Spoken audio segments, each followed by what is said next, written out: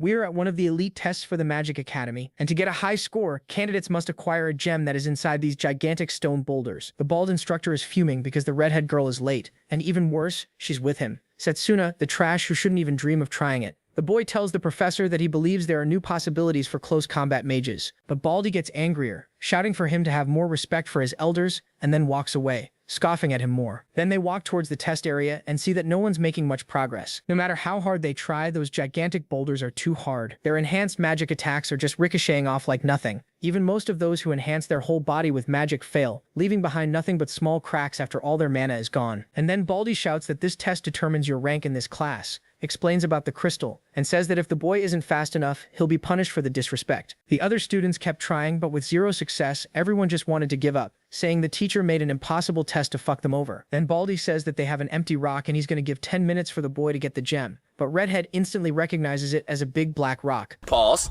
Made of an unbreakable material, so it was clearly unfair. Baldy just shows the clock and says that time is passing and punishment is coming for both. But then the boy pushes the girl aside and gets close to the rock. He analyzes it while Baldy keeps saying that he only has 8 minutes, until the boy says he needs 10 seconds. The teacher almost explodes in anger, while the girl tells him to be careful and not break his hand. But then the boy attacks and summons a mana sword mid-thrust. The hit lands cleanly in the middle, but after 1 second nothing happens. Baldy is already laughing when all of a sudden the whole big black rock blows away into hundreds of small fragments, and the gem falls into his hands. Baldy is completely confused, and the other students can't believe it. That would make Setsuna stronger than the teacher. Egghead goes on another rant about the boy now cheating, when suddenly someone grabs his head and asks who that boy was. And that's when we learn that in his past life, Setsuna was part of the Last Hope, a small group of the strongest mages who had to defeat the evil god. They fought with all they had, but of course they lost, or we wouldn't have this story. The evil god easily massacred their team, and afterwards Setsuna woke up to see the last human city in flames. He couldn't believe that they weren't able to damage the evil god in the slightest. But when the creature appeared to tell the guy that every struggle of theirs was useless, he lunged at the monster and delivered a magic punch with all his mana, and for the first time, the evil god bled. It was at that moment that he learned you could break this guy's magic defense with high-level close-range magic. But unfortunately, it was too late, and the god finished him. On the other hand, that activated a time necklace he'd had his whole life, and when everything went black, he found himself back at the Magic Academy, with Leo hitting his head, telling Setsuna to stop spacing out. He was confused for a second. Leo should be dead. But like a good protagonist, bro easily came back to his senses. He's now in the Magic Academy he went to when he was much younger, and he knows exactly what he needs to train to defeat the evil god. And even more important, today was the day to choose his path. As the teacher calls him, all the students comment that Setsuna is the genius boy, the only one who has an affinity for all magic paths. Unfortunately, you can only master one, so the teacher tells him to choose, sure that the genius magician will follow the long-range magic of the gods. But then he turns around and chooses a completely different one, the close combat magic. No one can believe it. That was a waste of talent. The teacher shouted, Setsuna, this path is only for body enhancement and close attacks. It's an abandoned magic path. Are you going to throw away your future? But he was the only one who knew that this is the only path to kill the evil god, so to the shock of the whole class, he chooses it. What followed, he didn't expect. He went from the Academy's promise to the Academy's underdog. The teacher began shouting at him for being an egotistical brat. Everyone in the Academy who used to talk to him is now completely ignoring him. Dude is avoided like the plague, and they're all saying that it's over for him. When he walks outside, he sees a bunch of randoms bullying this redhead. The trio is just straight up stealing her magic brooch in broad daylight. Literally hood behavior. They kept firing and she kept dodging, until a Chad came to the rescue. He farmed some milligrams of aura, but the trio was laughing, since they knew he was the trash who chose close-range magic. Blondie began throwing fireballs, saying that he was about to show why no one chooses close range. He would get defeated without even getting close. But Setsuna took that opportunity to learn how to fight better with close magic. He easily dodged Blondie's attacks, using mana on his feet to jump and accelerate, instantly closed the gap, and gave a stomach massage to the idiot. Of course, the scared cucks just gave back the brooches and walked away with their Blondie bitch. With that, the redhead introduced herself as Layla. She thanked our boy and said that she wanted to talk more with him, but she was late for the test, and that's when the rock scene with Baldy happened. We know how everyone was shocked when the trash close-range boy destroyed the big black balls with his bare hands. Then Baldy's head was grabbed, asking if he's bullying students again. Lionel scolds Zakari for causing a scene and flatly says Setsuna didn't cheat. He explains that he read the mana flow inside the rock and struck its weakest point. Lionel adds that if Zakari can't even see his students' techniques, there's no point in him being a teacher. Then Lionel decides to teach Zakari a lesson by announcing to everyone that Zakari is about to demonstrate Mana Guard, which leaves Zakari horrified. Before he can argue, Lionel takes his stance and says that if Zakari's really been training, blocking this should be easy. Zakari starts begging and promises he won't do it again. But Lionel shows no mercy and throws the punch. Zakari tries to guard, yet the force still launches him straight into a wall. Setsuna is impressed by Lionel's power and realizes he's no ordinary man. Once he's done with Sakari, Lionel walks over to the protagonist laughing like none of that was a big deal. With his cigar in his mouth, Lionel tells MC to do his best in the department. Setsuna takes that as him downplaying what the department can achieve, so he says he plans to become the best there and even beat students from the other departments. Lionel likes that spirit and tells him he'll gladly teach him magic anytime. Then he steps forward to address the students and introduces himself as the head professor of the close combat department. Next, he tells them they're about to choose a representative for the exchange match. It's a major academy event where all 8 magic departments compete to see which one is best. Each department sends one representative into a tournament. In his past life, Setsuna won it for the long-range combat department, and that victory earned him the headmaster's attention. So he quickly realizes he can't miss this chance. Then he notices pieces of the black rock on the ground. That's when Lionel reveals the protagonist wasn't the only one to pass the test. Someone else arrived earlier and already took out the crystal. What makes it crazier is that he did it with his bare fists. Setsuna turns to his left and realizes those fragments flew from incredibly far away. When he gets a better look at the monstrous student who did it, he recognizes Drago Oakred. Lionel calls Drago forward, and the giant walks over to MC. He asks him why he picked this department when he was clearly better suited for other kinds of magic. Setsuna says he has things he can only do with close combat magic. Drago cuts him off, saying, "A body that weak can't do anything." He flares his aura and brags that his family has ruled the close combat department for generations. To meet those expectations, he's trained his body for years. Drago releases more of his aura, and the pressure shakes the other students. Setsuna doesn't budge. Drago throws a punch and tells him to fight. He refuses to let someone weak become the department's representative. The protagonist recalls that in his past life, Drago was the one standout student in this department. Still, he just smiles and accepts the challenge. Lionel is pleased they settled it and announces their match will be 1 week from now. As Drago leaves, he warns MC not to run before then. He even says their fight should be to the death if MC really calls himself a close combat mage. The students already picture the result, and none of them think Setsuna can beat Drago. Layla smiles and asks him if he can win. That smile vanishes when he says no. The protagonist knows that right now he's no match for Drago, but he already has a hidden plan. He heads off and Layla runs after him, asking where he's going. Soon they reach a huge tree. Setsuna reveals it's a secret training place only he knows. The moment he touches it, green aura pours from his body. Grinning, he tells Layla this place will help him become 3 times stronger. Layla is stunned by the tree's size and realizes it's a sacred tree over 1,000 years old. MC is glad it still resonates with him, just like in his past life. When Layla asks about the green aura, he says it's the sacred tree's blessing. He explains that only people the tree accepts can receive that blessing, and his holy mana lets him restore his mana here. He first found this tree in his past life, so as long as he stays near it, he can keep training without running out of mana.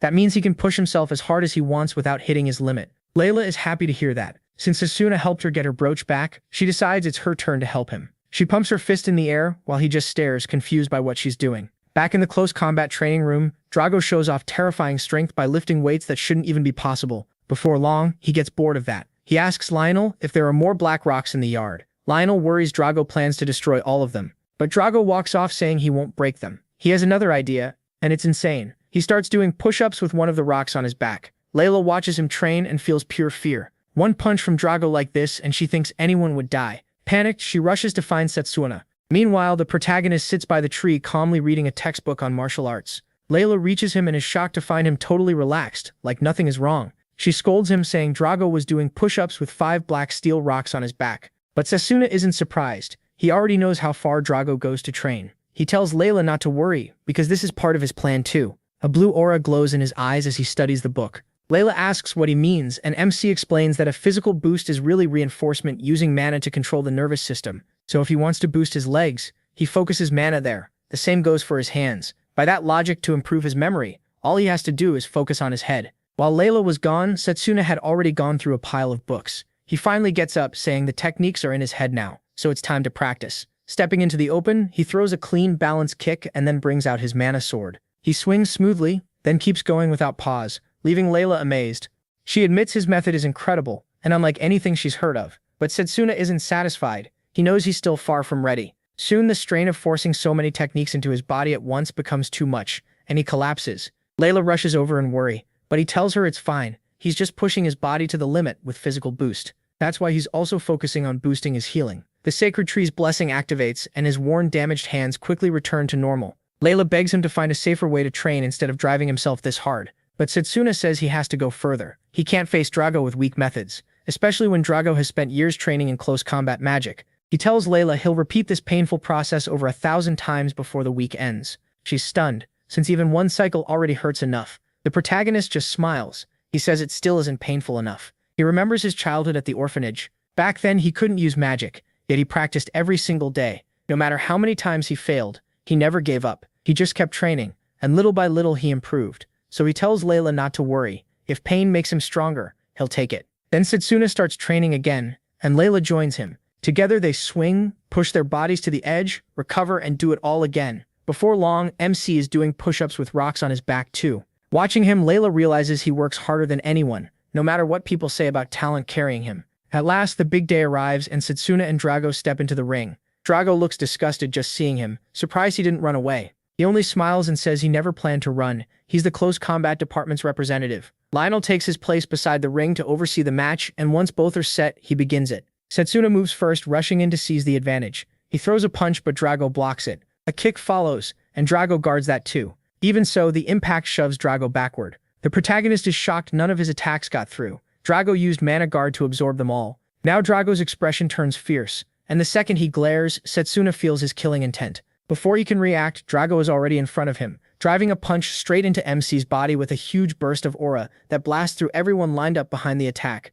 Layla panics. Sure, Setsuna is dead, but when the smoke clears, he is still there, crouched low and blocking the blow. The students can't believe two newly promoted students are fighting at this level. The protagonist knows one thing for sure. If that hit had landed cleanly, he'd be done. Drago fires another punch, but Setsuna slips around it. It doesn't help much because Drago follows with a right straight at his head. MC blocks again, and Drago gets angrier that all he's done so far is defend. He mocks him for being weak and says this is clearly his limit. From the stands, Layla starts fearing that even after all that brutal training, Setsuna still can't match Drago. But Lionel, with his experience, sees something different. He knows everyone thinks the protagonist is getting pushed around, yet they're missing the truth. MC is perfectly blocking Drago's attacks through precise mana control. Drago keeps pressing forward, all while accusing Setsuna of being one of the elites who look down on close combat magic. He says his family has suffered endless shame just for being born as close combat mages, but he's determined to change that through his own strength. Then Drago gets serious and forms a mana sword. He answers immediately with one of his own.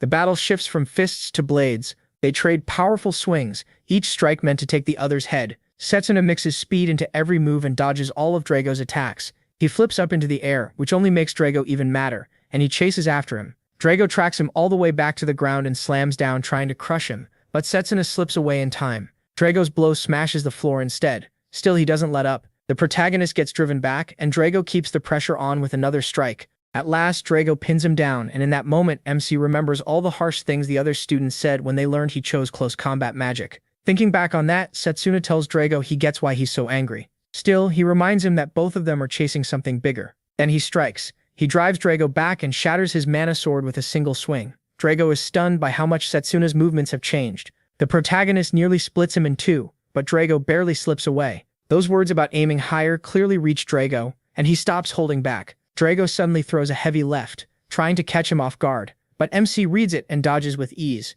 Setsuna slips past him and quickly gets into Drago's blind spot. Before he can land the blow, Drago turns and raises his arms to block. Even so, the impact clearly wears him down. Lionel notices that the protagonist is forcing Drago to burn through both offense and defense with superior mana control, but he still can't call a winner yet. As the match goes on, Setsuna realizes he'll need a real opening to break Drago's solid defense. Drago leaps back and forms another mana blade. He slashes hard at MC, but the attack misses. He realizes Drago has poured everything into one crushing blow meant to end the fight. Knowing that, he times his movement perfectly and evades it. But now Setsuna is only one step from falling out of the ring, and a glance back shows just how close he is. Drago likes what he sees. The protagonist is cornered, and his footwork should be gone. With that, Drago prepares a finishing move that makes his mana surge wildly. Layla sees it and freezes, wondering what Drago just unleashed. Drago rushes the trapped Setsuna with a brutal punch, fully intending to end him. But that's where Drago makes his biggest mistake. His punch connects, but only with an after image. MC can leave that image behind by keeping mana flowing in place. By the time Drago understands it, Setsuna is already above him. Before Drago can turn, he swings to end the match. Drago tries to move at the last second, but the blade cuts diagonally across his chest. The strike tears through him, and Drago screams from the pain. Lionel finally understands. Setsuna won by waiting for the right counter against Drago's non-stop pressure. Both fought well, but the match is over. He lifts his hand and announces the protagonist as the winner. There is no doubt now, Drago is down and writhing in pain. Layla jumps up in excitement, while the rest of the students stare in shock. Even in that condition, Drago still tries to stand. Seeing that, the students can only admit how tough he is. Clutching his chest, Drago realizes Setsuna just did the last strike so it wouldn't kill him. MC reaches out a hand to help him up, but Drago stops to ask one thing. What is he fighting for? The protagonist answers that he fights so he won't lose to anyone. He also fights to make sure nothing is taken from him, and that means becoming stronger than everyone else. That answer catches Drago's attention, and he finally admits Setsuna is the real deal. Drago painfully gets to his feet, accepts defeat, and hears MC praise him for living up to his name. He even thinks Drago could become a key ally against the evil dude. Lionel walks over and raises the protagonist's hand, then announces to everyone that Setsuna will represent the close combat department. A few days later, Lionel tells the chosen students it's time to meet for the exchange match preparations. He warns MC to stay out of trouble. MC agrees and pushes the door open. He enters and every eye turns his way. The moment they realize he's the close combat representative, the mood around him changes. One representative openly mocks him, saying he's just going to add more shame to his department. Setsuna notices the crest on the guy's hand and realizes he's from the enchantment magic department. The guy keeps pushing it, stepping closer and telling him they'll face each other in round 1. He laughs that close combat hasn't won a tournament in 100 years, and says the department is only good for muscle training on the edge of campus. Before he can finish, Setsuna stomps on his foot, making him flinch in pain. The protagonist coldly says his department must have terrible manners if that's how they greet people. The enchantment rep tries to answer, but MC cuts him off and says he doesn't care about the past. The close combat department will win this year. The other boy snaps back, telling him to quit talking nonsense. Then a voice from behind tells them to save it for the first match. Setsuna realizes things are unfolding just like they did before the regression. The one who spoke is the headmaster. Carol from the summoning department cheerfully greets him and says she can't wait to show what her department can do. He recognizes her right away and sees she's still as friendly as ever. He remembers how hard their fight was before the regression. He won that time, but he knows he'll need to be more careful now. The headmaster begins by congratulating them on becoming their department representatives, pleased that 8 talented students have gathered here. He explains that the tournament will be one-on-one, with opponents chosen at random. First, the close combat department will face enchantment magic, the branch that infuses mana into objects.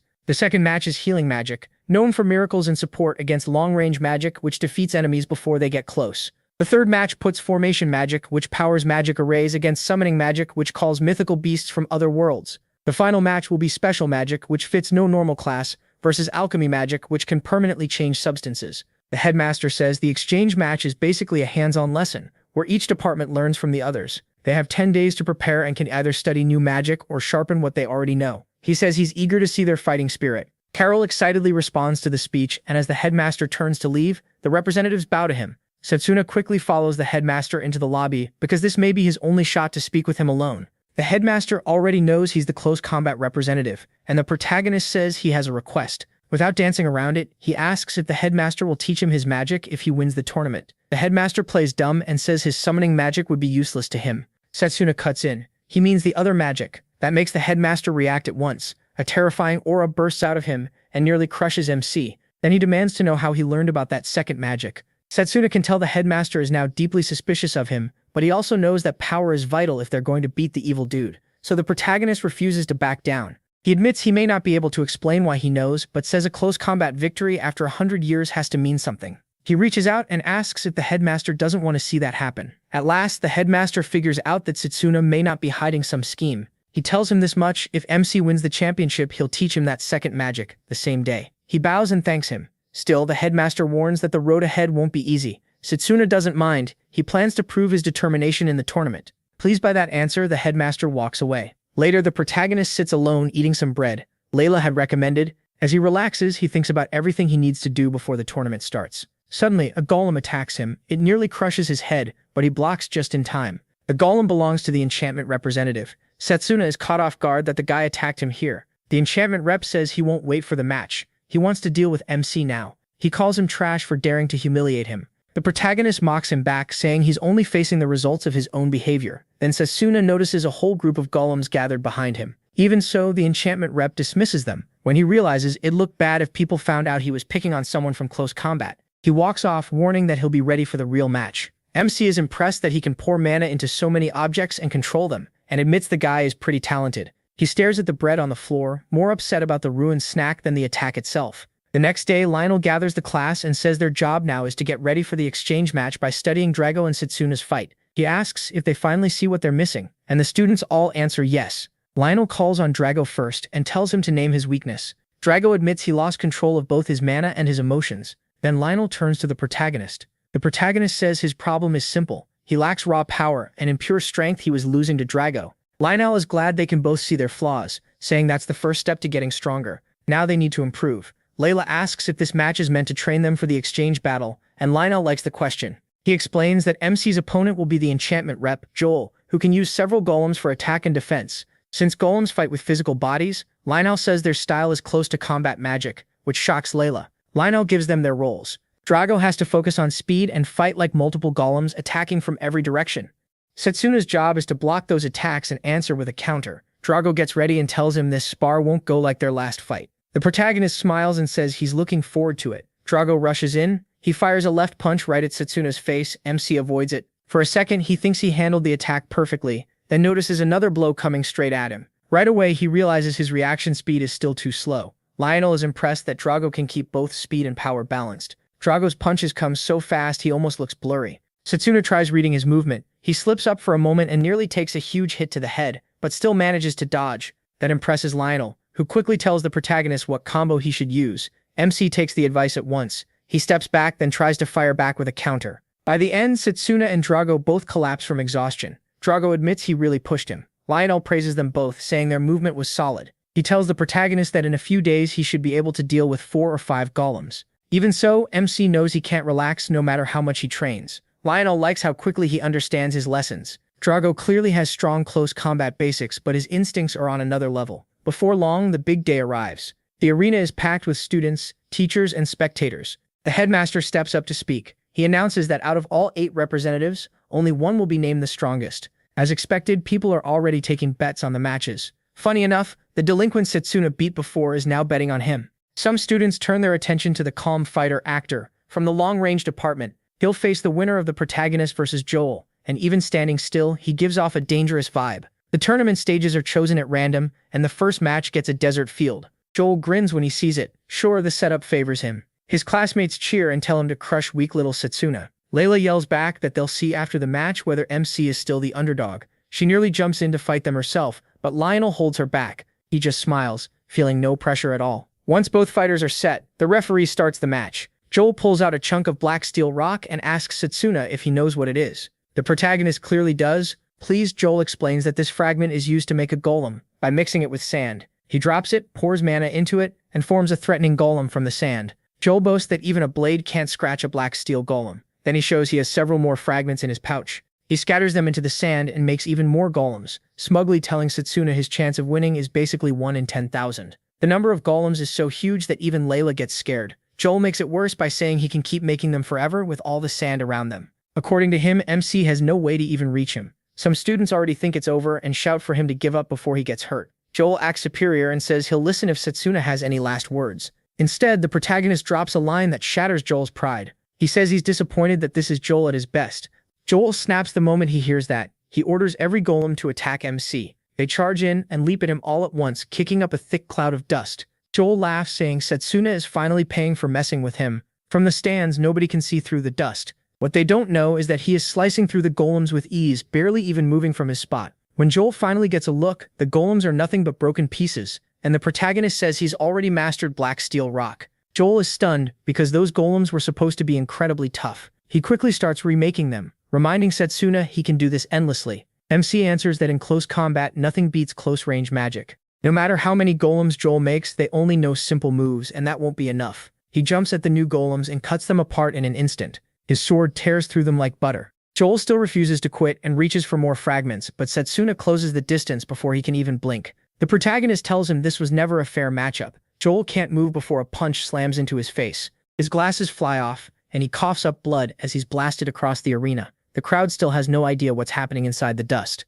As it starts to clear, they notice only one student left standing. Before they can tell who it is, the referee declares Setsuna the winner of the first match. Joel is down on the ground. MC smiles, happy to take the first win. Layla lights up the second. She realizes he won. His haters are stunned. The protagonist winning a match is something they haven't seen in years, and most of them can't even figure out how he beat Joel. Some guess Joel lost control of his mana and destroyed himself, so they decide Setsuna just got lucky and never should have beaten Joel. But Cyrus knows the truth. Joel didn't self-destruct. MC beat him fair and square. Now that he won, Actor finally starts taking him seriously. He decides he'll need a proper plan for him. With that, the tournament moves on, and the second match begins. Back in the stands, Layla excitedly greets Setsuna and asks if he's going to watch the next fight. He says yes. He wants to see if he can learn anything from it. This match is summon against formation. Right from the start, Carol from summoning takes control. She's riding a fierce wolf that fires ice attacks at the formation rep. Still, the formation fighter keeps pushing forward, cutting through the attacks to get close to Carol. Setsuna is impressed by his movement and wonders if he could move that well in close combat too. Layla admits the other departments look cool, but she only wants to get stronger in close combat magic. That makes the protagonist ask why she chose close combat when she had other paths. Layla explains that long ago, a close combat mage saved her. She and her little brother were playing in the forest when a grizzly bear attacked. Layla thought they were finished until a close combat mage rushed in. That mage beat the bear to death with his fists. Since then, Layla decided she wanted to become a close combat mage too, so she could protect people around her. She gives a nervous laugh and says maybe her reason sounds childish, but Setsuna quickly tells her it doesn't. He says that as long as she has a goal in her heart, she'll keep getting stronger. Layla beams at that. They're having a nice moment when Leo suddenly walks over. It turns out Leo is the second strongest student in the long-range department after Setsuna. He pats MC on the shoulder, says his first match was impressive, then instantly assumes Layla is MC's girlfriend. Layla turns bright red and hurriedly says he's wrong. Soon round 2 begins, and the first fight is long-range versus close combat. The chosen stage is Scorching Hell, where one bad fall means the end. Seeing the lava-filled field, Drago realizes getting close to his opponent will be tough. Layla agrees the stage is rough for him, but perfect for the other side. Cyrus was the one who picked this stage, doing everything he could to give his department the win. He wants to make Setsuna pay for choosing close combat. Later, Layla comes to see him while he studies. He quickly warns her not to touch the vase on the table. It activates on contact. Once triggered, it drains all her mana. Layla is stunned and asks why something that dangerous is sitting there. The protagonist explains it was meant for him, and he already figured out the trap. Hearing that, Layla asks if he's really okay with traps being set around him. Setsuna says he's been avoiding them so far, so he should be fine. He's sure Akhtar is behind it, and the guy was careful enough to leave no proof. Right then, they hear children at the door. When they step out, the kids are holding flowers for them. The children happily say someone across the hall asked them to deliver the bouquet. But when they turn to point him out, no one is there. Layla wonders why he didn't bring them himself, and the kids say he claimed he was shy. A flower suddenly slips from the girl's hand. She says she feels dizzy. A dark aura starts to spread. Setsuna instantly kicks the flowers away. He recognizes the sign from his past life. Layla asks what's wrong, and he tells her the flowers contain a poisonous grass called venomum. The kids begin coughing, they start to stumble, so MC and Layla rush to help. But Setsuna is furious that whoever did this used children in the plan. He tells Layla they need treatment fast, or the damage could become permanent. The problem is finding a healer in time. They lay the kids down, and Layla asks if it's that urgent. He says yes. Still, he tells her not to get too close. There's a chance the poison spreads nearby. Layla tells him not to worry. She can handle it. She pulls out the brooch her mother gave her. The moment Setsuna sees it, he recognizes it. Layla explains that her mother placed healing magic inside the brooch.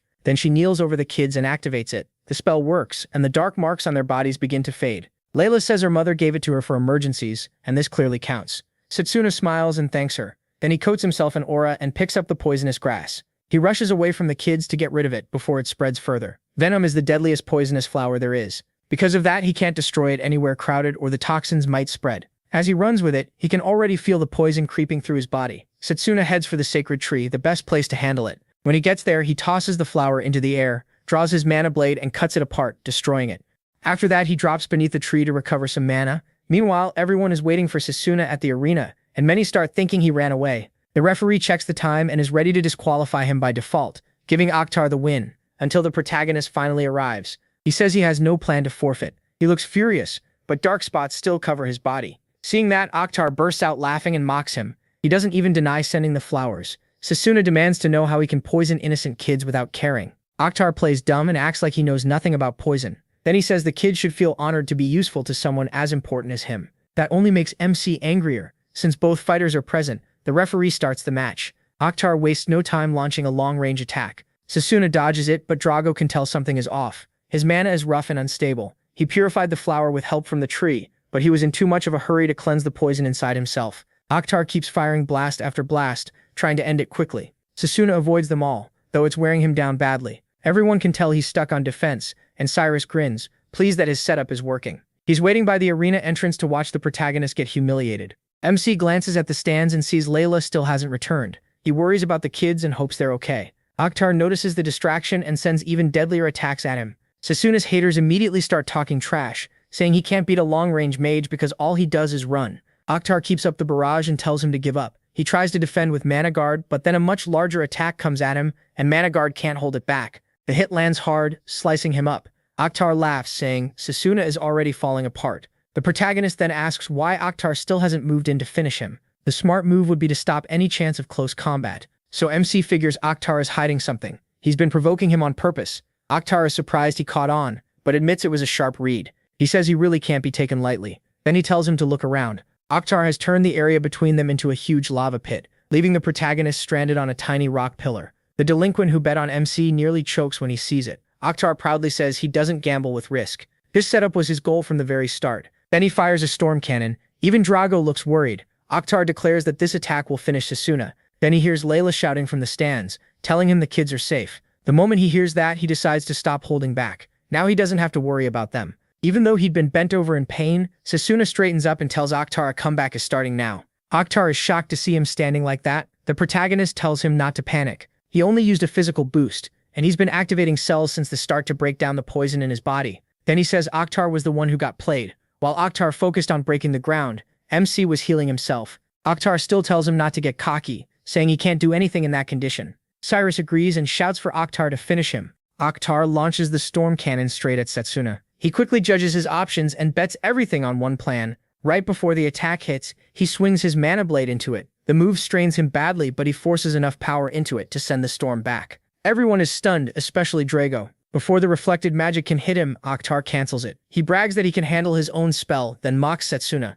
saying his tricks are over and so is the fight. But when the smoke clears, he sees the protagonist rushing him with mana blade in hand. MC stares him down and asks if he really thought that distance could keep him away. With no time to defend, Akhtar gets slashed across the chest and goes down. He tells him to ask the kids for forgiveness, not him. Akhtar collapses, and the referee names him the winner. Drago smiles at the result, but suddenly the ground beneath them breaks apart, and both of them start falling toward the lava. The protagonist realizes Akhtar is unconscious and can't save himself, so he decides to save him, boosting his legs to move faster. He grabs Akhtar, and just before they drop into the lava, Carol sends in her summoned beast Fenrir to rescue them. Setsuna is stunned when the huge beast appears. The crowd goes wild after what they just saw. Fenrir carries them to safety. Carol pats it, while medics take Akhtar away and begin treating MC. Carol smiles and says he probably would have been okay even without her. Setsuna disagrees and tells her she really did save his life. He sees Carol as someone with both real talent and style. That makes him realize he'll need top-level prep before facing her.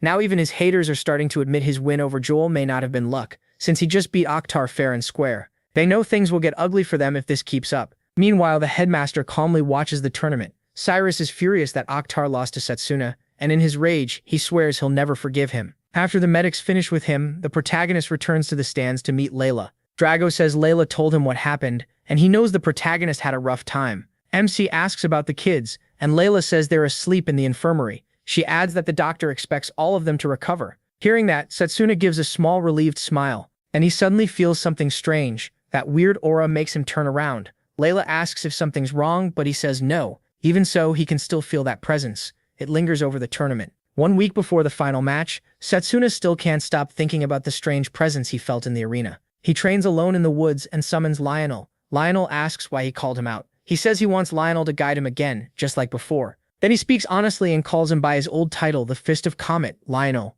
Lionel is caught off guard and asks where Setsuna heard that name. The protagonist had only been guessing before, but Lionel's reaction confirms it. This really is the man known as the Fist of Comet. He remembers hearing that name back in the magic core in his past life. The Fist of Comet was known as a mighty mage who could bring down dragons with one punch. Lionel had already left the army before MC joined, so they never fought together. He has thought hard about this, and without any pride, he bows and begs Lionel to teach him that magic. Lionel scratches his head and says it's been a long time since anyone called him that. Setsuna tells him not to worry about it and says Lionel is the strongest close-range fighter he's ever seen. Lionel asks why he wants more power when he's already strong. The protagonist admits his strength still isn't enough. He doesn't want to lose to anyone, not even if his enemy is a god. That makes Lionel laugh, calling Setsuna a really interesting kid. Lionel agrees to teach him, though he says he normally wouldn't pass this magic to someone whose body is still growing. Then Lionel clenches his fist and MC is stunned by the huge amount of mana gathering there. Just charging mana into his fist pulls in rubble like a tornado. Lionel explains this magic is why he was called the Fist of Comet, though it burns too much mana to use often. Still, one hit is usually all he needs. He tells Setsuna to watch carefully. Lionel throws the punch and the impact wrecks the area. His eyes light up when he sees that incredible power. Lionel explains the move needs non-stop mana charging, so it's bad for one-on-one fights like the tournament. Even with that flaw, he asks if Setsuna still wants to learn it. The protagonist says yes. Since he's serious, Lionel says they should begin training. At the same time, Carol reaches the finals and is set to face MC. She holds a team meeting with a strange man, and while her guard is down, he attacks her. He places her under some kind of spell before her match with Setsuna. A week later, he looks much stronger during training with Lionel. Even Lionel is amazed. What took him 2 years to learn, the protagonist has nearly mastered in just a few days. Lionel praises him, saying he passed down the Fist of Comet, but MC has already changed it and named it Charge Bullet. Soon the arena is packed for the final match. The showdown between Carol and Setsuna has everyone tense with excitement. Unlike before, people now think he actually has a shot, though most still expect Carol to win. The kids Setsuna saved are there too, cheering him on. This match takes place in the ruins of the goddess. To keep the crowd safe from the battle ahead, the mages set up a barrier around the stage. Layla is happy because this arena won't hold the protagonist back, but Lionel still looks uneasy. MC thinks about the promise Lionel made to teach him his magic if he won the tournament. Carol smiles and says Setsuna seems brighter than before. She tells him to give her his very best. They take their places, and once both are ready, the referee starts the match. Carol instantly summons Fenrir. The beast fires a huge blast of ice, and Setsuna barely dodges it. Right away, he realizes Fenrir's attacks freeze whatever they hit. Carol gets excited seeing him avoid it. That kind of movement only proves how skilled he is. But she warns him she won't give him room to breathe, and orders Fenrir to attack again. This time, he boosts his body tenfold to dodge. Moving at incredible speed, he slips past every strike aimed at him and cuts Fenrir across the head. Lionel thinks Setsuna finally did it, but Lionel says it's not over. Summoned beasts are made of condensed mana. He explains that kind of wound means almost nothing to Fenrir, and just as he says that, the cut starts healing. Carol looks proud of her summon and praises it for showing its strength. Then she freezes the whole stage, and thanks to the barrier, the cold stays inside the arena. Fenrir's attacks become even deadlier on frozen ground. Meanwhile, the strange man who cursed Carol watches closely, eager to see how Setsuna will handle the beast. The protagonist realizes he's now at a clear disadvantage, so he decides to end this with his new move, Charge Bullet. Before he can act, Carol launches several attacks at him and keeps him on the defensive. His haters quickly start mocking him, saying he has no way to beat a summoner. Even the kids are scared as they watch Setsuna get battered around the ring. Then Lionel notices what MC is trying to do, and his eyes widen. Layla asks what's wrong, but Lionel brushes it off. Inside, though, he knows he is trying to use Charge Bullet, even though the move isn't meant for a one-on-one fight. Setsuna can only attempt it because he's fast enough to keep moving while charging it. Lionel knows that's insanely hard, but the protagonist is crazy enough to try. Seeing the way he moves, Carol starts to suspect he's planning something, and she decides to stop him first. She summons another beast, a bird. Drago is shocked. He never expected her to have a second summon. Even Lionel admits she's incredibly talented if she can control 2 summons at once. Before Setsuna can react, he's trapped between 2 savage beasts. They rush him together, kicking up a cloud of smoke. Layla thinks MC is finished, but when the smoke clears, he's still standing there, blocking both beasts with mana guard. Setsuna admits Carol is an amazing mage, so he had already guessed she might have a hidden trump card. Carol can't believe he blocked that attack, and while she's still stunned, he activates Charge Bullet to finish the match. At that same moment, the man hiding behind the scenes snaps his fingers, and the spell on Carol finally takes effect. Carol cries out as the magic takes over her body. Setsuna shouts and leaps toward her to help, but then he senses the kind of magic affecting Carol and realizes to his shock that it's the evil god's power. The protagonist is thrown off by this, and starts wondering what exactly is happening to Carol. Carol lifts her hand and summons a huge number of evil beasts. The crowd still doesn't realize Carol isn't the one controlling them. Lionel, however, quickly understands that the strange mana isn't coming from Carol. He yells for the referee to stop the match and bring down the barrier, while demanding to know where the formation mage is. They don't know he's already been knocked out by the strange man. Worse, only the mage who made the barrier can remove it. Now Setsuna has a swarm of beasts to deal with. As he dodges them, he realizes the source of that mana must be nearby, so he decides to track it. But before he can act, the strange man drives the beasts into a fiercer attack, making sure MC has no time to plan. Under that pressure, one of the beasts finally claws him. Sashina cries out and gets slammed to the ground. He forces himself back up, but his hands are badly torn by the claws. The man behind it all is pleased. Sure, everything is going his way because he will never find the mana source. He's also certain those injuries to the protagonist's arms will soon get him killed.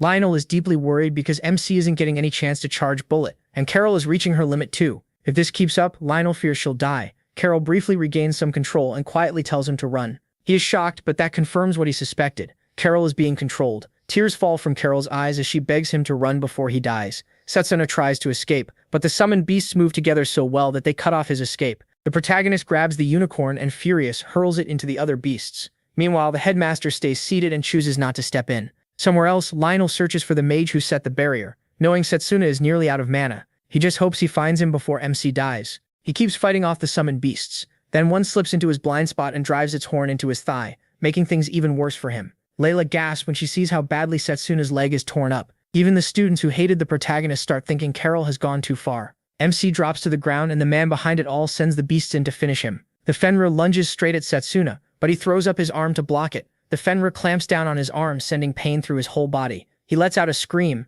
Then he remembers one of Lionel's lessons, when he asked what matters most in battle. Drago said you should drop your enemy with one strong hit. The protagonist argued that you have to take as little damage as possible while getting close. Lionel told them both answers were right, but they missed one thing. More than anything, he said, a fighter needs spirit, the will to keep going and land that hit. That was why Lionel put them through brutal endurance training for moments like this. Now, in this desperate state, that training is the only reason Setsuna is still standing. With the Fenrir still crushing his arm, MC finally gets a chance to build up mana. He gets ready to fire Charge Bullet, and that stuns the man behind the attack. Setsuna should have been done by now, but he hid the charge in the middle of the beast's assault. Since all the summoned beasts have crowded in, he decides to wipe them out in one shot. He pours every bit of mana into his right fist, eyes burning with rage. With the beasts lined up, the protagonist unleashes Charge Bullet, and it tears through them, destroying every last one. After he wipes them out, Carol falls from the Fenrir, but before she hits the floor, Setsuna rushes over and catches her. He's relieved to see Carol is alive and lets out a long breath. The students are stunned by what Setsuna just pulled off.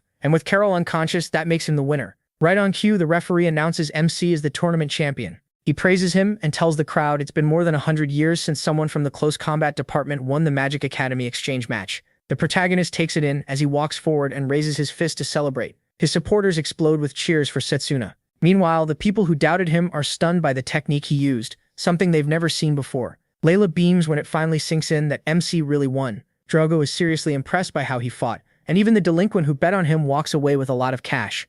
Meanwhile, the man working in the shadows is furious that even after all that, he still couldn't kill Setsuna. Mad over the failure, he decides to cut off the formation mage now that he's no longer useful. As he moves to erase his tracks, he senses that they've already found the formation mage. Just as he thought, Lionel locates the formation mage, but the real culprit is already gone. Lionel rushes to the formation mage, who's completely knocked out. Then the barrier finally breaks. The headmaster enters the arena to speak with Setsuna. He brings up Carol, and the protagonist says she was probably under someone's control. The headmaster already knows and tells him to leave the rest to the academy. He's impressed by what MC showed in the tournament, so he promises to keep his word. Setsuna is glad to hear that, and thanks him. As the headmaster leaves, he tells him to come to his chambers the next day. Soon after, the protagonist goes to the medical room where a healer treats him. After a while, she says his outside wounds are healed, but the damage inside will take longer, so he needs to rest. MC nods and thanks her. A knock suddenly comes from the door. It opens, and Lionel, Drago, Layla, and the kids step in to check on him. They ask if he's okay,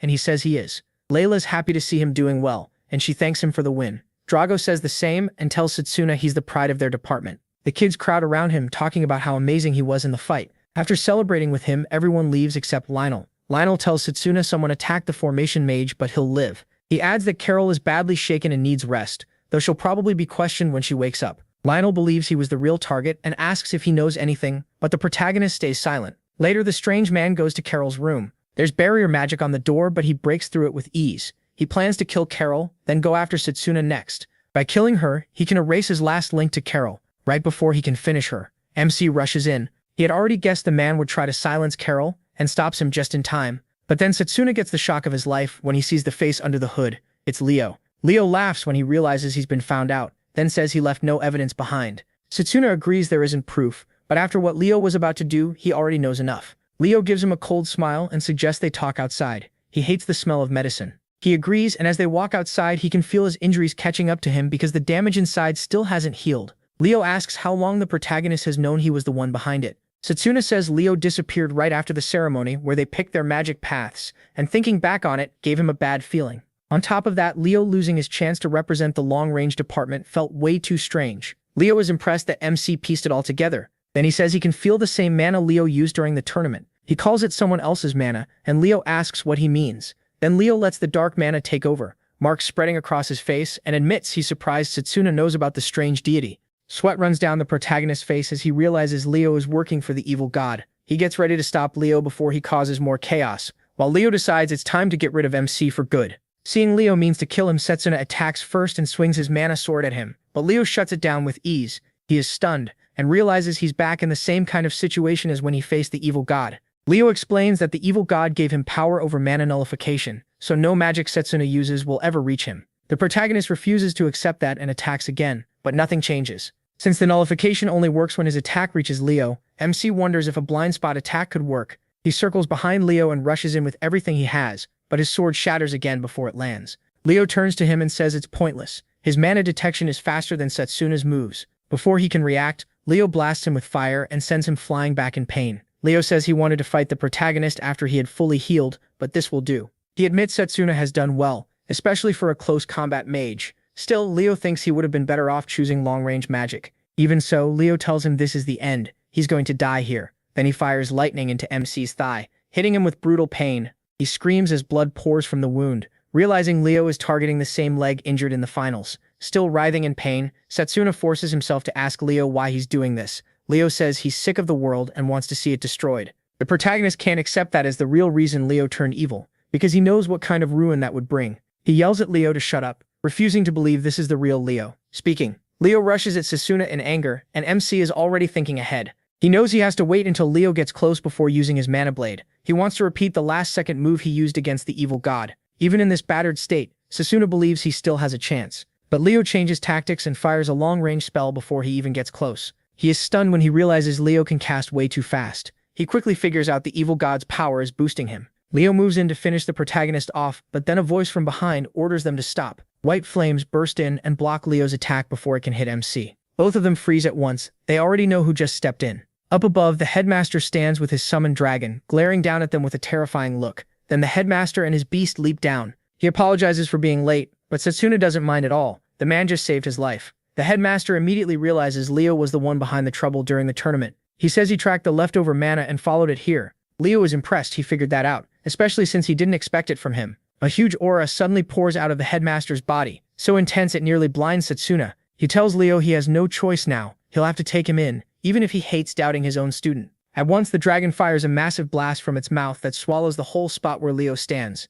Sona is amazed by how much power the dragon has, but even after taking that blazing attack, Leo is still on his feet. He blocked it with barrier magic. Leo admits that blast should have killed him, and only the evil god's authority saved him. The headmaster is shocked to see magic nullification in person for the first time. He asks if he knows that magic. The headmaster says it was written in his family's records, the House of Silver Book. Those records say that when dark powers awaken, disaster will cover the world, and magic nullification is one of those powers. Leo confidently tells the headmaster his magic won't work on him, then starts building a powerful spell that Sona recognizes as 3-element compound magic. The headmaster shuts his eyes, and when they open again, they're glowing gold. In a sharp voice, he tells the protagonist to step 2 paces right, and the protagonist notices those changed eyes. MC does exactly as he's told and barely avoids Leo's long-range strikes. The headmaster, meanwhile, slips past every attack with ease. Leo is stunned. His spell was supposed to be impossible to miss. Sensing that shock, the headmaster asks why he's surprised, and reminds him he's not the only one with special power.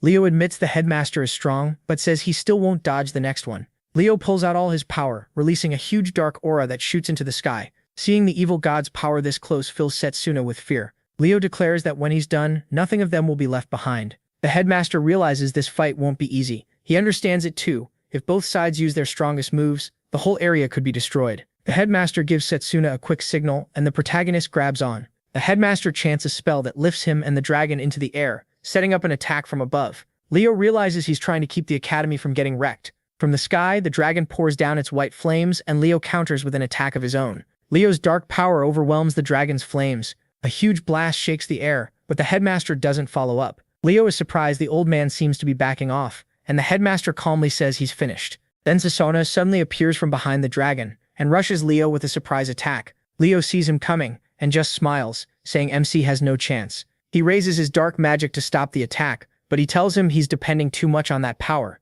Setsuna believes choosing close combat was the right path, and now he's going to prove it. Leo smirks and warns him not to look down on the dark power. But that smile vanishes when the protagonist tears through the barrier and slams Leo down with a crushing punch. The hit is so hard the ground beneath Leo caves in. The headmaster is proud of how well Setsuna handled it. MC's guess was right, speed works against the nullification. Glad he chose close combat magic, he hurries to the headmaster, who says the crisis is over, but his wounds need treatment first. Suddenly they hear Leo's voice again. Both turn and see him getting back up, admitting Setsuna impressed him. The protagonist can't believe Leo can still stand after all that. Leo says it's time to show them what else he can do. Dark energy bursts out of his body, and MC is too close to avoid it cleanly. He draws his mana sword, hoping to cut through the blast, but it overwhelms him and sends him flying. The headmaster shouts Setsuna's name as he crashes down. As he starts to lose consciousness, he realizes Leo combined long-range magic with magic nullification. Before blacking out, he sees a memory of himself and Leo training magic in the woods. It feels so real that Setsuna suddenly sees his own head as the target,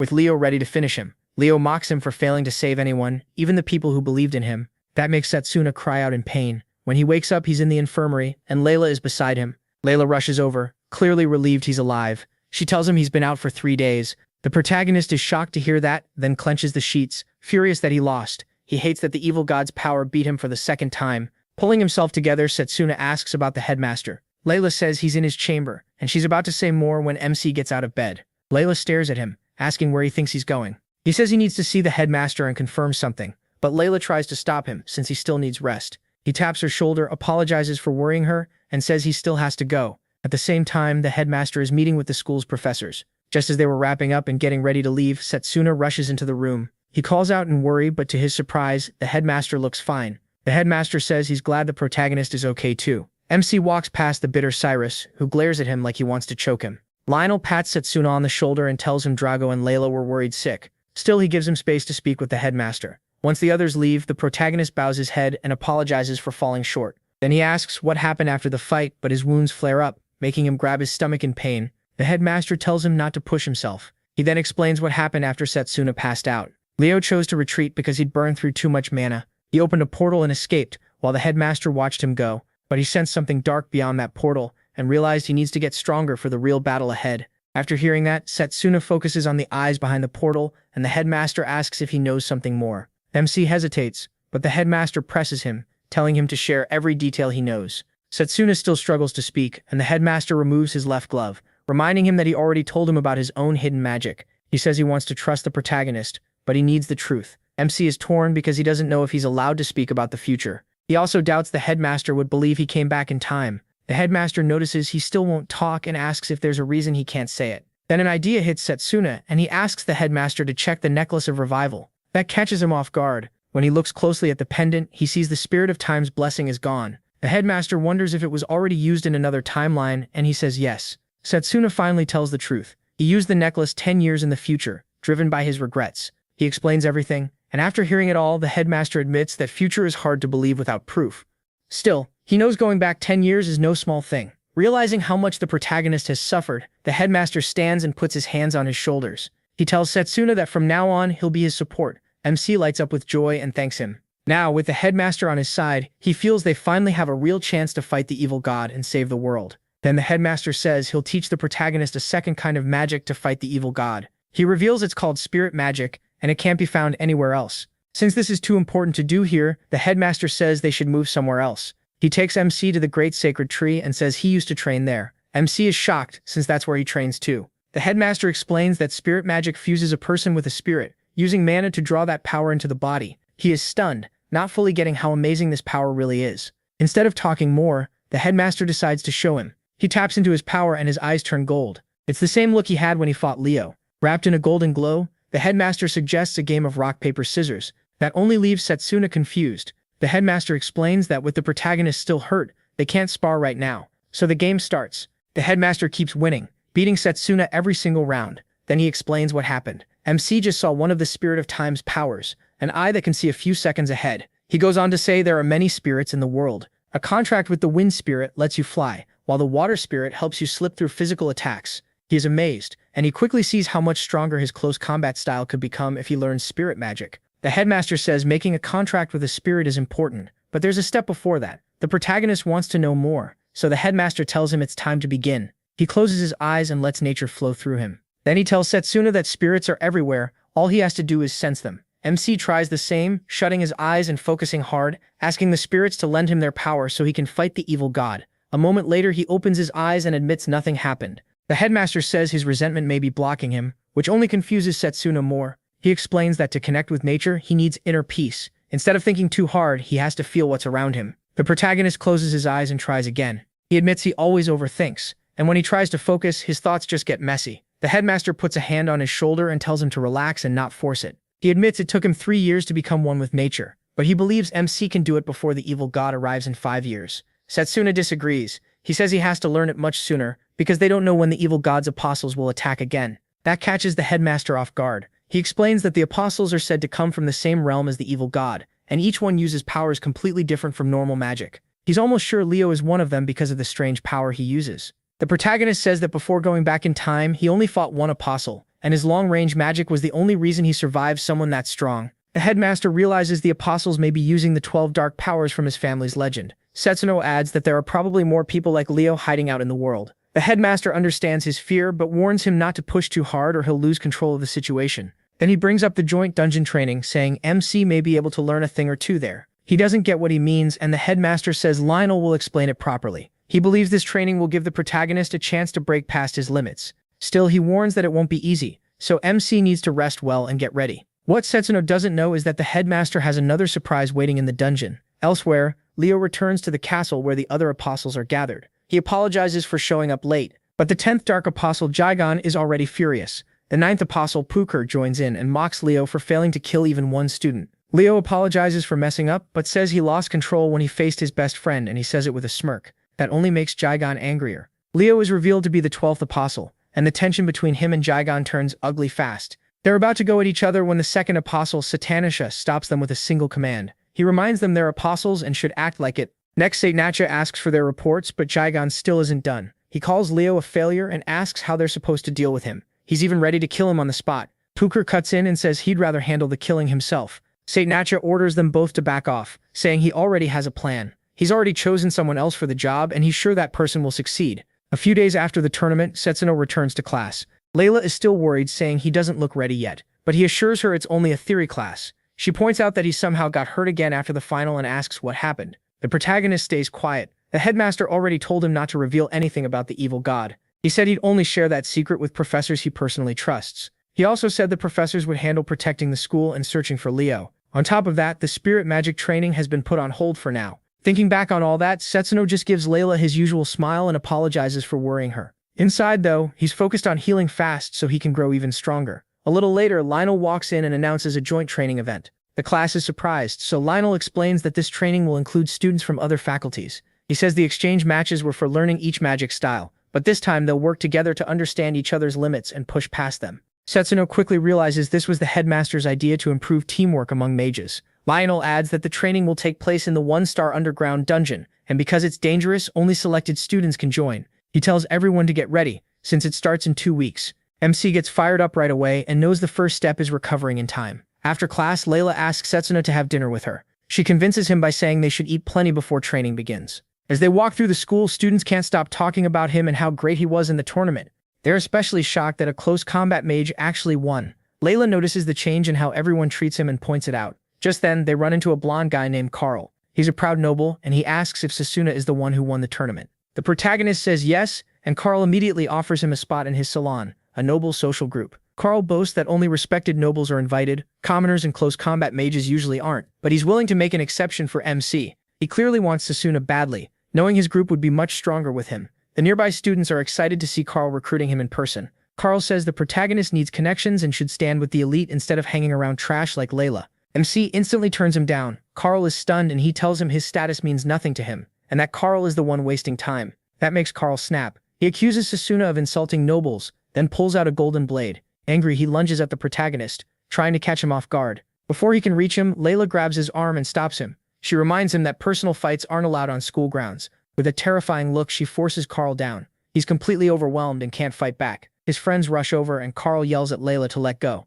In the end, Carl and his group have no choice but to back off, though not before he threatens to tell his father and get both of them punished. Layla's angry look quickly softens when she turns to Sasuna, and he grins back, realizing she's getting stronger too. Then Carol shows up, smiling brightly as she waves at MC. Relieved to see her doing well, he says so, and Carol thanks him for saving her. That's why she wanted to thank him in person. Then, out of nowhere, Carol asks if he'd come to her room. After that awkward invitation, Sasuna, Layla, and Drago all go with Carol to her private room. She's happy to have them there and says she'll cook them a homemade meal. Layla quickly offers to help, saying Carol shouldn't do everything by herself. She's also relieved cooking was all Carol meant, since her mind had gone somewhere else. Drago asks why he was invited too, and Carol says he likes having a full house. Once they enter the kitchen, Layla is shocked by all the healing ingredients there, and Carol explains she's trying to make healing dishes. Sasuna, though, is still worried about Carol. But according to the headmaster, she doesn't remember anything about what happened with Layla.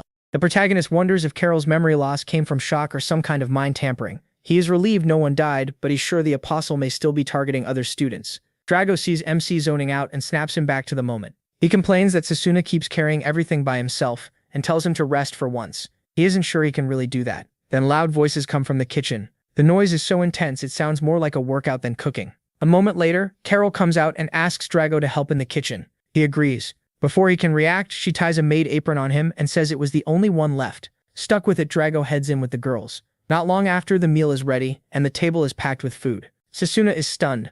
Carol worries she made too much, but the protagonist tells her it's fine. He plans to finish it since everyone worked hard to make it. Then he grabs a spoon and boosts his stomach with magic to help him digest faster. Setsuna digs in and starts tearing through the food in front of him. Layla asks if he's okay, and he says he is. His eyes stay fixed on the egg soup. Drago notices and says there's more, proudly adding that he made the soup himself. MC quickly asks for another serving. That leaves Carol a little shaken. She just lost a cooking battle to a guy. Setsuna enjoys the warm, fun mood, but it reminds him of his past life. Back then, the evil god destroyed moments like this. This time, he swears he won't let that happen again. 2 weeks pass, and the day of the joint training arrives. The students gather at the dungeon entrance. Drago asks Setsuna if he's fully recovered. The protagonist says he's back to normal, thanks to the healing meals from Drago and the girls, and he thanks them with a smile. Drago says he was glad to help, and adds that the food only worked because MC kept eating it. Since he is on Drago's team, Drago feels they have nothing to fear. Soon the upperclassmen arrive. One of them comes over and introduces himself as Mifune,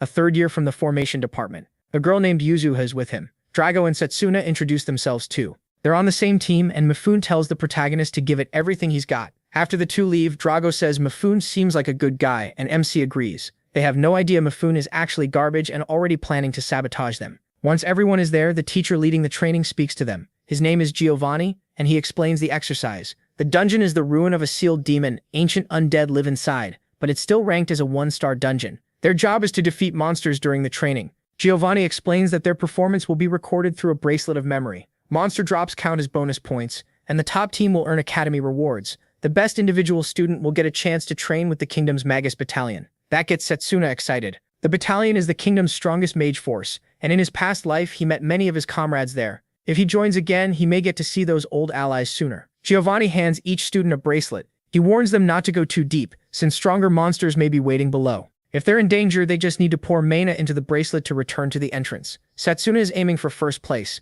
but he knows Drago wants to compete with him too. That makes the rivalry even stronger. The two trade looks, both eager to see who will do better. When the teacher gives the signal, they're the first to release a huge aura and charge into the dungeon. From what Setsuna knows, the ruins were built by an ancient civilization, and much of them still hasn't been explored. Just as expected, the monsters attack any intruder. He also knows the teleport bracelet doesn't remove all danger. He and Drago take the lead until they reach a wide chamber filled with old plant life. That makes Setsuna wonder if people really once lived here. He recalls the principal saying, this training would matter for future missions. The protagonist wants to master spirit magic and finish as the top student here.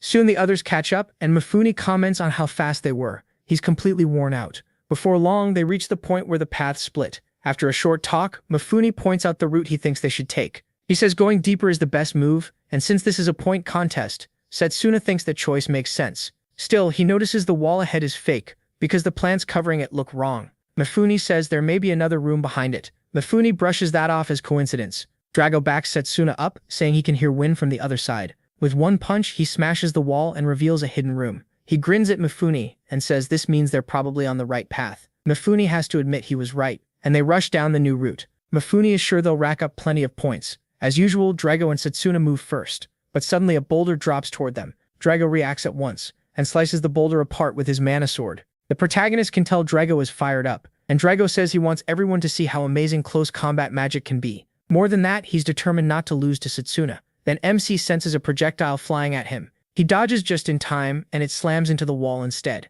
Drago notes how much their reflexes and awareness have improved. He suggests they clear the traps first so Mifune and Yuzuha can move safely. A little later, they enter a room with a chest. While Drago and Setsuna are still checking it out, Mifune rushes in and claims the chest for himself, stealing the credit. He puts on an innocent smile, thanks Drago, and gets 15 points. Drago is stunned by that and realizes this is really a race for rewards. He vows not to lose the next one. Still, he and Setsuna let it go for now and keep moving deeper. Drago soon finds another chest, and just as he's about to take it, Mifune uses a long-range formation spell to snatch it again. That puts him at 30 points, and he still acts innocent. Even though Drago keeps finding the chests, he's still at 0. He ignores the warning signs and keeps exploring. Soon he finds an enemy knight, weakens it, and moves in for the final blow. But as usual, Mifune jumps in and cuts off the knight's head, stealing the credit again. Mifune reaches 40 points while Drago stays at 0. Then they hit a group of monsters that needs teamwork. Mifune can't take everything this time, so Drago earns 10 points, while Yuzuha reaches 30. Not long after, Drago finds another chest,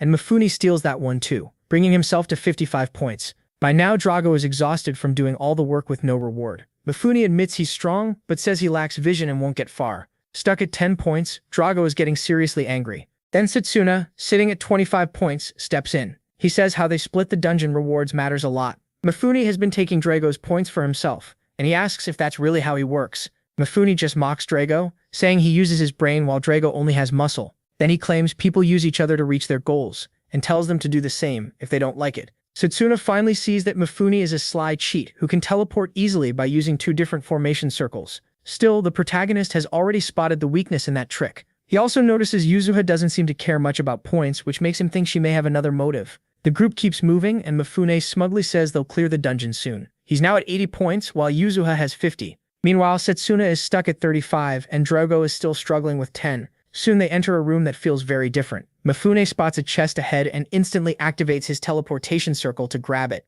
But this chest is different. The moment Mifune touches it, dark fire blasts him. A crushing aura pours out of the chest, and when it opens, a terrifying monster appears. Something way too strong for a 1-star dungeon. This creature is called the King of Death, and its dark flames can drag people into nightmares. Then the team is stunned when the King of Death actually talks, warning that they'll pay for waking him up. Setsuna instantly knows this thing is deadly, so he tells Drago to carry the injured Mifune out while he holds it off. But Drago refuses to retreat. He sees a pile of points, not a threat. The monster fires another blast at the wounded Mifune, but MC cuts through the flames. Drago rushes the monster, only to run into a magic circle. With nowhere to dodge, he takes the hit. Luckily, he gets his mana guard up just in time and survives. The King of Death then spawns several magic circles at once. That tells Setsuna all he needs to know. This is at least a 4-star monster. Dark fire closes in on him from every side. At the same time, Mifune is being targeted too. The protagonist has to yell at him to snap out of it. Then Drago jumps in and cuts down the dark flames. Mifune wakes up just in time to see Drago saving him. Drago reaches out and tells him to help. Mifune takes his hand and gets back up. Yuzuha is targeted next by the magic circles, and she freezes in fear, forcing Setsuna to rush over and save her. He asks if she's okay, and she smiles, says she is, and thanks him for saving her. Drago keeps the monster busy until Setsuna joins him again, telling him it's time to get serious. Instead of backing them up, Mifune is already thinking about how to steal the points and run. Drago can tell something's wrong and asks if he's plotting again, but Mifune insists he has no bad intentions toward the people who saved him. Still, deep down, he's already waiting for a chance to betray them. Drago makes it clear Mifune isn't getting the points this time. Setsuna gets ready to face the monster and realizes he failed to finish Leo last time because he didn't have enough time to use Charge Bullet properly. In a flashback, MC and Drago train with Lionel, who brings out bracelets filled with weight magic. He says wearing them will make them stronger over time, but he didn't want Setsuna using one yet because he was still healing. Lionel warns that it's an old-school method and has to be used with care. Instead of backing off, he gets excited to try it. Back in the dungeon, the protagonist removes the weight bracelets from his arms and legs. He's used to them now, and the second they come off, his body feels light. Drago does the same. Even the impact when they hit the floor shows how heavy they are. Mifune is stunned and starts wondering what kind of crazy gear they've been wearing.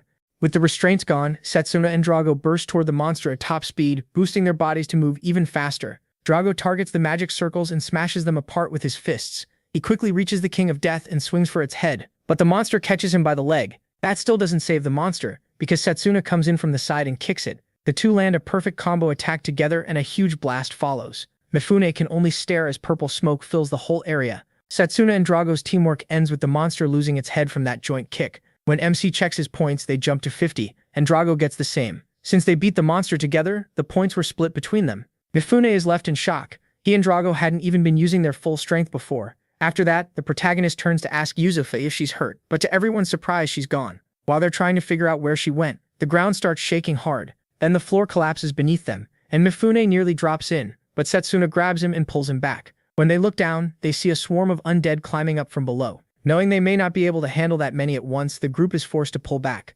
Setsuna can't help wondering why this dungeon is acting so strangely. Before they can fully retreat, the monsters swarm them. MC shouts for everyone to aim for the heads if they want the undead to stay down. Mifune has no choice but to fight, but he soon notices they aren't getting any points. He quickly figures out why, and it's because the undead are being revived by dark magic. Drago complains about the endless numbers while Mifune admits this dungeon is abnormal. The monsters here are far beyond 1-star level. Then Setsuna senses where the magic is coming from, the lower floors. He asks if the others can feel that same power from below, but Mifune can't sense anything and thinks he's wrong. The protagonist says he's sure of it, even if he doesn't know whose magic it is. Since they still aren't certain, Drago says they should check and jumps down first. Mifune hesitates to follow. MC tells him he has no choice. Staying up here will just get him killed. Angry, Mifune asks if MC is looking down on him, but he says he's only stating the truth. He reminds Mifune that his only move so far has been stealing points from Drago. With that, the protagonist jumps down too. Mifune decides both the team and the dungeon are a complete mess,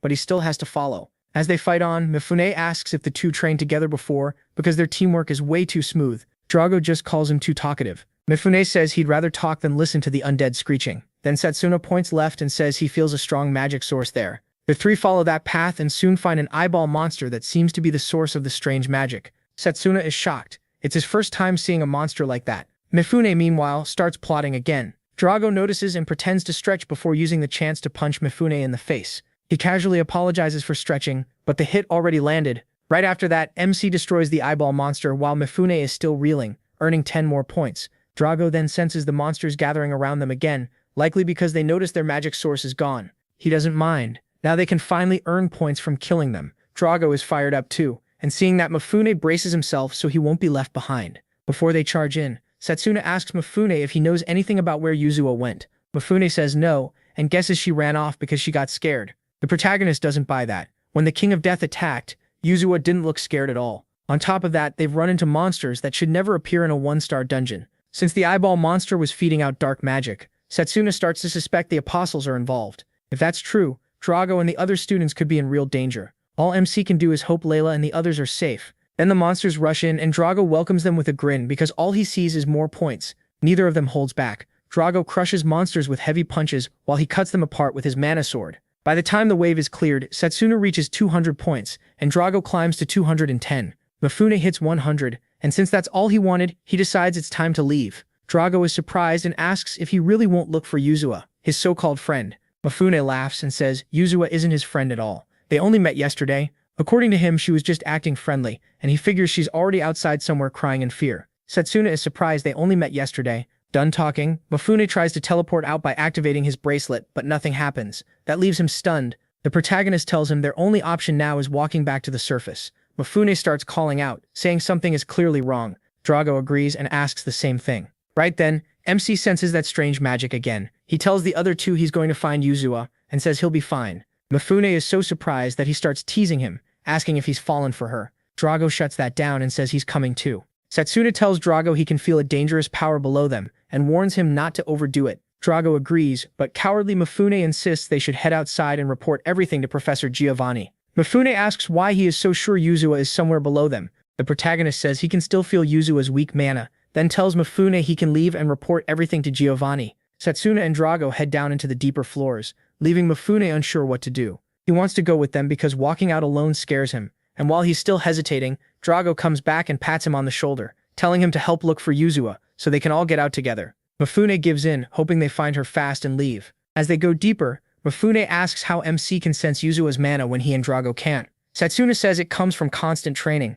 but Mifune clearly thinks that's nonsense. When they reach a lower floor, Drago feels a sudden chill. He also notices the whole place feels different. A strange sound echoes from farther ahead. Setsuna points toward where it's coming from. Drago moves first and spots someone up ahead. Then they realize it's Yuzua. Drago starts asking if she's okay, but they quickly see something is very wrong. Her face looks like the undead, and she's sitting inside a magic circle. Even so, she reaches out and begs them for help. Mifune instantly regrets coming with them.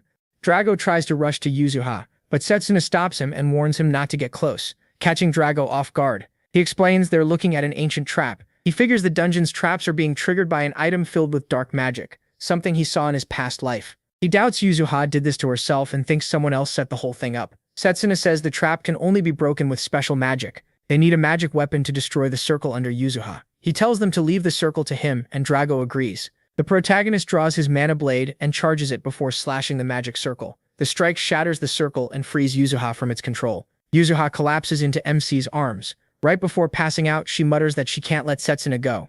He then notices the magic source, an earring she's wearing. Mifune jumps in saying Yuzuha was reckless to end up like this, then asks if she'll be okay. The protagonist admits he doesn't know and says they should regroup with the others. Carrying Yuzuha on his back, he's now sure the apostles are behind this. Drago says he has a lot of questions, but he'll wait until they're out. Then Setsuna asks Mifune if the bracelet works now. Mifune tests the bracelet, but nothing changes, and he wonders if Giovanni gave them a broken magic tool. Mifsy checks Yuzuha's bracelet too, but that one doesn't work either. Drago says they should keep moving. But then an earthquake shakes the room and all of them bolt in panic. Mifune is terrified, wondering what is even happening anymore. A moment later, they end up trapped even after Drago tries hard to smash open a path. Instead of forcing through, Setsuna says they need to find a safer route. Elsewhere, Layla and her team search for students buried under rubble. They soon find one trapped under fallen rocks and pull him free. Layla uses the healing magic in her brooch to ease his pain, and while she does, she quietly prays that Setsuna and Drago are safe. Still stuck, Drago asks if he can use Charge Bullet.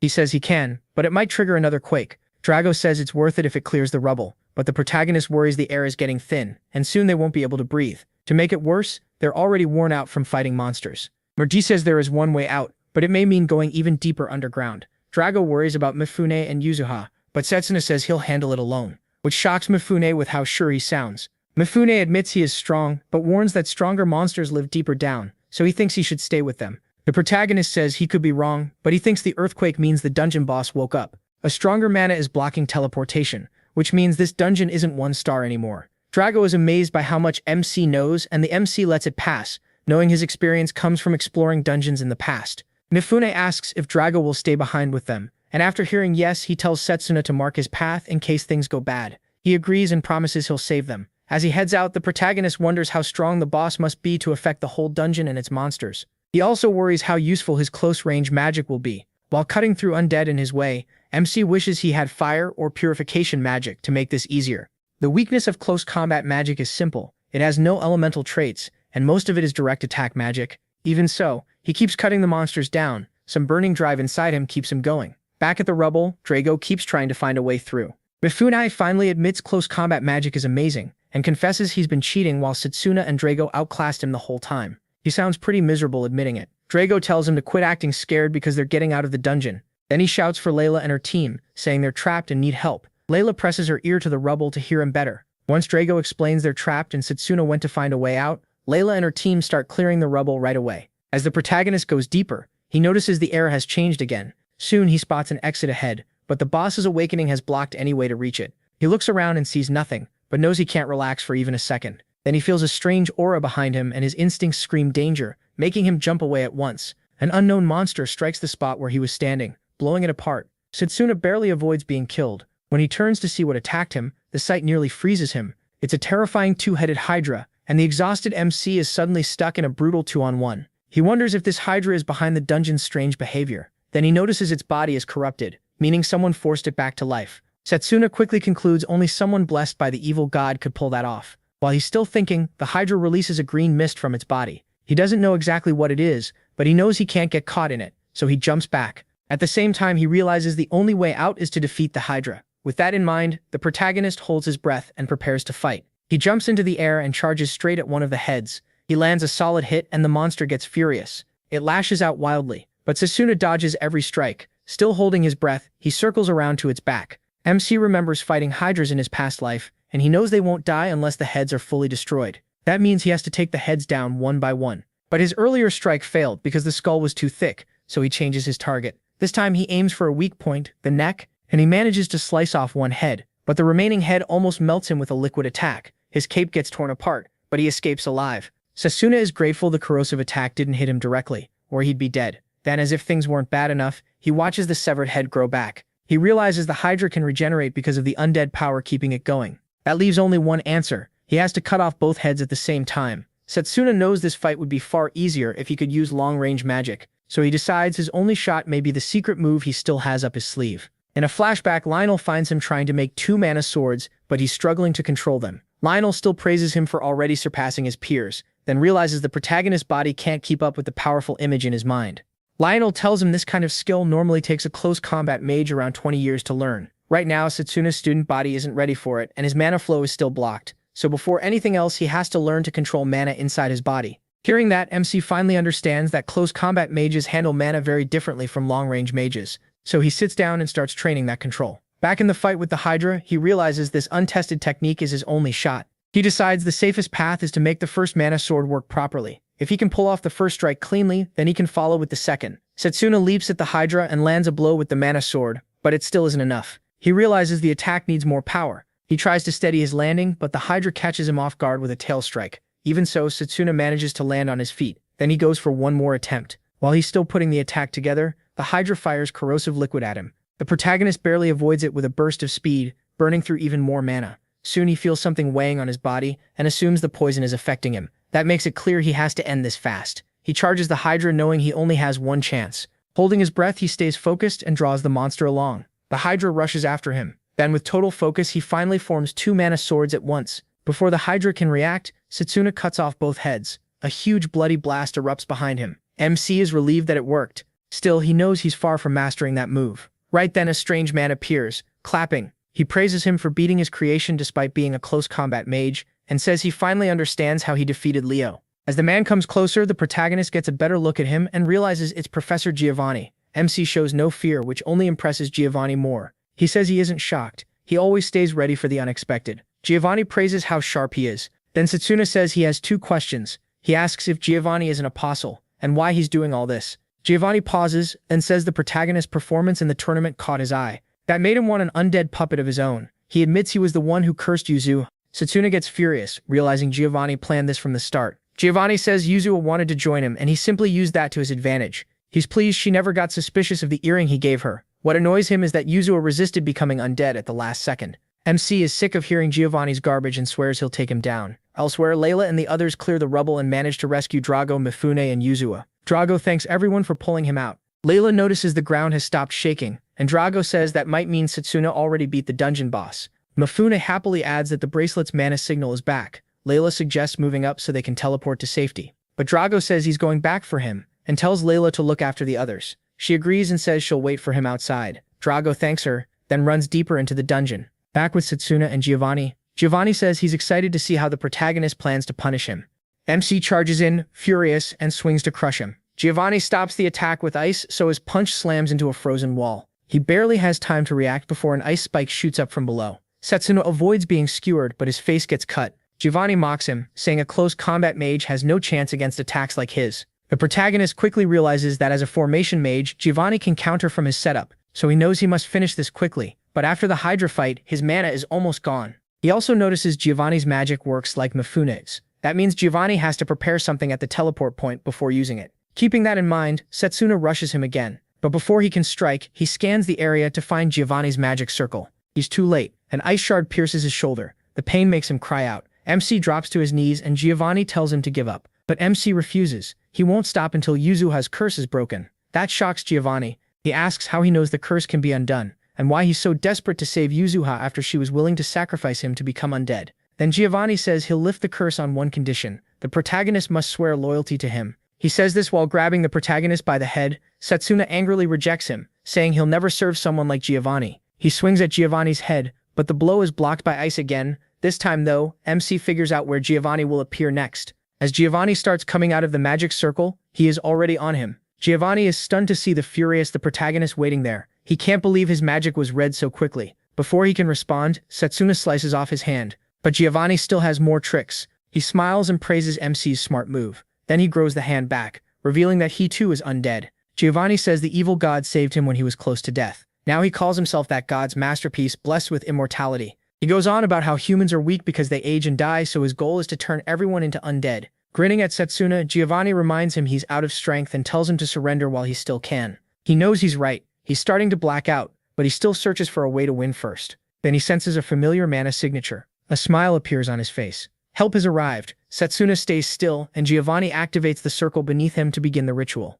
The moment he starts focusing on it, Drago appears behind him and hurls a rock. It flies so fast it tears through Giovanni's mouth and part of his head. The protagonist follows with an uppercut, but Giovanni's body turns to ice again, letting him escape to another magic circle. Drago rushes over and asks if MC is okay, and MC thanks him for arriving just in time. Drago worries about his injuries, but he says he's still able to fight. Then he asks about the others. Drago explains that Layla saved their seniors and that they're already escaping the dungeon. The protagonist smiles, glad Layla has become someone reliable. Giovanni emerges from another magic circle, furious that Drago ruined his ritual. Drago is shocked to see him, and Setsuno explains that Giovanni is the one behind everything. Hearing that, Drago gets angry and says he'll punish the traitor in their academy.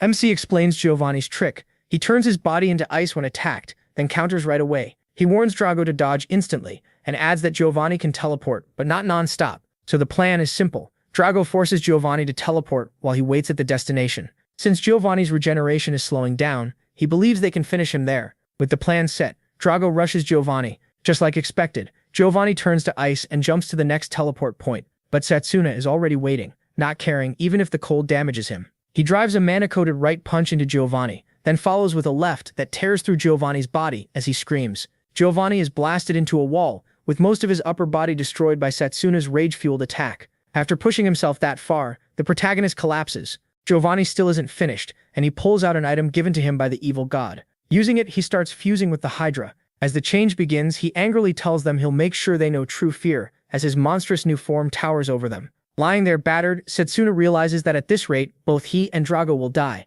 Through his blurry vision, he spots a burning image inside Giovanni's transformed body. Then he remembers what the principal said, that spirit magic strengthens the body by merging it with a spirit. It can only happen in a completely empty state. Now that all his strength is gone, MC finally feels the emptiness the headmaster meant. He senses a spirit nearby, and with his last bit of strength, begs for its power to save his friends. Then a voice suddenly snaps at him to shut up, and Setsuna freezes. In the next instant, he's pulled into a strange new dimension. He looks around, confused. This place is nothing like the dungeon. He turns around and finds a giant creature of fire staring down at him. Setsuna wonders if this is one of the spirits the headmaster mentioned. If so, this spirit has a huge titan-like body and wild, violent mana. Just being near it makes the protagonist's legs shake. Still, he forces himself to speak and tells the spirit the evil god is threatening him and his friends. If he wants to save them, he needs this spirit's power. The spirit looks down at him and coldly says, not to get arrogant. Then it flares with rage and the ground around it bursts into flames. Even from far away, Setsuna can feel how overwhelming that fire is. The spirit glares at him and asks what it would gain from helping. Before MC can react, a flaming boulder slams into him and pins him down. Stunned, he asks why the spirit is acting like this. The answer is simple. The spirit says it has no reason to grant his wish. To prove it means business, it presses the boulder down harder on Setsuna's throat, while raising the heat even more. Soon he is swallowed by flames. The spirit says it will turn this place into hell for him. The fire tears through the protagonist, and the pain is so bad he screams. Even so, he knows if he can't convince this spirit, both he and his friends are finished. The spirit is surprised to see Setsuna still awake after turning the flames up further. A normal human should have blacked out by now. Then the fiery spirit senses the spirit of time inside MC and wonders why it's there. But he still refuses to give up, even while burning alive. He yells for the spirit to hear him out. That stubborn resistance catches the spirit off guard, and it also senses the evil god and the apostles tied to him. Hearing that, Setsuna quickly says he wants the power to defeat them. The fiery spirit still won't bend. It tells him it'll burn him to ash instead. The protagonist fires back that he doesn't care. He's not backing down. That answer finally reaches the spirit. At last, it tells Setsuna to prove his worth. A huge blast of fire breath pours over him and swallows his whole body, even his soul. MC is completely overwhelmed by the flames, but he stays conscious by thinking of his friends. The pain is unbearable, yet he pushes through it and tells the spirit he can't die until the evil god and his followers are beaten. The spirit is stunned by how much Setsuna can endure, admitting no one has ever lasted a whole year in this realm. He can't believe he's taking all this pain just to protect his friends. Soon the spirit notices he is finally starting to black out, but he's already done enough to earn its respect. So the fiery spirit grants him its powerful crest and orders him to wipe out the evil god and his vile followers. With that, Setsuna is thrown out of the fire realm and back into his body. Meanwhile, Drago is getting beaten down by Giovanni, unable to properly deal with the ice attacks. Giovanni is shocked Drago is still standing after everything he's taken, and mocks how stubbornly he keeps clinging to his pride. He sneers that stubbornness won't save him. Drago can't even move now after the beating, and Giovanni grabs him with ease, saying he's about to finish this. He adds that Setsuna will be next and laughs that the two friends will make fine corpses together. Then Giovanni throws Drago aside, and with Mana Guard no longer an option, he has no way to defend himself. Drago lies there helpless, watching Giovanni get ready to kill him, and finally accepts he may die. He remembers his father telling him to protect his friends with close combat magic, and hates that he might fail that wish. Giovanni unleashes a corrosive attack at him, kicking up a cloud of dust. When it clears, he expects to see Drago torn apart, but instead there's no body at all, only the ruined ground. Giovanni starts wondering where Drago went, when he suddenly feels a warm presence nearby. He turns and sees Setsuna in a blazing new form, holding Drago after saving him at the last second. The protagonist even has red hair now, a sign of his awakening. Giovanni is left stunned, unable to understand what kind of form MC just unlocked. He barely has time to think about it before Setsuna vanishes from sight. A moment later, he's already in front of Giovanni. He throws a crushing punch that blasts Giovanni into the wall. As Giovanni slams into it, he can't understand how a close combat mage is using elemental power. Then he notices something worse. Setsuna's attack didn't just hurt him, it also slowed his regeneration. That makes it clear this flame is no ordinary fire. Then Giovanni spots another crest on the protagonist's hand. He can't accept that MC now carries two magic paths in one body. For the first time, Giovanni starts trembling before his firepower. He doesn't want to admit he's actually afraid, so he reminds himself he's undead and beyond fear of death, then spits out a poison mist, bragging that no living thing can survive it. Setsuna proves him wrong with one flaming punch. That single blow cuts straight through the poison wave. He knocks it aside with ease, leaving Giovanni shaken and wondering where this power came from. Before he can think longer, Setsuna rushes in and lands another flame-covered punch. The hit makes Giovanni curse out loud. He's sent flying again, but amazingly, the protagonist still isn't done. Then the power suddenly misfires and MC passes out. Giovanni quickly realizes he still doesn't know how to control this power and mocks him for blacking out in the middle of a fight. He moves in at once, trying to take advantage with a punch, but Setsuna dodges it anyway, shocking him. Giovanni can't understand how, then figures out the protagonist is moving on instinct, and decides to lock him down. He unleashes his ice magic, and this time it lands. Ice shards pierce MC and pin him in place. Giovanni praises his power for a second, then says he's still just a child compared to real fighters. He charges in to cut off Setsuna's head and prove the undead are superior. But just before he reaches him, Giovanni suddenly sees his own arm fly away. He looks down and finds Layla standing in front of him, mana sword in hand. Layla apologizes for being late, and promises nothing will happen to him again. Giovanni curses himself for focusing only on the protagonist and missing Layla's arrival, but he still thinks he can kill her fast. Layla glances back at Setsuna, confused by the changes in him, but she decides to protect him for as long as she can. At the same time, MC finds himself back in the fire dimension. The fire spirit mocks him for passing out from such weak flames, and he asks what went wrong, since he thought they had already become one. Then he notices Layla has joined the fight, and she's in danger. Desperate, Setsuna begs the spirit to teach him how to use this power so he can get back, but the spirit says he'll have to figure that out himself. It explains this is the first time it has ever given its power to a human, leaving the protagonist stunned. At the same time, he sees Layla struggling against Giovanni. She does everything she can to hold him off, but Giovanni is far too strong for her. He keeps striking her, then smashes her into Setsuna's frozen body. Layla coughs up blood, but she still refuses to quit. She remembers MC telling her that strong resolve can make her stronger. That resolve flares up now as she fights to protect her friend. But even then, she's still no match for Giovanni and gets beaten down again. Seeing that ignites something fierce inside Setsuna. The fire spirit pushes him further, teasing him about standing beside his future girlfriend. When he still gives no answer, the spirit decides to finish him itself. It unleashes an enormous wave of fire that completely engulfs him. Back in the real fight, Giovanni is still toying with Layla when he suddenly senses something change. Setsuna rises, flames wrapping around his body. He lunges at Giovanni and grabs him by the head, then unleashes the flame spirit's magic, Inferno Blaze. Fire erupts from the protagonist and floods the whole area. Setsuna pins Giovanni down with one hand as flames pour off his body. He tells him immortality sounds nice, but humans fight so hard because they know their time is limited. He says he truly understood flame magic right when death was closing in. Giovanni calls this impossible, but MC only makes the fire burn hotter. The flames slam into Giovanni once more. Then he hears Layla call out. She asks if he's really the same protagonist. He tells her he hasn't changed and gives her a big smile, promising everything will be okay. Moving over to Layla, Setsuna thanks her for protecting him while he was unconscious. He asks about her injuries, and she says she's fine, just happy he and Drago made it through. From across the room, Drago admits he never thought Layla would show up. Layla explains that their seniors already escaped with teleportation magic, but she had a bad feeling and came back to check on them. She adds that she sent the other students to report everything to the professors, so help should be on the way. MC is just about to praise her when all the power he used catches up to him and his body stops moving. He drops to the floor and his red hair fades back to its normal color. Luckily, help arrives right then. A rescue team rushes in after hearing what happened. One of them moves to support Setsuna, but he tells them to treat his friends first. He looks over and sees the others already being helped. He smiles, realizing things worked out in the end. Then he finally blacks out, and when he wakes up again, he finds himself in the infirmary. As his mind clears, Setsuna jokes to himself that he's becoming a regular in the infirmary.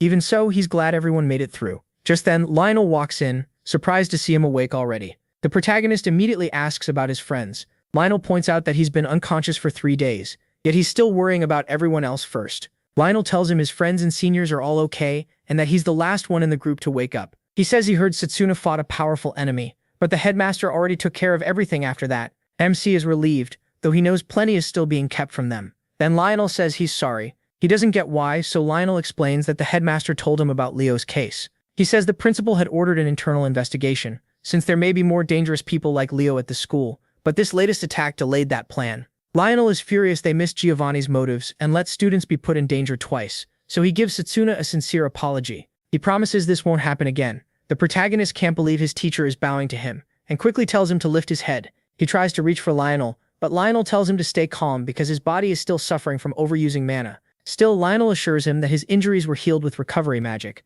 thanks to the person who rushed in to save them. That makes Setsuna wonder who helped them. A moment later, the answer walks in. It's Professor Zakari, the bald teacher. Zakari is carrying a plate of sliced apples, and he hands it to MC. Lionel smacks him on the back, reminding him he still has something to say. Zakari lowers his head and apologizes for how he treated Setsuna during the orientation exam. He explains that he was once an honor student at the academy, but when people learned his only path was close combat magic, even his friends and family turned away from him. That old pain stayed with him, so he got angry seeing him choose close combat magic when he clearly had other options. But now the protagonist's team ended up with the top score in the joint training, and he himself set the highest score ever in the close combat department.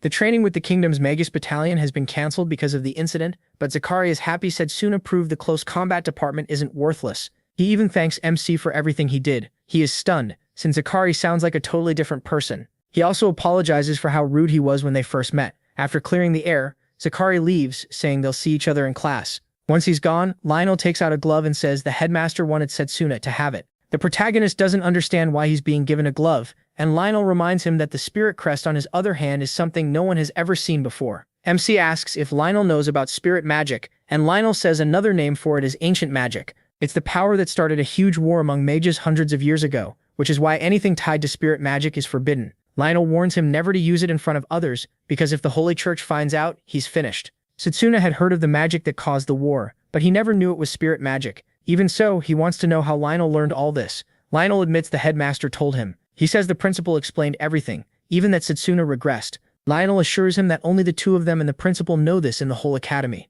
He is relieved Lionel knows too, though he can't help wondering if Lionel was really the best person to tell. Lionel then makes it clear he doesn't care what kind of life the protagonist had before. What matters is that he is a student of this academy. Hearing that, MC relaxes and thanks him. He asks about the headmaster, and Lionel says the old man will be gone for a while after finding clues about the apostles. Setsuna wants to know more, but Lionel tells him to ask the headmaster when he returns. Then Lionel leaves, telling him to rest and recover, because he has something else to discuss later. That only makes the protagonist more curious about what Lionel is hiding. Left alone, MC realizes he would have died without the spirit's power, and even though Layla's faith in him helped, he worries he may not be able to use that power again. He unwraps the bandages and looks at the crest, admitting the flame's power was incredible. Suddenly, the spirit's voice tells him he's only human and shouldn't think he's strong enough to handle that power. Setsuna looks around, confused about where the voice is coming from, until the spirit appears in physical form. It lands on his head like a tame little puppy. Then the spirit hops off his head and introduces himself as Blazer. Even though Blazer looks cute in this form, Setsuna still can't forget how terrifying he looked before.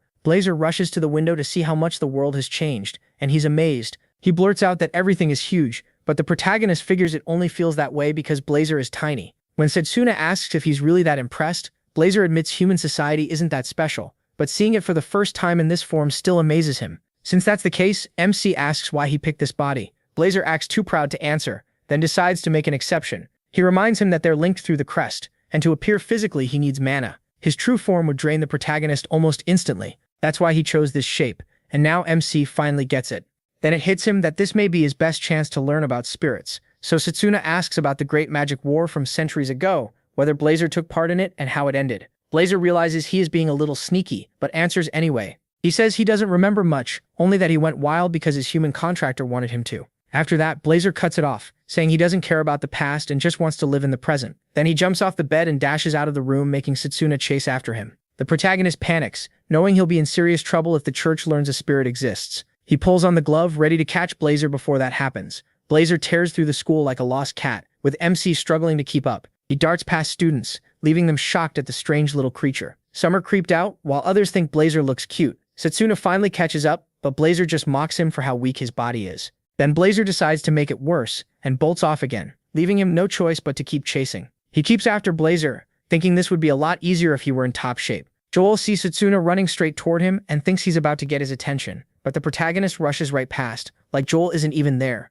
Joel can't believe he just got ignored by MC, and Carl gets the exact same treatment. At the same time, Cyrus watches from behind a pillar as he chases his runaway pet. A moment later, Setsuna ends up in a classroom, but Blazer is nowhere to be found. Then he realizes it is Mifune's class, which catches him off guard. Some girls start making fun of the protagonist, but Mifune hears them right away. He cuts them off and firmly tells them not to mock his friend. The girls are stunned that Mifune is defending Setsuna, and even calling him a friend. Mifune explains that the school started treating MC differently after he got the top score in the joint training exercise, mostly because the other students do not know what really happened. He smiles and admits he never thought Mifune would call him a friend. Mifune says anyone useful is worth being his friend, and the protagonist can only laugh at how strange he is. Then Mifune gives him an update on Yuzuha, saying she is out of danger now. Still, she has not fully recovered and is being questioned by the professors. Hearing that, Setsuna figures Giovanni probably left nothing behind, knowing how careful he is. Mifune then asks if Mifune has seen a red animal, and Mifune tells him to check the courtyard. Looking out, he spots Blazer in the courtyard just where Mifune said. He quickly thanks Mifune and runs after him again. By then, a crowd has already formed around Blazer. Some think he is a magical beast, while others guess he is just a pet. Blazer does not care at all, and keeps happily playing with the flowers. From the corridor, Setsuna calls out Blazer's name. That shout catches Akhtar's attention. From the way the protagonist calls to him, Akhtar quickly realizes the creature belongs to the protagonist. Wanting to punish MC, he decides to go after the pet instead. Pretending he is protecting the students from a magical beast, Akhtar attacks Blazer with ice magic. Blazer watches the ice shards rush at him. Then he spits a small burst of fire and wipes them out completely. Akhtar is left frozen in shock. Then Blazer gives him a creepy smile and asks if he really just attacked him, which nearly scares Akhtar to death. Blazer decides to teach Akhtar a lesson and breathes fire at him, burning him a little. Akhtar cries out and runs off before he gets hurt. Even worse, Setsuna sees it all from above and is just glad Blazer is safe. Then another thought hits him. If Blazer can still use his powers in this form, the other students could be in real danger. The students who saw what happened grow even more curious about Blazer. But the moment Blazer seems ready to lump them in with Akhtar, they quickly back away. Setsuna is still up on the balcony when Layla arrives. He worries she might be in danger and tries to run to her, but the pain in his legs stops him. Now Layla stands right in front of Blazer while Blazer stays alert after being attacked by Akhtar. Then Layla senses something familiar from him. She steps closer and asks if he was the one who helped Setsuna in the dungeon. Kind as ever, Layla goes down on her knees and bows, thanking Blazer for saving her friend. Blazer is clearly pleased by her attitude and praises her for it. Setsuna is shocked to see Blazer calm down so fast and stop acting hostile. Layla then takes one of the fruits from her basket, the one she meant to give the protagonist, and offers it to Blazer. He gladly takes it. The second he bites into it, his eyes light up from how good it tastes. MC cannot believe Blazer was won over that easily. Later, Blazer joins him and his friends in the dining hall, sitting on Layla's lap while eating everything in front of him. Drago is amazed by his appetite and asks him what kind of animal he is. Setsuna nervously calls him a magical beast. He keeps Blazer's true nature secret since that could put him in danger if the church ever finds out. At least Blazer is no longer acting aggressive toward the other students. The protagonist thanks Layla for helping, and she says she only did what she could since Blazer had been surrounded by so many people. Blazer also notices the students staring and gossiping, but since that is all they are doing, he lets it slide. Setsuna is relieved that everyone just thinks Blazer is some rare animal. Blazer tells Layla that if she keeps bringing him gifts, he might let her become his subordinate. Luckily, MC is the only one who can hear Blazer speak. After that, he thanks Layla and Drago for saving him in the dungeon. Layla says that is what friends do, and Drago agrees. Then Drago pulls a letter from his pocket, sent by his parents.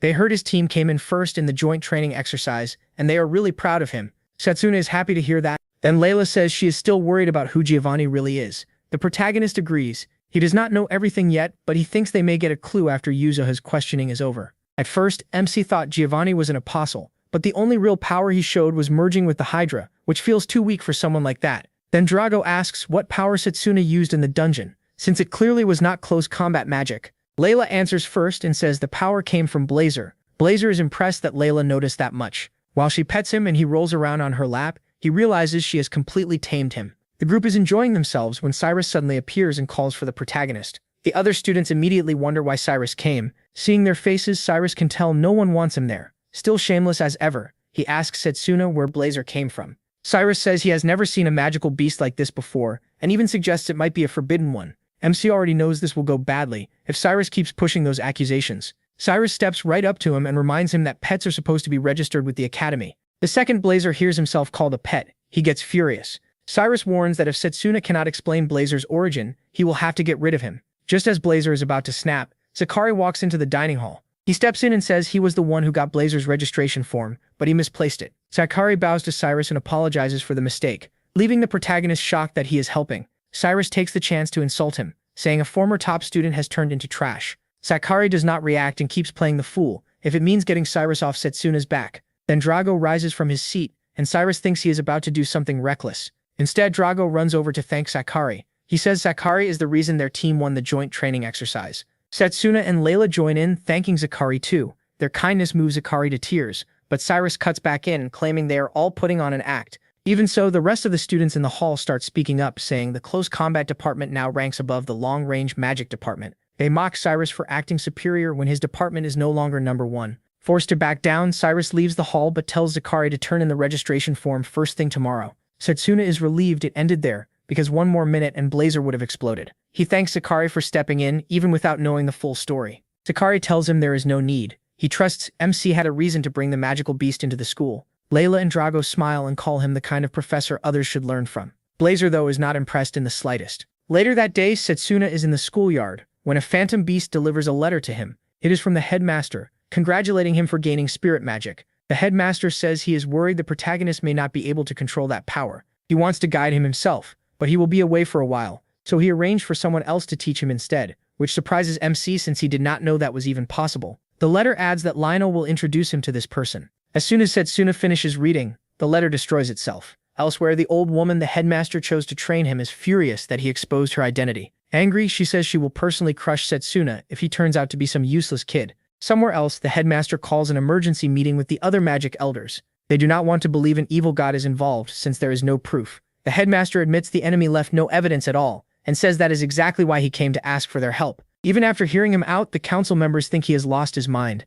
One of them even suggests he might have amnesia. After stepping out of the meeting, the headmaster finds Lionel waiting for him. When Lionel asks how it went, the headmaster says it was a mess. Lionel expected this, and the headmaster wasn't shocked either. There was no way they could tell the council they had turned back time with forbidden magic. The headmaster says this may still matter if the apostles make their move. He then asks about Setsuna, and Lionel says he's getting better, though full recovery will take time. The headmaster laughs and says the protagonist's new teacher is very strict. He just hopes the boy is fully healed before they meet. Later, MC wakes up and finds Carol smiling over him. Startled, he jolts upright and asks why she's here. Carol says she heard he was sick, so she brought food to help him recover faster. That finally gets a smile from Setsuna. Carol says she made it using Drago's recipe. He also thanks her for helping with Blazer, since she and Layla have both been taking care of the fire spirit. Carol says she even bought bread for Blazer while they were out in town. She gushes about how cute Blazer sounds, and he realizes everyone else just hears him like a harmless little animal. Carol goes on to praise Layla for treating Blazer with no fear or hate at all.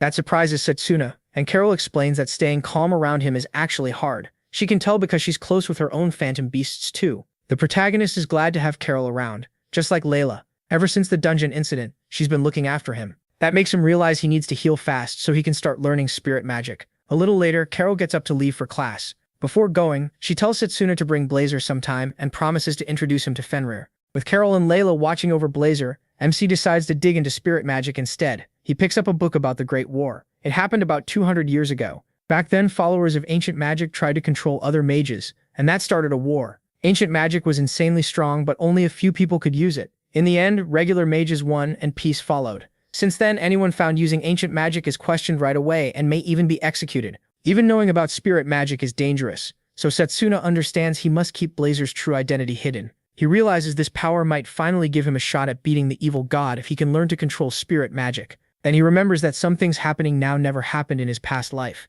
and he starts wondering if he's making the right choices. A few days later, Setsuna has recovered enough, and he and Lionel pack to leave. Carol worries he's heading out already right after getting better, and asks if he'll be okay. The protagonist says he will. The training will happen during the school break. Drago isn't surprised at all. He says he'll be training too, so MC won't come back stronger than him. Layla has gotten really attached to Blazer, so she's sad he'll be gone. Blazer acts like a spoiled noble, and tells her to have lots of fruit ready when he returns. With everything said, Setsuna thanks his friends for all their help and says goodbye. As they head off, Lionel pats his shoulder and says he's got great friends. He agrees. Still, he's worried about Blazer. He doesn't know if he can handle caring for him alone, but he also can't keep leaving him with Layla. Since they're traveling a long way, Lionel says they'll use lizard carriages. He admits they're hard to ride, but for long trips, it's their only real option. Basically, Setsuna just has to hold on tight. The stable owner warns him the lizards are very fast and the ride could get rough. He also makes it clear he won't be responsible for any injuries. The protagonist tells him that's fine. To him, it all depends on how well he connects with the lizard. He walks up to one, pets its head, and jumps on. The owner is surprised it doesn't throw a fit and decides the trip should be fine. He apologizes for judging MC by his age, saying most kids struggle at first. What he doesn't know is that MC already has plenty of experience from his second life. Once they get the lizards moving, Lionel and he set off to meet the new teacher. Blazer enjoys the trip and says the ride feels refreshing. Lionel, though, is having a hard time with the speed. Before long, they come across several women blocking a lonely road, so they have to stop. From their clothes, Lionel guesses who they are, and the women confirm they serve Morgana the witch. Sasuna remembers that Morgana was the name in the headmaster's letter. Lionel climbs down and says they're on their way to see her. Then he asks if they've come to welcome them. One woman coldly replies that she has no interest in meeting a close combat mage. Her voice sounds strange and her aura feels off too. She's also holding a scythe. Lionel asks if she's Morgana. That's when he and Sasuna realize these women are probably dolls made through alchemy. Morgana is speaking through them, and she's clearly unhappy that a magic spirit chose the protagonist. She says that if he's really chosen, he can prove it by beating the girls. Without any warning, the dolls fire a huge blast of power from their weapons, forcing Sasuna to draw his mana blade and cut through part of the attack. Lionel sends the lizards away so they won't get caught in the fight. He blocks some of the blasts too, and MC realizes Morgana must be incredibly strong if even her dolls carry this much magic. Morgana quickly sounds disappointed by Sasuna's performance, and repeats that she doesn't want a close combat mage. Hearing that, Lionel decides to get serious. He forms a huge mana blade, ready to show Morgana why she shouldn't look down on close combat fighters. He steals himself too. He's determined to prove he's not worthless. The dolls keep firing magic shots at them, but Lionel tells Sasuna not to retreat. He says he'll handle the incoming blast. With a single swing, Lionel cuts the energy ball apart. The protagonist is stunned by how much power Lionel can pour into one mana blade. Now the path to the three dolls is open. Both sides rush in, and Sasuna notices the lead doll is using a lightning-charged scythe. He barely avoids getting his head taken off and jumps back. The other dolls follow up with ranged attacks, pushing both of them even farther back. Lionel warns Sasuna to be careful. Even a small touch from that lightning will shock him. They barely keep up as the lead doll drives her weapon into the ground, releasing a heavy burst of energy that forces them on defense. Through the doll, Morgana mocks them, saying elemental attacks are too much for them because that branch of magic is rare. Sasuna knows she's right about one thing. Elemental magic is a nightmare for close combat mages because touching it hurts them directly.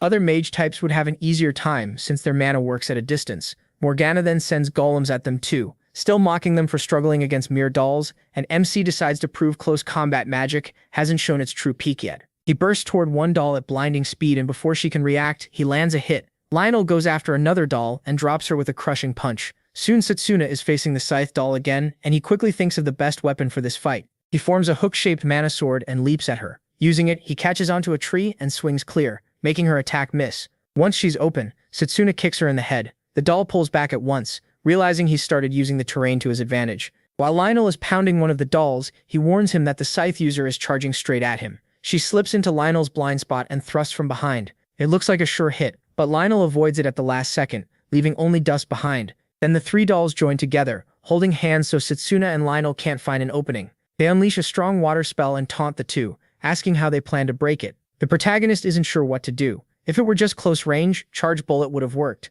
Right then, Blazer walks up to him and says his power can smash the spell, though if they're not careful, it could burn down the whole forest. He activates it right away. The crest on Setsuna's hand lights up, and fire wraps around his body. Blazer is impressed that MC stays conscious. Then he says he'll raise the flames even more, and burn the dolls along with their stupid magic. And he does exactly that. But the flames are too much for his body. He cries out in pain and tells Blazer to ease off. Blazer is shocked that Setsuna is pulling back and asks if he even wants to beat the dolls. The protagonist says he does, but reminds him this is a test. Morgana is clearly trying to measure his true strength. Hearing that, Blazer backs off. To their surprise, Morgana orders the dolls to stop fighting and takes Setsuna and Lionel to her house. Both of them are confused by the sudden change. The dolls even apologize for attacking them. Soon they arrive at Morgana's small hut deep in the forest. Her first question is why MC didn't use spirit magic when he was cornered. She points out that fire would have broken the water barrier much better than close combat magic. His choice to hold back makes Morgana very curious. Setsuna explains that he kept the fire magic hidden because he still doesn't know who his enemies are. On top of that, it could have set the whole forest ablaze, and he doesn't want to destroy nature. Morgana calls him too soft, but she also praises him for not forcing out power he still can't control. Because of that, she says she'll teach him how to control his fire spirit magic. Setsuna bows and thanks the old woman for helping him. Blazer, though, nearly laughs himself sick. He thinks someone as weak as the protagonist could never control him. Morgana hears that and says she doesn't see a mighty spirit at all, just a cute little animal. That instantly sets Blazer off, and he decides to reveal his true form. In anger, he takes over MC's mana and burns through it, causing intense pain as he tries to prove Morgana shouldn't look down on him. Setsuna panics, knowing he can't stop the power if it goes wild.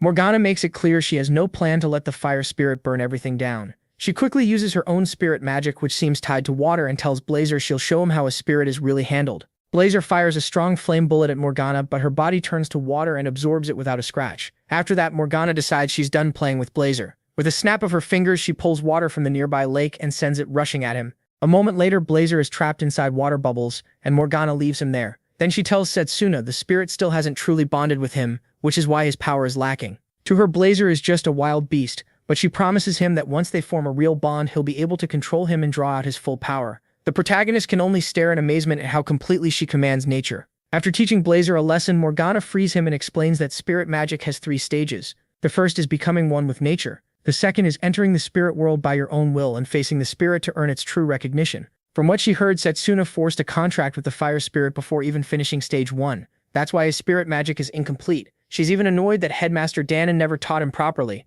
and MC can't believe she just called the headmaster a brat. Morgana goes on saying the forest is full of spirits, making it the perfect place to empty his mind. Then she says training starts tomorrow and she wants him to prove why the fire spirit chose him. He agrees, saying he's ready to learn. The next day, Setsuna begins exactly as promised, starting with meditation under Morgana's watch. He also ends up cleaning the house while Blazer does whatever he wants. His training includes physical sparring with Lionel too. Even in the kitchen, Morgana uses water magic to slice ingredients like a blade. After eating the meal she makes, the protagonist goes right back to harsh training, including sitting bare-bodied under a waterfall. One night during training, he sees a rare spirit cosmos phenomenon that makes the whole forest glow with beauty. After 2 hard weeks, Morgana says she's impressed that Setsuna can now sense spirits. Because of that, she tells him they're ready to enter the spirit world and form a true bond. She reminds him that magical power means nothing without willpower. Morgana says the fire spirit seems ancient, likely thousands of years old. Since the spirit world is so dangerous, she'll go with MC. Blazer warns her that being powerful in the human world doesn't mean she'll have the same edge in his domain.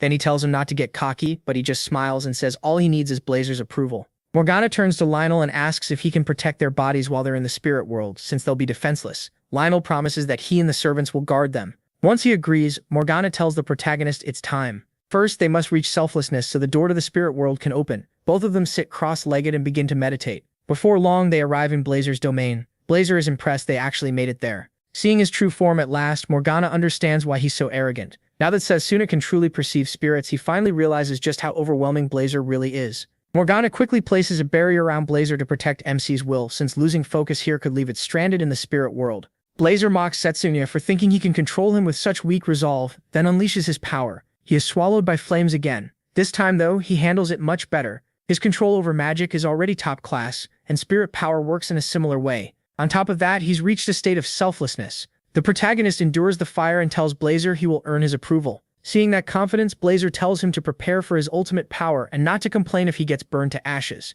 Back in the real world, Lionel sees flames leaking from their bodies and realizes the process has begun. He believes Setsuna can get through it, but then he senses a sinister magic nearby. Lionel realizes that evil force is heading straight for the hideout at the worst possible time. With Morgana and MC helpless, he immediately gets ready to fight whatever is coming for them. A moment later, that dark presence steps into the room and it turns out to be Leo. Leo is surprised to find Lionel and Setsuna in the hut. Even with Leo's evil aura, Lionel doesn't show a hint of fear. Then things get even worse when Jagan walks in too. Now Lionel has 2 enemies to face, and Jagan is eager to grab Setsuna and Morgana. Leo smirks and tells Jagan to take Morgana while he handles him himself, since they used to be old friends. From Jagan's overwhelming aura, Lionel realizes he's an apostle too. He tells them they picked the wrong time, because he's a teacher and he won't run. Leo smugly says he can leave if he wants since they're not after him, but that only makes Lionel angry. He draws his massive mana blade and charges at Leo, determined to show that academy teachers are no cowards. Back in the spirit world, Blazer starts messing with Setsuna's mind,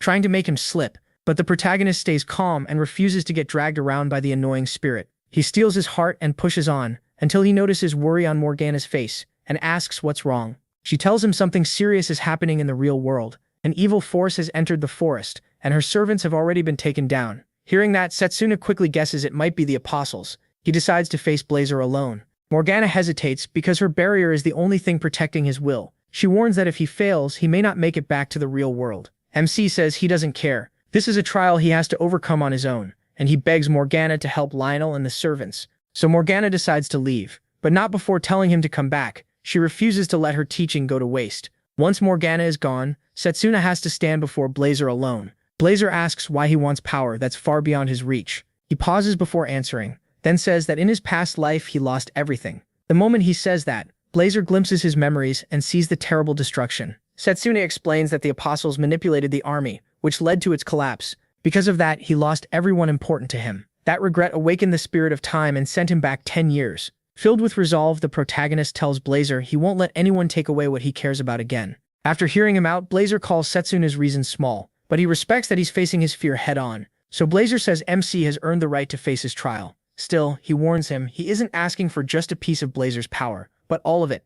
Because of that, this won't be another test of how long he can last. Blazer shrinks down so they can settle it with a clash of wills. Setsuna doesn't hesitate to accept. He charges in first. Back in the real world, Lionel is struggling to hold off both apostles. Even Vidrak admits Lionel is pretty good for a human. Then the last surviving doll hits Vidrak with alchemy magic, and that only makes him furious. Dark energy bursts out of his body as he destroys the servant in a rage. He follows with a huge blast that blows Lionel and the servant out of the house. Lionel is shocked that Vidrak keeps getting stronger even while burning so much mana. With Lionel forced outside, Leo decides it's the perfect moment to go after Morgana. He fires an energy blast straight at her, but just before it lands, the attack gets swallowed by water. Morgana returned to her body just in time to block it, and she scolds the apostles for breaking into her home. Leo is annoyed that Morgana woke up at the worst time.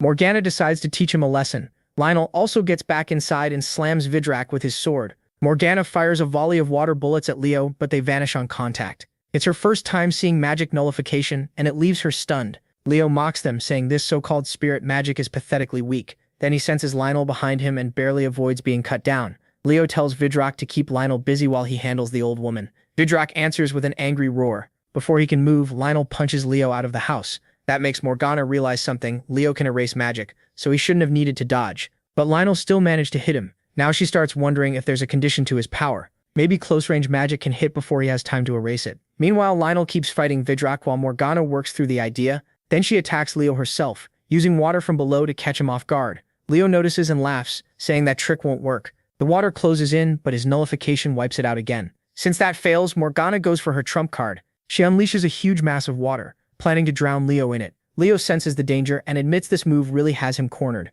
Morgana admits his power is absurd, but she believes even he can't handle that much water. She plans to wipe out both Leo and Vidrak at once. Leo puts on his usual scared act, then bursts out a wave of dark energy and destroys the entire attack. Smiling, he tells Morgana he's trained for a moment like this. Morgana can't believe he's using long-range magic techniques with his nullification. Now he finally has her cornered, and Lionel has fallen to Vidrak too. Leo moves in to strike Morgana, but Setsuna suddenly appears and smashes a flaming punch into his face, sending him flying through the forest. Morgana smiles when he shows up, proof that he beat the flame spirit. Lionel can tell Setsuna's control over fire is so sharp that the forest isn't burning. Vidrak turns to the protagonist and says he's nothing like Leo, who's still just a rookie. The instant Blazer senses the apostles, he says he wants to burn them alive. MC knows Blazer is fired up, but warns him not to get careless. Vidrak and Leo are dangerous. Blazer scoffs at that, saying he shouldn't play humble, after winning their fight.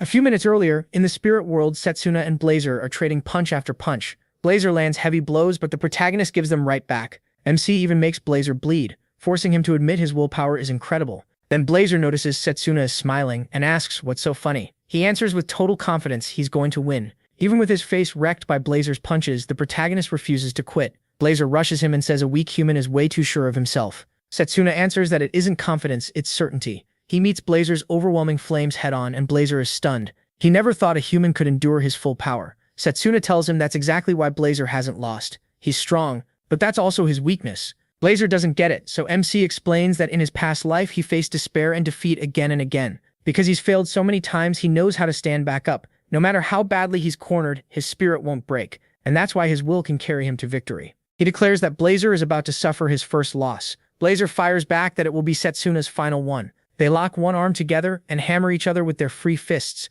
putting everything they have into every hit. Their final clash erupts in a blinding explosion. When it clears, Setsuna is still standing. Blazer has to admit the protagonist is stronger than he expected, and finally accepts it. The protagonist won. Still, Blazer wants to know when MC became so sure he'd win. He says that during the fight he felt his will growing stronger. Blazer's will burned like fire too, and he started taking it in. That shocks Blazer, and after seeing how the protagonist handled everything, he accepts him as someone worthy of his power. For the first time, he calls him MC instead of boy. The two bump fists and Setsuna, still battered, thanks him. Blazer says thanks aren't needed, and tells him to get back to the real world. Now face to face with Vidrak, Lionel warns him to watch out for his claws. The protagonist already knows what they can do. They steal the power of whatever they cut. He knows because Vidrak was the only apostle he fought before going back in time. His authority is the devourer of all. He can't erase magic like Leo, but he can absorb the mana of anyone he slashes. In Setsuna's past life, Vidrak wiped out the Northern Kingdom by himself. That kingdom had some of the best alchemical tools in the world, but Vidrak crushed them while stealing their magic. Vidrak is surprised MC knows that much, but he's still sure the MC can't beat him. Elsewhere in the forest, Leo gets back to his feet and realizes he is much faster and stronger than before. The protagonist is also surprised Leo can still stand after that punch, which tells him Leo has grown stronger too. Excited, Vidrak claims MC for himself and tells Leo to stay back. Leo doesn't argue and lets him have it. Setsuna remembers that in his past life, he beat Vidrak with long-range magic. This time, he doesn't have that option. He knows one slash from Vidrak could put him in serious trouble. Even so, he doesn't back down. He's stronger now too. Vidrak rushes in, but he blasts him back with a fiery punch. The protagonist gives him no time to recover and charges in with more flame-covered blows. As Setsuna batters him, Vidrak can't believe he's actually slower. What he doesn't realize is that MC's speed comes from mixing Blazer's power with his physical enhancement. Lionel notices and smiles like a proud dad. Setsuna keeps pounding Vidrak from every angle, never giving him a clean chance to counter. Even Morgana is impressed that he learned to control the reach of his flames so quickly. When Vidrak realizes he's badly losing, he lets out a huge roar and the sound is so brutal that the protagonist and the others clutch their ears in pain. That opening lets Vidrak land a hit and force Setsuna back. But now Vidrak has taken in some of Blazer's power and starts amplifying it. Impressed by it as flames spread over his whole body. He mocks MC, reminding him why he's called the devourer of all. Instead of panicking, he gets even more excited to see how strong Vidrak is with fire. Vidrak rushes him at top speed, but Setsuna matches him and slips past the strike. Vidrak keeps rampaging, tearing through everything around him. Yet the protagonist avoids every attack. Then Vidrak realizes his body is burning, so he charges toward Morgana to steal her water power. But suddenly, his body won't move. That's when he realizes he can't fully devour spirit magic. Setsuna mocks him. Sure, he can absorb it, but that means nothing if he can't actually use it right. The spirit fire doesn't obey Jagan. It's eating him alive. MC tells him he was never strong enough to truly handle spirit magic. Writhing in pain, Jagan asks if MC let him get hit on purpose. Panicked, Jagan turns to Leo and begs him to erase the flames burning through his body. Leo can't believe it. A moment ago, Jagan told him to stay out of it, and now he wants help. Jagan just yells at him to do it. To shut him up, Leo finally agrees. Leo fires a long-range spell at Jagan, but instead of nullifying the flames, he uses destructive magic. Jagan is stunned. The attack tears through Jagan's body and keeps going straight into Morgana. Caught off guard, she loses half her body the instant it hits. Seeing his mentor nearly burned away, Setsuna screams in horror. Jagan accuses Leo of betraying them, but Leo coldly says he only put the mission first. Jagan's nose had helped them find Morgana, and now Leo figures his job is finished. Refusing to die alone, Jagan decides to take everyone nearby with him. Right before he can blow himself up, Setsuna rushes in and forms a sword from spirit flames. One slash is enough to cut Jagan down. All that remains is a black gemstone. Once Jagan is dealt with, he turns and sees that Leo has escaped again. Just like before, he tries to track him, but can't sense his mana at all. Instead, Setsuna runs to Morgana's remains. He tries to lift her up and begs her to hold on until they can treat her. Morgana only smiles, then tells him there's no saving her. Leo hit her with disintegration magic. Setsuna still doesn't want to accept it, but Lionel stops him and tells him not to force the impossible. Morgana tells the protagonist he should be proud. He's a close-range mage acknowledged by the flame spirit. Then she says there's something she needs to leave with him. She gives him a pendant and explains that her spirit Witternia is inside it. It will help him connect with the water spirit, so she chooses to pass it on to him. Setsuna still refuses to believe she's dying and insists there has to be a way to save her. But before he can finish, Morgana dies in his arms. Broken, MC lays her down gently. Then he asks Lionel what the point of getting stronger is if he still can't protect the people close to him. Lionel pauses before answering. He says life is uncertain, and no one can control everything. No matter how strong Setsuna gets, he'll never be perfect, and that's only because he's human. What matters, Lionel says, is never giving up, even when things feel hopeless. More than anyone, he believes he should understand that. The protagonist is crying hard when Morgana's servant suddenly appears. She smacks him on the head and says he got fooled. MC has no idea what she means. Then comes the real shock. The servant says she's the real Morgana, and Setsuna is completely stunned. She explains that the old woman was only an alchemical doll, just like the other servants. The difference is that Morgana placed part of her soul inside that one, letting it feel emotions and use her power too. Even Lionel can't believe the Morgana they knew was just a stand-in. The real Morgana smiles and proudly calls the decoy her greatest work. Setsuna still finds it hard to believe a doll that lifelike is insane. He also points out that Morgana looked the same in the spirit realm, and she explains that appearances can change there. When she notices Lionel still doubts her, Morgana removes her headwear and shows her long ears. She's an elf. Because of that bloodline, she can live far longer than humans. Then she asks them to guess her age. Neither of them can even come close, so Morgana reveals she's over 300 years old. He is shocked. At the same time, he realizes that means she lived through the Great Magic War. The moment he brings it up,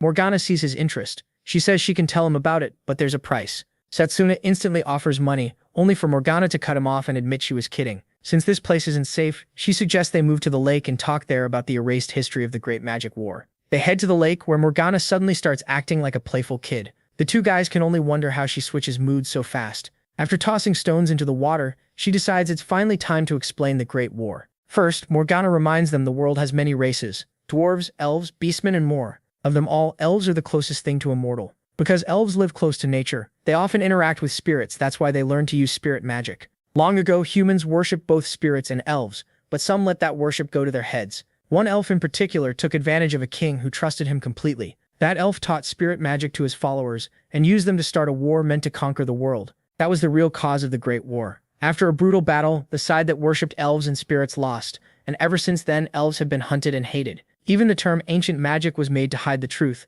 that magic once involved dealing with spirits. After hearing all this, Lionel asks if she still feels angry about what humans did to the elves. Morgana admits she used to hate humans, but not anymore. She still keeps her distance though. Morgana knows some humans still want elves wiped out even now. That's why she used a body double to hide who she really was. Setsuna then asks why she chose to reveal herself to them.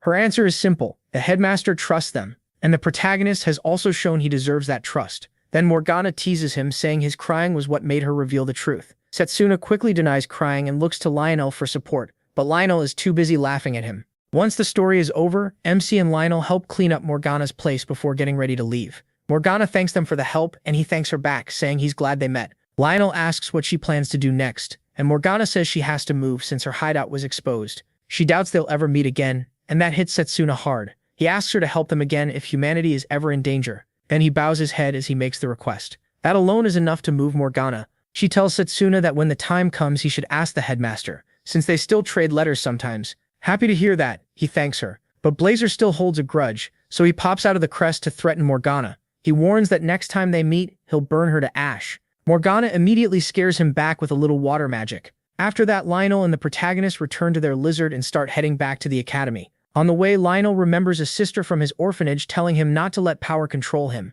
but to use it with responsibility. Setsuna renews his own promise to use the spirit's power only for good and justice. Both of them are relieved to finally enjoy a calm ride back to the academy. Meanwhile, Leo is put on trial for failing to kill MC and for abandoning his ally. He defends himself by saying he did kill Morgana, but Santanakia asks if he actually confirmed the witch's death. Leo admits he didn't, though he insists no one could survive a hit like that. That answer enrages Santanakia. A terrifying aura pours off him as he reminds Leo that he was ordered to make sure she was dead. The pressure nearly crushes Leo's bones until the 8th apostle Tsukiyomi steps in. She says Leo should have at least brought back Jagan's body, since she could have turned him into an undead servant. Leo then complains that no one told him Setsuna knew about Jagan's power, but Santanakia cuts him off and says failure has no excuse. Even so, he decides they need to review everything about him. Convinced the boy has some hidden talent they still don't understand. Pucker then points out that Giovanni, the 8th apostle's toy, was a failure too. Santanakia asks if she can handle the protagonist, and she answers with complete confidence that she can. She's clearly planning something, especially with her power to revive the dead. Elsewhere, Setsuna and Lionel continue their peaceful trip back to the academy. MC starts wondering how everyone is doing without him. Lionel guesses Drago is probably training like crazy, and he agrees. Looking up, he starts wondering when he began caring so much about the people around him. Lionel asks if he was different before, and Setsuna says yes. Back then, all he cared about was training. He used to dream only of reaching the top of long-range magic, and he was on his way there because he kept winning with it. He never needed help from anyone, and he barely had any friends. But in this life, everything has changed for him. Now he has people he can lean on, and he's learned those other magic paths were never useless. He's also grateful for the control he trained in his past life, since it helped him get strong in close combat too. Lionel points out that kind of control came from hard work, not natural talent. He adds that Setsuna's skill isn't something anyone builds in just a few years. Lionel knows the protagonist must have trained like crazy to become the strongest in the world. Not long after, Lionel suggests they stop and rest. MC sits down and takes out the magic item Morgana gave him. He checks the note attached to it and realizes it's a huge item, something that could save him later. Blazer gets interested in the necklace because he can feel the water spirit inside it. Setsuna puts it on just like Morgana told him. Then he quietly asks the water spirit if she can hear him. To his surprise, she answers through the pendant. He freezes, but the water spirit tells him not to. She already knows who he is because of Morgana. She says she'll lend him her power if he can clear her trial, and Setsuna is thrilled. Then it hits him. This won't be easy, so celebrating now would be dumb. The water spirit tells the protagonist not to panic, because her trial is simply to move her. That only confuses him more, so she explains that she's tired of the spirit world and wants something new. Blazer is let down since he wanted a harsher trial, but the water spirit tells him she means no harm. Setsuna is surprised by how friendly she is compared to Blazer, though he still doesn't get what move her means. Lionel taps his shoulder and says he's one lucky guy. On top of that, he claims he has a story guaranteed to make her cry. The water spirit perks up at once, and Lionel gets ready to show off his storytelling. He says it's about the heroes who once saved the nation, or Dino the Indestructible Blade and Wallace the Iron Wall. Lionel starts telling it, but before long, everyone gets bored and falls asleep. Setsuna is still worried about the trial, but decides to wait until he gets back to the academy and ask his friends. Once they return, Layla hears about it first and starts thinking hard about what the trial could mean. She tells MC to come with her to the art museum when he has time, because she knows someone who might help. Setsuna agrees, and as usual, Carol and Drago say they'll come too. After that, he goes back to his normal days with his friends. He keeps visiting the sacred tree to train and work on the water spirit's trial, but he keeps coming up short. After months of practice, even Blazer has to admit Setsuna has gotten pretty far with his power. Hearing praise from Blazer shocks the protagonist. That's the last thing he expected to hear. Before long, winter arrives. Setsuna remembers the incident he's been worried about is getting close. He's upset that he still hasn't made a contract with the water spirit before it happens. Even so, he puts the trial aside since something more urgent is coming. When Blazer asks if he's ready, MC says yes, it's finally time. He also can't keep training at the sacred tree, because he drained its mana and it'll need years to recover. Still, he's thankful he mastered Blazer's power while the tree could still help him. He tells Blazer winter break is about to start, but they don't have time to relax. Blazer asks if they're getting ready for a major fight, and Setsuna says yes. He explains that before the evil god arrived, 4 great disasters happened first, and one of them will start in 7 days. Blazer asks what those 4 disasters were. Setsuna says the evil god's invasion was tied to 4 deadly events. First came the Great Plague of Dragon Silence, second the fall of the Magus army, third the royal capital vanished overnight, and the first to happen in time was the undead invasion. In his past life, that wave of undead killed huge numbers of people. Blazer is surprised, since normal undead don't sound that scary. The protagonist tells him these weren't normal undead at all. They were the dead bodies of heroes, people who once shaped the world. MC believes someone can turn the dead into powerful undead. He first suspected Giovanni, but after fighting him, he realized that guy was too weak to control an army like that. The first incident will happen in Aldina, Setsuna's hometown. That's where the heroes' graves were robbed. At first, people thought the thief wanted the treasures buried with them, but the real target was the bodies. Since he knows what's coming, he plans to reach the royal cemetery before that night and stop it. At lunch, Layla asks Drago if he's going home for winter break. Drago says yes. His father is finally going to teach him the family's secret close combat techniques. Carol says she'll be spending the break with Fenrir in her family's icy lands, and she invites Blazer too. He turns her down right away. Layla is shocked, mostly because Carol's family is seriously rich. Then she asks Setsuna about his break plans, but he's already deep in thought. She has to call his name twice before he snaps out of it. Since he didn't hear her, the protagonist asks what she said. Layla can tell something's bothering him. He's always lost in thought, and he even came back hurt after the last break. Carol notices Layla getting flustered, and whispers that she should make her move before it's too late, since Setsuna is popular with girls. Layla is caught off guard and tries to brush it off, but Carol tells her there's no point hiding it. Moving on, Layla asks MC about his hometown, and he says he grew up in an orphanage in the Aldina region. That surprises Layla, since it's near her family's inn. Right in the middle of that talk, Carl barges in without being invited. After hearing where Layla is from, he offers his hand and invites her on a fancy vacation. Layla just stares at him like he's disgusting. Before he can touch her, earth magic suddenly yanks Carl off the ground. Everyone is stunned, and when they look to see who did it, they find a girl dressed like a nun. Setsuna is even more surprised when she runs over and hugs Layla, so he asks who she is. Layla says it's Roberta, her relative. She came to take Layla home for break and plans to help with the Saints Festival in Aldina. The second he hears that, he lights up. He knows that festival happens at the end of every year. It's held to pray for the heroes resting in the royal cemetery. Setsuna also remembers that the festival led to the grave robbery, since security dropped during the event. A moment later, Roberta finally relaxes, after deciding Drago and the protagonist don't have bad intentions toward Layla. Layla's friends introduce themselves properly, and Robert takes special interest in MC because she's already heard about him. When Layla mentions that he is also from Aldina, Robert takely offers him a ride.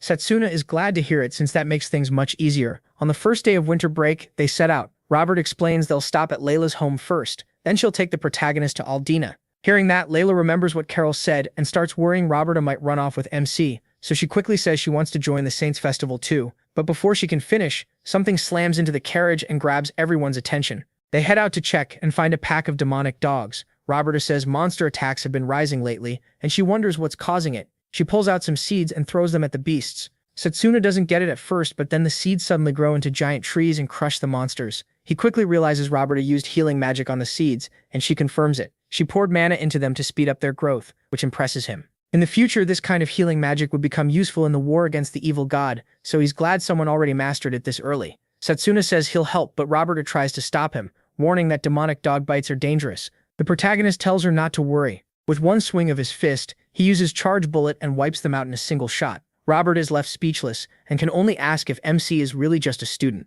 Roberta steps up, touches Setsuna's arm, and praises how precise his magic control is. Then she starts pressing him with questions: who taught him, and what kind of training he went through. He quickly sees where this is going and cuts it off, saying they should check on the others first. Still, Layla notices he keeps guarding that glove, and now she's sure he's hiding something. By later that day, they reach an inn. Right when they're about to eat, Roberta starts questioning Setsuna again. That night, Layla can't fall asleep. She decides she has to ask Roberta to take her along to Aldina. Layla heads to Roberta's room, but when she gets there, she realizes Roberta is talking to someone. She almost leaves without listening, then hears the protagonist's name and stops to eavesdrop. It sounds like Roberta is using a magic tool to contact the church. She reports that Setsuna uses ancient magic and calls him dangerous. At first, she asks for 10 purification nights to subdue him, then raises it to 20, even saying she'll carry out the judgment herself if needed.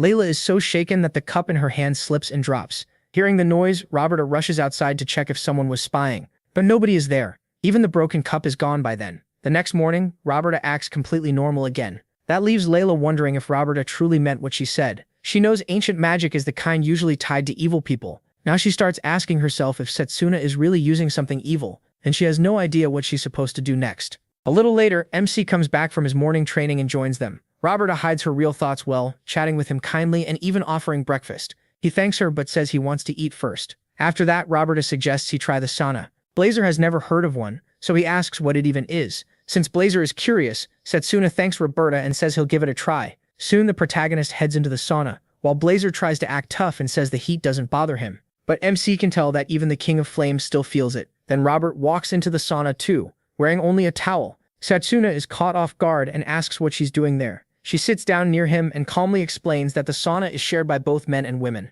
Then Roberta notices he still hasn't taken off his glove, confirming her suspicion that he's hiding something. She decides to uncover his secret here no matter what it takes. Robert asks if the glove isn't too uncomfortable in all this heat and offers to help him remove it. He refuses right away, saying the glove is important to him. Trying not to push too hard, Roberta guesses it might be a gift from someone special. Setsuna gives her nothing. So Robert asks if he's hiding something and moves in closer. She reaches for the glove, but Layla suddenly bursts in and tells her to stop. Both of them are shocked to see her there. Before they can react, Layla drags Roberta out and claims she can't use the sauna while it's being cleaned. There's even a cleaning sign outside, and she tells the protagonist to get out too. Layla is relieved she kept watching over him, because she's convinced Setsuna isn't a bad person even if he does have secrets. If it comes to it, she's ready to keep him from being executed. Once they leave the inn, they get ready to continue, and Roberta says they're heading to Layla's home first. But Layla raises her hand and asks if she can keep going with them to Aldina. Robert is stunned and asks why she suddenly wants to come. Layla excitedly says she wants to see MC's hometown and help at the orphanage too.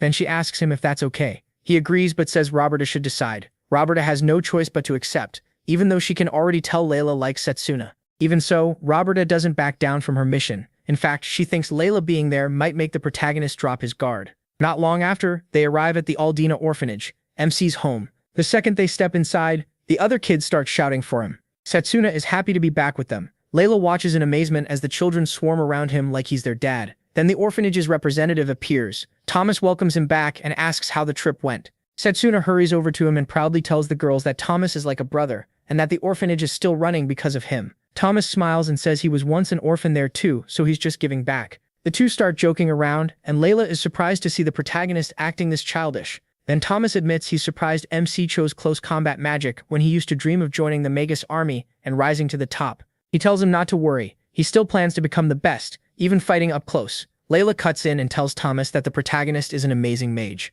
Thomas smiles and says, Layla seems like a great person to have in Setsuna's life. A little later, MC goes to the grave of the orphanage founder, Deborah, to pay his respects. He says Deborah saved his life, without her he wouldn't be here. From the way he speaks, Layla can tell Deborah meant a lot to him. Then Roberta joins them and asks if he can share some memories of her. Setsuna gently avoids the request, saying he has something else to do.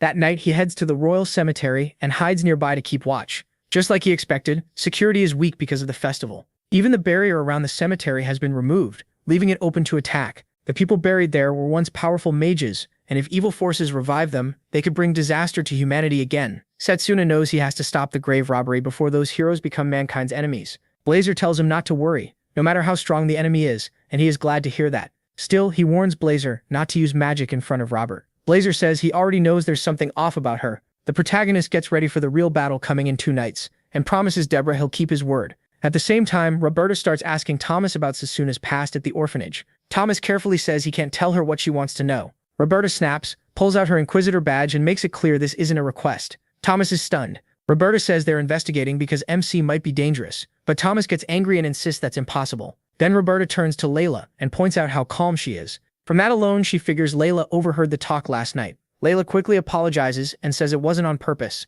Layla then asks Thomas to tell them everything about Setsuna, and he finally agrees. He begins with the rainy night he first came to the orphanage, a night Thomas still remembers clearly. A woman arrived carrying him, full of arrows and barely alive. Using the last of her strength, she begged Deborah to save Little, the protagonist. That woman was his mother. Thomas says they need to understand her past first before they can understand Setsuna's. Her name was Emma, and she was born into a farming family. She loved farm work, and always did it with care. Then everything changed when a powerful noble passing through the village noticed her. He sensed a bright light in Emma's soul. Right away, he asked her to marry him. He called her his fated one, and since Emma had always dreamed of that kind of meeting, she accepted at once. She was taken to the Schneider family estate, and all the luxury there amazed her. But the noble already had many concubines, and Emma was just one more. He hardly visited her, so Emma believed that if she had his child, he would finally love her. Before long, she became pregnant and gave birth to baby Setsuna. The noble praised her for that, and Emma felt relieved, thinking her wish had finally come true. Then he used a magic brooch to test the baby's magic talent and found nothing. Furious, he dropped the baby and walked out. Among nobles, passing down strong bloodlines means everything. So he was enraged that Setsuna showed no magic talent. The truth was, he only wanted the hidden magic power inside Emma, not Emma herself. When Emma realized her child had no talent, she broke down in anger too. She even grabbed a knife and tried to kill MC, blaming him for ruining her hopes. But just before the blade came down, the baby gave her a huge innocent smile. That was enough to shatter her resolve. Emma dropped the knife and burst into tears, pulling her baby tightly into her arms. Later that night, the noble's butler came to her door. Emma asks why he's there. The butler quietly makes it clear he came to take Setsuna away. Emma understands right away they plan to get rid of him because they see him as useless. He tries to make it sound kind, saying the child will be removed so Emma can focus on bearing better heirs. Emma says she understands and tells him she needs a moment to get ready. But when the butler waits too long and finally checks the room, Emma is gone. He spots her fleeing with the child. At once, he sends guards after her and orders them to bring Emma back dead or alive. Even after taking multiple wounds, Emma still reaches the orphanage. Deborah lets her in and treats her injuries, but Emma knows she likely won't survive. She regrets giving Setsuna to a family that never wanted him. If he'd been born somewhere else, his life might have been better. Through tears, Emma admits she was fooled by the noble, and now she's dying before she can raise her son. So with her last strength, she begs Deborah to save him. Seeing her pain, Deborah takes Emma's hand and promises she'll protect Setsuna and never give him up to anyone. Then Deborah tells her that the way the protagonist was born won't decide his future. He'll find his own happiness. After hearing that, Emma finally passes away. 7 years pass. By then, Setsuna has grown into a tough boy who always tries to help. One day, he comes back hurt, and when Deborah asks why, he says he tried to stop a noble boy from picking on his friend. Instead, he got shoved around and the noble kid crushed him with magic. The boy also mocked commoners as worthless next to nobles. Crying, MC asks Deborah if that's really true. If wanting to help means nothing when you're weak. He even asks if prayer does anything. Deborah only smiles and tells him they should pray. Setsuna snaps, asking if prayer will really save him, and she laughs, saying he'll have to find out. Then she tells him to pray to God and vow to prove those nobles wrong. She reminds him his mother was strong, so he doesn't need to rush. As long as his heart stays strong, he will be too. Later, Deborah gives him a book and says if he lacks magic power, he should find another way. Emma had stolen it from the noble's shelves, hoping it would help Setsuna someday. It was a guide to magic control. He gets excited about it, but since he doesn't understand the book, he asks Deborah. She suggests they test what's written inside. The first spell she chooses is a fireball, and she shows him how it works. Setsuna is amazed by the flames bursting from Deborah's hand. She explains that good control lets magic grow stronger. That's the whole point of the book. Until he fully masters it, he can only use basic life magic, but she's sure the book still has a lot to teach him.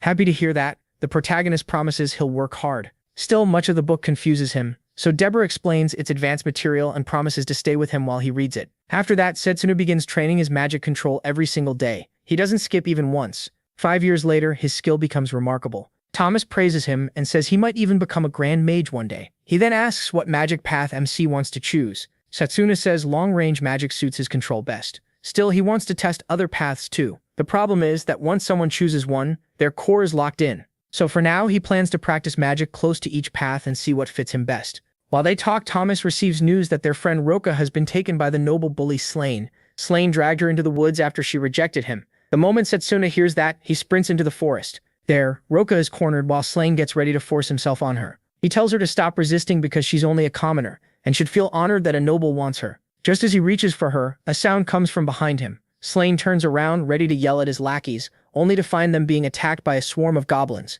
He's stunned, since goblins were never reported in this forest before. One charges at him, and Slain blasts it with weak magic, but that alone knocks it back. Feeling bold, he decides goblins are no big deal. He brags to Roka and his followers about noble magic. His underlings hype him up, saying he's guaranteed a future in the Magus army. Then the goblin he struck gets back up, leaving Slain shaken. Still, after boasting so much, he attacks again. This time he pours in more power, sure it'll finish them. Instead, it barely affects the goblins at all. True to form, Slain grabs Roka and shoves her toward them, telling her to be useful for once. The goblins grin like they've just been handed a fresh sacrifice. Roka faces them alone, and right before she's killed, Setsuna arrives and mocks Slain's terrible use of magic. Without hesitation, he jumps between Roka and the goblins. He asks if she's okay, and Roka tearfully thanks him for coming. Now that the goblins are focused on him and Roka, Slain and his lackeys use the chance to run, but oddly enough, the goblins go after Slain's group instead, which shocks Roka. Setsuna guesses they're angry because Slain attacked them. Then he tells Roka they should head back to Thomas and the others.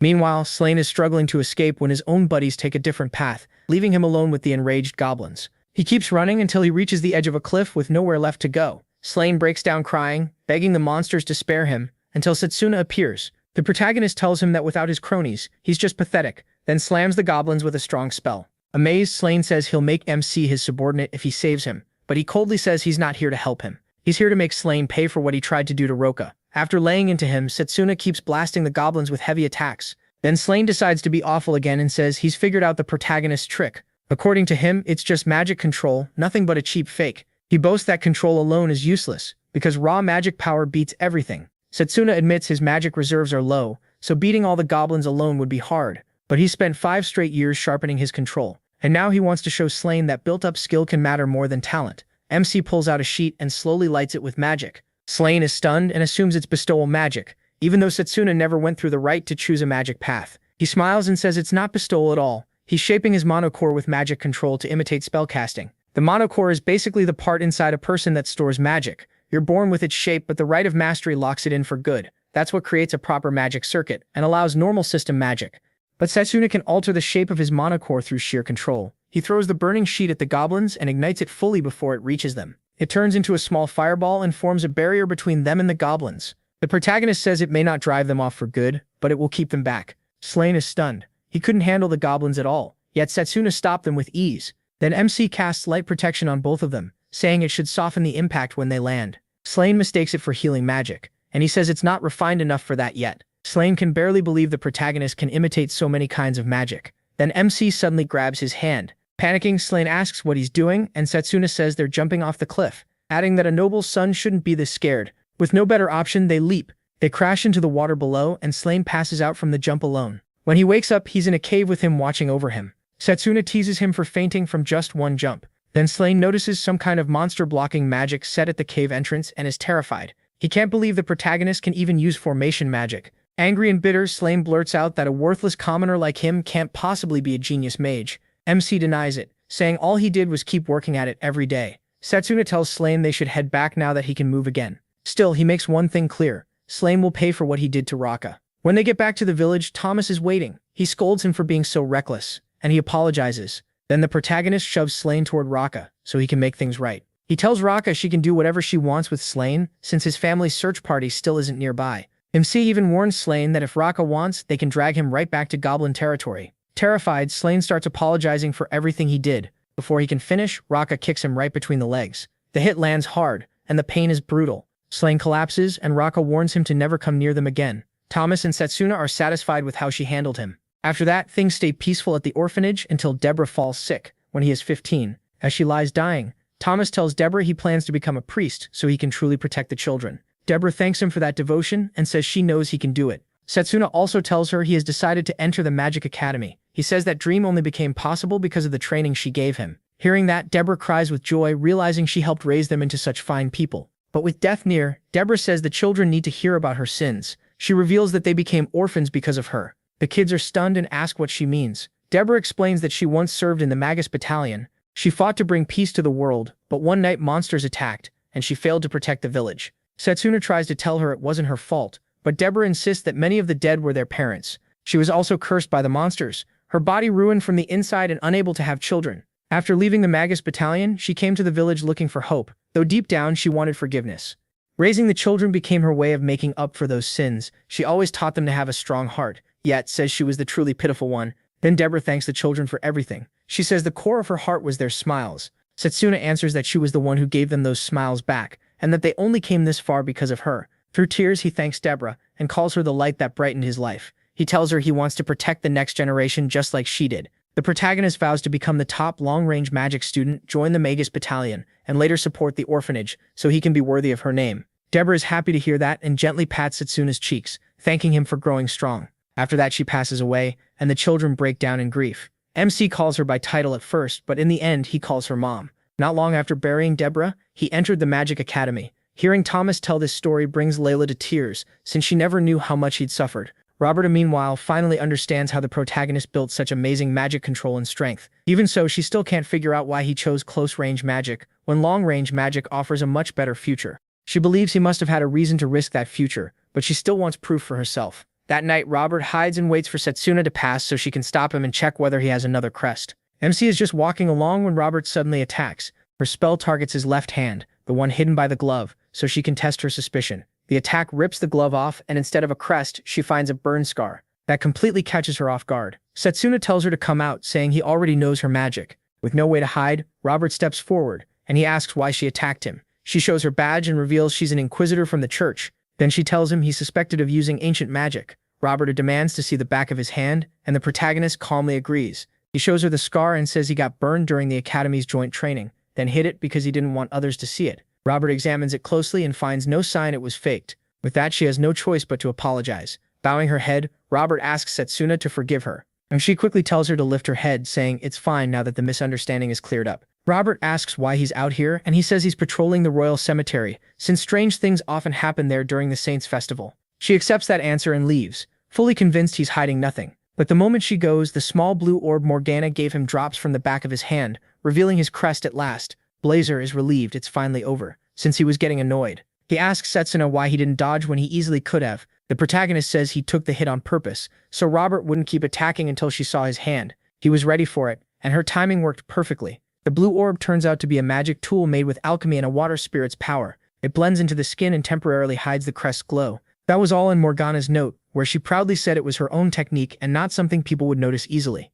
Setsuna is grateful. Morgana saved him again. He plans to reveal his crest someday, but for now he's glad Robert's doubts are gone. With Robert no longer in his way, MC can focus on the cemetery robbery. At last, the day of the festival arrives. Layla is in her room when Roberta comes to see her. Layla nearly faints from excitement when she hears he is no longer under suspicion. Roberta also apologizes for all the trouble her doubts caused. Layla tells her there's nothing to apologize for because she always believed the protagonist was a good person. Robert admits she's relieved too, since she no longer has to suspect Layla's friend. Then Roberta asks if Layla plans to invite Setsuna to the Saints' Festival. Layla answers awkwardly, which makes Roberta ask why she's acting so strange. Layla admits she thinks MC is aiming for something far beyond this, and Roberta understands her worry. So Roberta decides they need to show him what he's missing. Meanwhile, Setsuna decides not to bring the water spirit pendant on patrol. He's afraid it could get damaged or stolen by the apostles. He doesn't want Morgana or the water spirit put at risk, so he leaves the pendant at home. Once it's put away, he tells Blazer it's time to go. Just before leaving, he runs into Thomas.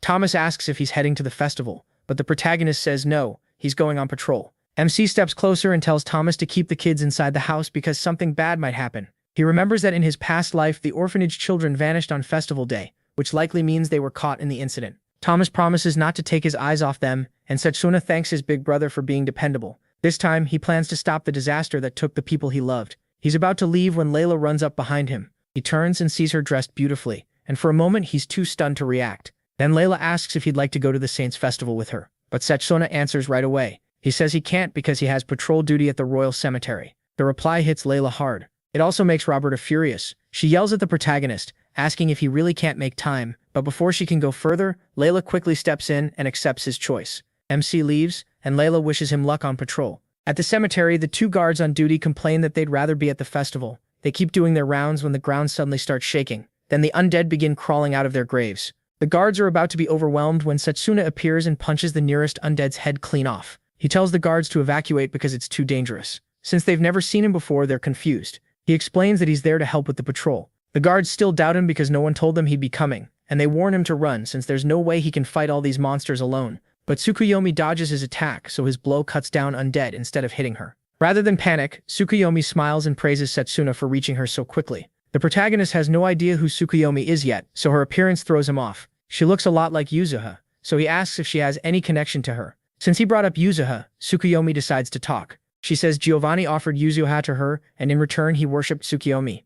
Tsukuyomi thinks Giovanni chose Yuzuha because she resembled someone important to him, but she was let down by Yuzuha in the end. After that, she says it's his turn, and asks how he tracked her down. Setsuna says he boosted his hearing and followed the undead outbreak back to its source. He also noticed the magic in Yuzuha's earring was completely different from Giovanni's. That dark aura was easy to trace. Hearing that, Tsukuyomi praises his instincts and strength. Now she gets why Giovanni wanted MC so badly. Still, she points out that none of that explains how he knew the exact day and time of her plan. Glancing around, Setsuna notices more undead gathering and realizes that's why she's been stalling. Done playing along, he attacks again. He fires an energy punch at Tsukuyomi, tearing through everything in its way until it reaches her and stops. A shield appears in front of Tsukuyomi and blocks it completely. She mocks him, saying she came to the cemetery with a backup plan. Setsuna is stunned because that magic belongs to a powerful summoning mage called the Iron Wall of Wallace. The shield only lasts for a set time, but while it's active, nothing can get through. After blocking an attack, it can also fire back with a vacuum slash from a magic sword. Because Setsuna knows that trick, he ducks just in time and avoids getting his head cut off. And as if that wasn't bad enough, another knight appears, the Severing Iron of Ordino. Now the protagonist is facing the strongest shield and spear in magical history, the famous pair his academy teachers always talked about. Shocked, he asks Tsukuyomi how she got the legendary duo to fight for her. She says she revived them at the Southern Mausoleum before coming here to start her plan, then laughs at him. According to her, she gathered all these warriors because of Setsuna. Then Tsukuyomi makes herself an undead throne and waits to see how he'll break her defense. The undead swordsman slashes at MC, but he dodges. He immediately goes after the shield bearer. He nearly lands a hit on its head, but the shield pops up in time and saves it. Setsuna gets annoyed by how durable it is and how fast that defense appears. A direct attack won't be easy. The two cover each other's weak spots perfectly. As he thinks, the undead swordsman jumps up to finish him off, but the protagonist springs back and avoids it. Then he notices something odd. They've both stopped moving. The pair are actually resisting Tsukuyomi's control, which is why they froze. She's impressed and says she'd expect no less from legendary heroes, but she still thinks the dead can't resist her for long. So she pours in more magic and crushes their will to make them fight again. These two once held a bridge for 3 days, fighting monsters while protecting people. That makes Setsuna furious. Tsukuyomi is using heroes who gave everything to save others. She notices his anger but doesn't care. In her eyes, he'll end up just like them soon enough. Since this battle is happening in his hometown, Tsukuyomi taunts MC, saying she'll make him destroy his own town and people once she controls him. She laughs horribly, already picturing Setsuna crying tears of blood. Back at the house, Roberta is still mad that he turned down her relative. Then something clicks. There's no way he'd take a security job right after returning. He's been watching the cemetery ever since he got back, so she realizes something is wrong.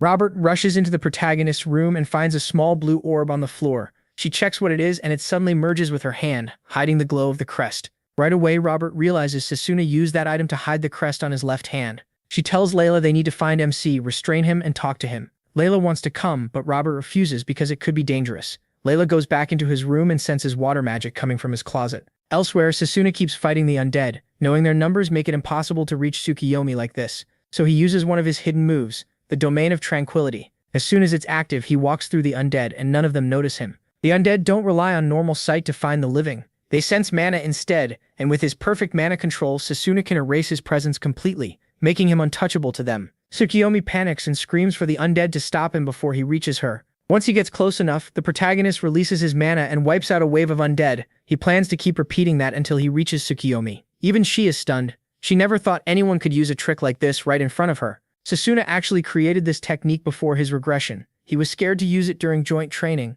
but now he's fighting alone, so he doesn't hesitate. It came from many experiments mages did to fight the armies of the underworld. At last, MC reaches the legendary duo, but he can tell each one is strong enough to rival the Hydra. He asks Blazer how long he can hold out against them if he uses full power with spirit magic. Blazer excitedly says he can last 3 times longer than before. The problem is, that still means only 3 minutes. Even so, Sasuna decides he'll beat the duo within that time. Meanwhile, Robert arrives at the graveyard and is shocked to see undead everywhere. She also spots Tsukiyomi in the distance, which leaves her confused. She already knew he used ancient magic, but this situation is even worse than she expected. The 2 cemetery guards run up to her, and when she asks what happened, they admit they don't know. What they do know is that Sasuna saved them. They tell Roberta to run while she still can, and she's stunned that he's fighting alone so the guards could escape. It makes her wonder if he's really trying to do the right thing. Since childhood, Robert was taught that ancient magic is forbidden and beyond human understanding. She was always told to protect people from anyone who uses it. Remembering that, Robert decides the protagonist is still dangerous because his power could destroy everything nearby.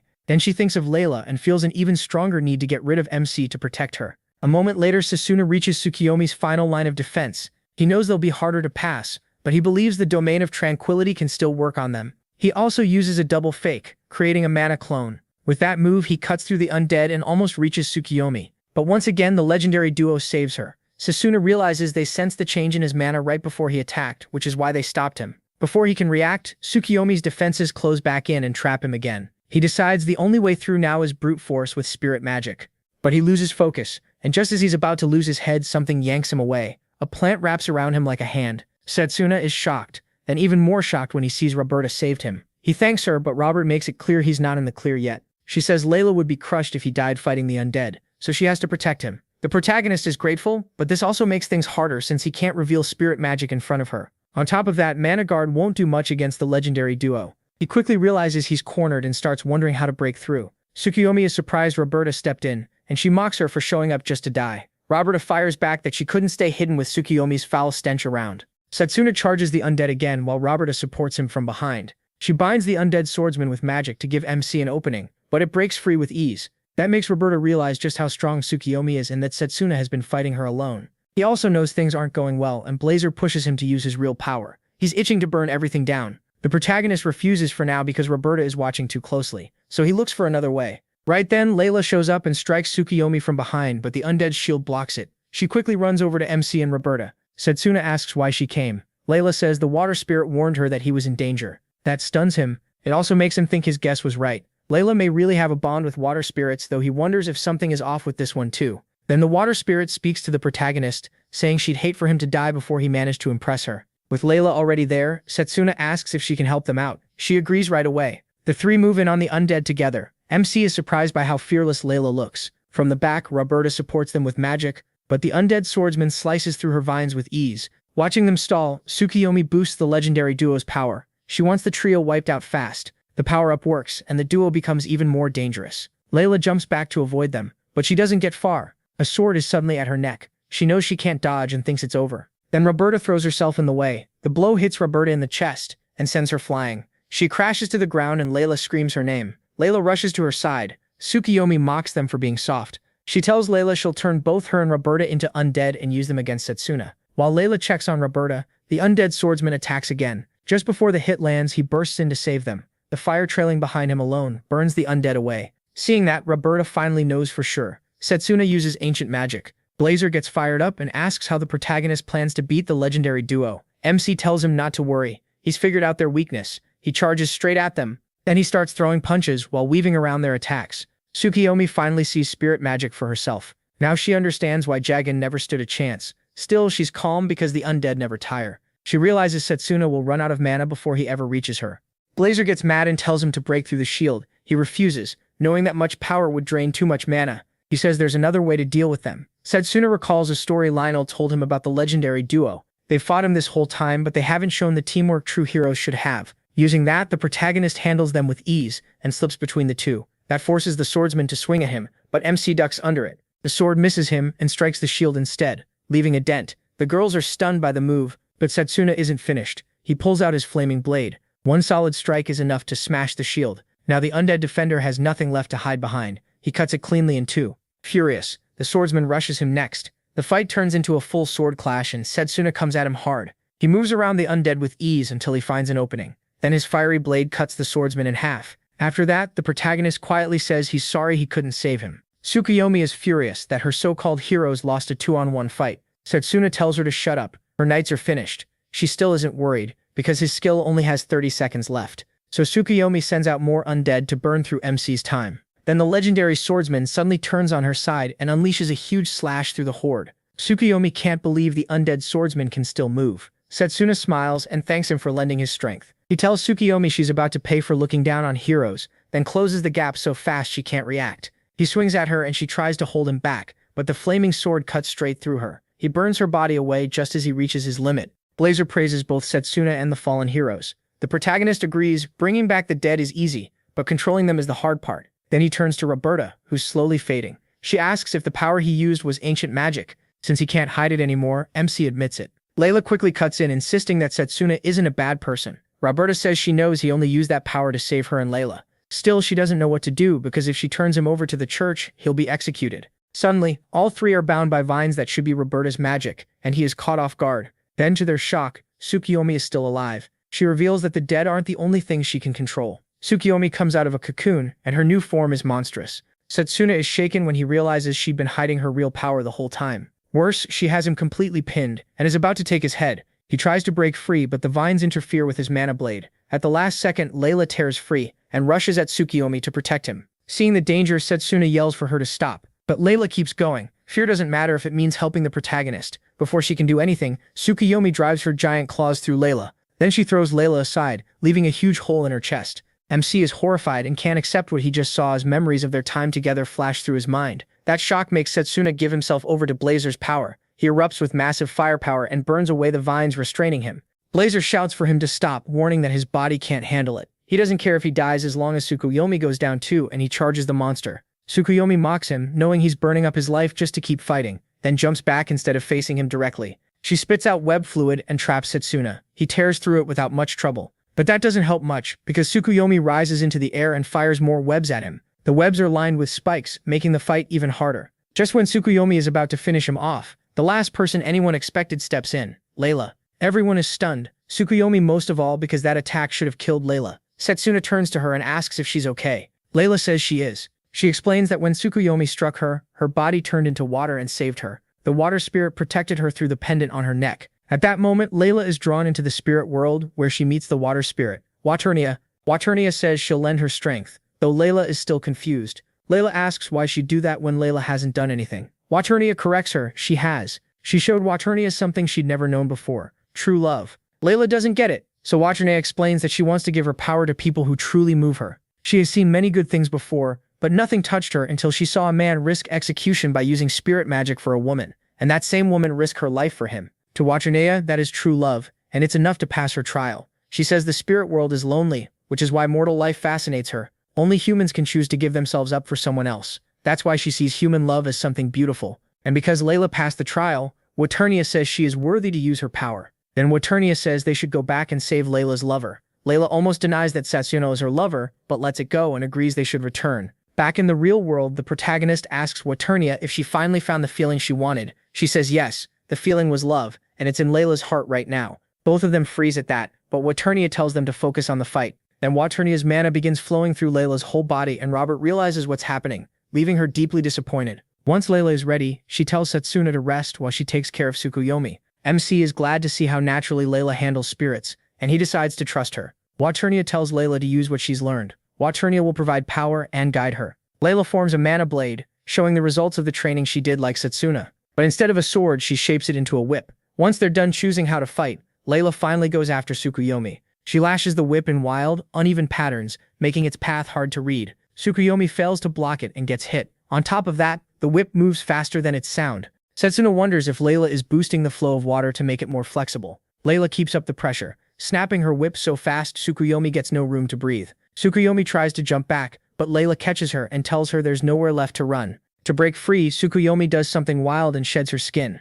Then she dashes around the field, bragging about her beauty, and slips behind Setsuna before he can react. Her hand comes up to finish him. He avoids the first blow, and Layla stops the second with her whip. But Tsukuyomi sheds her skin again, and Layla realizes she has to stop that molting trick if she wants to win. Setsuna rushes to her and says Tsukuyomi may not escape if they wrap her whole body in the whip. Waternia understands the idea, but says the whip would need to be stretched insanely far. Unlike Blazer's fire, making that much water is inefficient. She says they'll need a huge amount of water first. That reminds the protagonist of Lionel, saying Morgana once used lake water to form giant water spheres, and he quickly comes up with a plan. He tells everyone to get ready, because this next move will end the fight. Setsuna and Layla stand back to back, both pouring out a huge aura. Even Tsukiyomi is shaken by it, but she still believes she can dodge their last attack, and if that fails, she can molt again. As long as her core stays safe, she thinks she can keep coming back. Sure of herself, she mocks them and says they should give up, because they'd make great undead soldiers. That's when Layla uses the blue whip technique. Tsukiyomi barely cares, since it hasn't worked on her so far.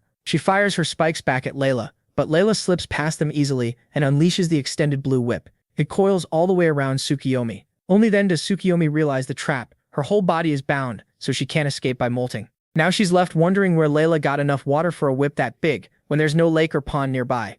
Tourney mocks her and says there was water around all along. Tsukiyomi turns and sees Setsuna still pouring out heat from his body, and she finally understands. MC had been warming the whole area to melt the snow, and that melted snow gave them the water they needed. Tsukiyomi is stunned that Setsuna planned that far ahead at the very end. Once she realizes she can't move, and he is charging straight at her with killing intent, she hurriedly offers a deal. She says she can make him eternal by turning him into undead. Then she sweetens it, claiming she can even make the protagonist an apostle. MC doesn't care. The moment he gets close enough, he ignites the flames around his body. His punch shoots towards Tsukiyomi like a bullet, and he drives it into her with everything he has. At last, both her body and her core burn away. Layla lets out a breath when she realizes they've won, but the heavy mana drain makes her stagger. Before she falls, Setsuna rushes over and catches her. He tells Layla he's amazed by how well she used spirit magic. Blushing, she says maybe she just got stronger, and while the two awkwardly fluster over each other, Tourney pops in from behind to comment on their obvious love life. Setsuna smiles and thanks Tourney and Layla, saying they were the ones who saved him. But right after saying that, he collapses in Layla's arms. Elsewhere, Satanakia is furious that their ally was killed, and even angrier that he was the one who did it. Tucker laughs, saying anyone who lost to the protagonist must have been weak. Satanakia first wonders if Tsukiyomi got careless, then rejects that right away. She was too cautious, which means Setsuna broke through every backup plan she had. He orders Pucker to watch MC's movements closely. He's been acting too strangely to ignore. He also suspects there may be a traitor among them, and Leo is at the top of the list. Pucker is surprised, but Satanakia tells him to deal with Leo. Pucker is thrilled by the job and says if Leo really is a traitor, he'll kill him. Not long after, Setsuna wakes up under Roberta's care as she kneels beside them and uses healing magic. He's shocked and asks why she didn't tie him up. After all, he thinks she should be turning him over to the church. Roberta says she still has doubts, so she isn't acting yet. Then she quietly asks Setsuna who he really is. Before he can answer, Layla wakes up too. She's surprised to find Roberta letting them use her lap as a pillow. Once they recover, the protagonist tells them to come with him. A little later, he leads them to a hillside overlooking the town. As they take it in, Setsuna suddenly reveals that he came from a future where everything was already destroyed. Layla and Roberta think he's talking nonsense, but he insists he's serious. He tells them the castle in front of them will burn in 6 years, the town will be crushed by giants in 8, and the academy will fall to monsters in just 5. Roberta still thinks he has to be joking, but Satanakia firmly says he isn't. Then he explains everything, including why he chose close-range combat magic. After hearing it all, Robert admits the story is hard to believe, but his warning about the graveyard and his abnormal strength for his age make it harder to dismiss. Layla immediately says she believes him, because ever since they met, disaster kept coming, and he never once gave up. Now she understands. He was carrying the burden of everything he already knew, and that's why he kept pushing forward. Setsuna is stunned by how much Layla cares about him, and Tourney cuts in again, gushing about their endless love. Robert says the church may never accept his story, since they don't believe in time travel. MC replies that the decision about the crest is up to her. He also warns her to watch out for the saint at the top of the church. In his past life, that saint joined the enemy. Robert argues that the High Saint is deeply devoted and would never side with evil. Setsuna says the High Saint recently took in an aide named Gustav, and that man is the one who will change her. Robert is shocked, since she knows who Gustav is, even if she hasn't spoken with him herself. Just then, a giant bird arrives, and the belt on it makes clear it belongs to the Magus battalion. He immediately goes on guard. But when the bird lands, the soldiers are surprised to find no undead, which is why they came. They hop off, and when they see no enemies around, the unit leader asks who handled the battle. After hearing there was an undead swarm here, Setsuna hesitates, but Roberta quickly raises her badge and says she dealt with the undead. She tells the soldiers the situation wasn't as bad as they heard, and the unit leader praises her once he sees she's with the church. Roberta has chosen to keep the rest to herself, until she can confirm everything with the church. The leader also recognizes the protagonist as the student meant to train with the Magus battalion, and the protagonist confirms it. The man introduces himself as Sid, commander of the Magus battalion, and tells MC he can join after the new year since they welcome strong fighters. One mage objects, saying he is just a kid hiding behind a woman and can't be that strong. The moment the protagonist hears his voice, he recognizes him as a former comrade from the battlefield, his complete opposite in raw power. That man is Zappa. Zappa notices Setsuna smiling and instantly gets hostile, thinking he's being mocked. The tension spikes when an undead suddenly appears behind the girls. Zappa vents his anger on it and blasts it away with overwhelming firepower. Even Blazer is impressed by what Zappa can do. Setsuna isn't surprised because he already knows Zappa's strength. In his past life, MC had the best control. But when it came to sheer magic power, Zappa was unmatched. Layla walks over and asks if he knows Zappa, and he says he does. He tells her Zappa is a good person, and in the future they become friends. Zappa brags that the protagonist's close combat magic is weak, and tells him to stay behind him during training. MC just grins and says Zappa is strongest when MC is leading the team. That gets under Zappa's skin, and he warns him not to get ahead of himself. Seed steps in and tells Zappa to calm down, then assures the protagonist he'll put him in another squad if Zappa becomes a problem. MC smiles and says there's no need. He wants to be on the same squad as Zappa. Zappa is stunned to hear that. He grabs Setsuna and asks if he's trying to pick a fight and get himself killed. He says he should stay at school and keep studying. Sid pulls Zappa's hand off him and tells him to prove his strength in training instead of talking so much. Still annoyed, Zappa storms off. Layla worries because training with Zappa won't be easy. Setsuna doesn't mind, he only cares about gaining Zappa's strength. Since dawn has already come, the protagonist suggests going back to the orphanage. Once they get back, Roberta quickly heads back to the church, leaving the other two in the village. Soon after, Layla leaves too. That leaves Setsuna helping the villagers. A few days later, MC says goodbye to the orphanage and goes back to the academy to keep studying. Back at school, he and Layla tell Carol and Drago what happened, and both are stunned. Drago says he learned a new skill during the break and plans to show it off in training. The training camp will last 3 weeks. Layla plans to make the most of it too, and in a few days she wants to return better connected with Wufustash, so she can train her spirit magic right. Carol gets jealous that Layla had such a great break, and Layla tries to play it down, but Carol tells her not to shrink it. While the girls chat, Setsuna keeps thinking about the incident that's sure to happen during training. To stop it, he needs Zappa on his side. Later, the protagonist goes shopping for training supplies. As he walks out, someone attacks from behind. Setsuna dodges it with ease. The attacker is Akhtar. Disappointed, MC asks why he's being so dumb. Akhtar, furious, says he wants revenge because he ruined his shot at getting everything he wanted. At first, Akhtar was just a nobody. But once people found out he had talent for long-range magic, they started treating him better. He liked that attention and worked hard to keep it. Then Setsuna came along and wrecked it. Akhtar fires a strong wind blast at him. The protagonist simply chops through it with his bare hand. Akhtar is stunned by how easily his attack gets stopped. With a grin, Setsuna even tells him the trick and how to control it. That only makes Akhtar madder, and he calls MC a worthless close combat mage. Still refusing to quit, Akhtar attacks again, hoping to hurt him and take his place in training camp. He's desperate to win everyone's attention, even Carol's. That confuses the protagonist, and Akhtar blurts out that Carol is perfect,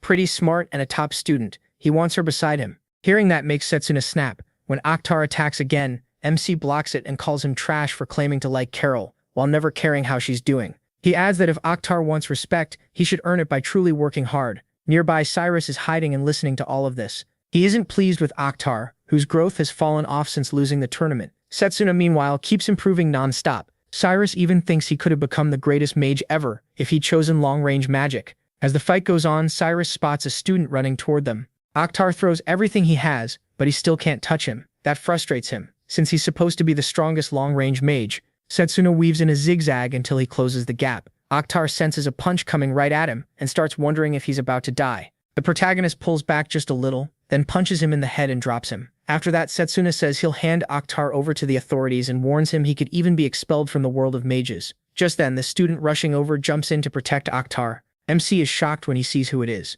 It's Carol, and he asks why she's defending Akhtar. Setsuna asks if she knows the awful things Akhtar has done. She says yes, but she has her reasons. Back in their first year, Akhtar was a completely different person. Carol explains that he was a commoner like her and often got treated badly by other students. Even so, he stayed kind and shared his healing potions even when he needed them himself. Setsuna is shocked to hear Akhtar used to be like that. Carol says he lost himself after gaining overwhelming power in the long-range magic department. Even so, she still believes in him. No matter who calls her foolish, Carol wants Akhtar to get one chance to make up for what he's done. Then Akhtar stands up and tells her to stop. With his face messed up, he says he'll turn in his withdrawal form tomorrow. He bows to him and says he doesn't expect forgiveness, and he can report him if he wants. Then Akhtar finally says what he's wanted to tell Carol all along. He likes her. Carol thanks him, saying that confession makes her feel like the old Akhtar is back, but she admits there's someone else she likes. Akhtar accepts it well and says he has no regrets now. Then he tells Setsuna to give everything he has in Mega's training, since that dream used to be his.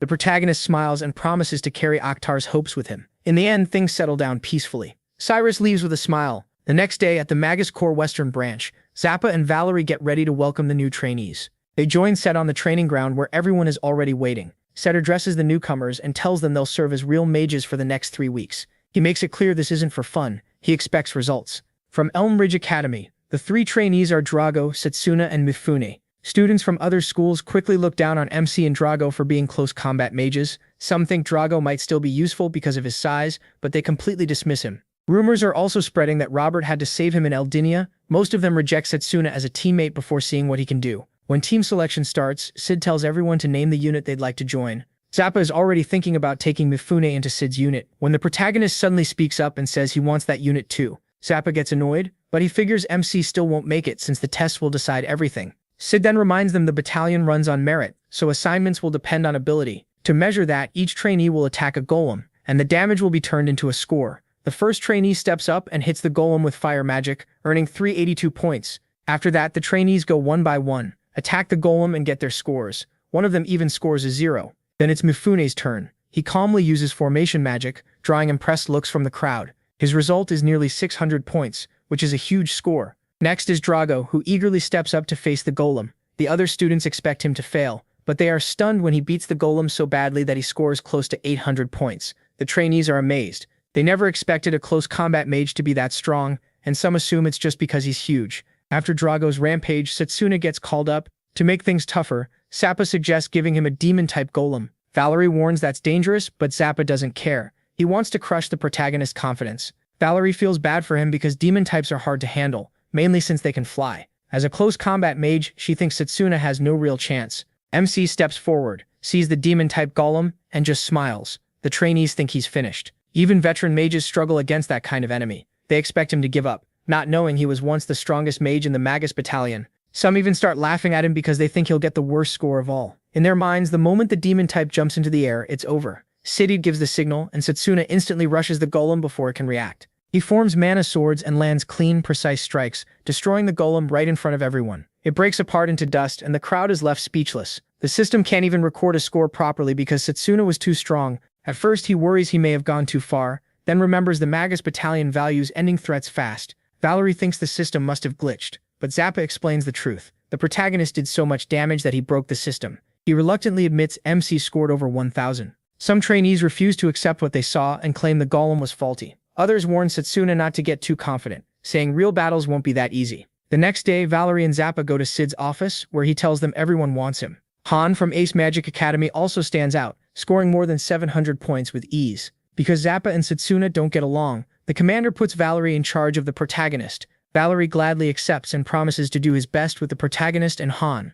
A moment later, Valerie takes the two under his care and tells them to come with him for a tour of the base. The Magus Battalion brings together top mages from across the continent, and it also gets heavy government backing and advanced gear. Valerie explains that each unit has 5 members, so as trainees they will join the CID unit as the 6th and 7th members. He also says they'll take part in normal combat missions as practice before special operations. While touring the facility, Setsuna spots many faces he remembers from his past life. Valerie says anyone who does especially well can earn an officer's recommendation from him. As unit captain, his recommendation carries weight and can draw interest from guilds and other groups. For now, their first job is to learn everything about the unit by the end of the day. That doesn't impress MC much, since he remembers how hard it was to earn that recommendation in his past life. Soon after, they run into an instructor who mocks Valerie for being slow and for having a close combat mage in his unit. They even throw stones at him, knocking him backward toward the trainees. Seeing that makes Setsuna furious. He decides to leave the CID, then scolds the troublemakers for their shameless behavior. The guy keeps trying to get under his skin, so the protagonist kicks the stone that was thrown at him. He sends it flying so hard it rips through the guy's cape like a bullet. The guy wants to fight Setsuna, but one look at MC and the cold pressure coming off him makes it clear he'd lose badly, so he backs off right away. Valerie is left stunned. He had just stood up for him. Han then asks Valerie how it feels to be protected by a trainee. That catches Valerie off guard, but he ignores it and ends the lecture for the day. Setsuna watches Valerie walk off with his head hidden in his cape. Later, the protagonist finds Valerie training his magic. The spell power is seriously impressive. MC praises his firepower, but Valerie isn't happy with it because his casting takes too long. No matter how much he trains, he still can't cast fast enough. He chose this magic path for its power, but now he thinks it may have been a mistake. Setsuna understands, since in his past life it took time for mages to truly figure out that magic path. Valerie then shares that his family has produced Magus Battalion commanders for generations, but as the eldest child he ended up with no talent. Most people even think his sister is the better mage. Even so, Valerie joined the Magus Battalion and gave it everything he had, yet he still feels below the level of an ordinary mage. After hearing all that, Setsuna is deeply impressed. Even after everything, Valerie still refuses to quit. He tells him that's far more admirable than the delinquents who mocked him. Valerie is shocked, then goes back to training. He thanks the protagonist for helping him earlier, and Valerie opens a magic circle that creates a field of illusion flowers, saying it helps calm him down. With a smile, Valerie says maybe that's why people call him a legacy brat. Setsuna disagrees and tells him the spell is beautiful. Then he asks if Valerie is willing to use his magic in the next combat mission, and finally prove everyone wrong. Valerie doubts he can improve with less than a day left, but Maxie tells him they should try with a secret training session. The next day, Setsuna and Han meet Valerie, who says they'll be joining the unit on real missions. Monster danger is ranked by a star system. He already knows that from school, so none of this is new to him. Goblins and undead are 1-star threats, while the Death Lord from the dungeon was 4-star. Valerie explains that the Magus Battalion deals with threats rated 3 stars and up, and today's mission is to investigate monster activity in the wetlands. He also tells them there's a special operation at the end of training, and says they need to get used to real combat. Before long, they reach the battle zone. Cedric tells the mages that he and Zappa will lead, while everyone else supports from the rear. Setsuna quietly tells Valerie they need to step up when the chance comes, and show the results of last night's training. Valerie agrees, saying he has to prove himself as the heir of the Light family. During training, the protagonist noticed something important about Valerie. His mana reserves rank among the best in the Magus Battalion. Setsuna knows everything could change if Valerie can cast without fear during the fight. Suddenly, a 3-star spider monster attacks from behind. It grabs Valerie, making him cry out in fear. MC charges straight at it and slices off its tentacles to free Valerie. Once they're safe, Zappa blasts the monster away with a powerful flame spell.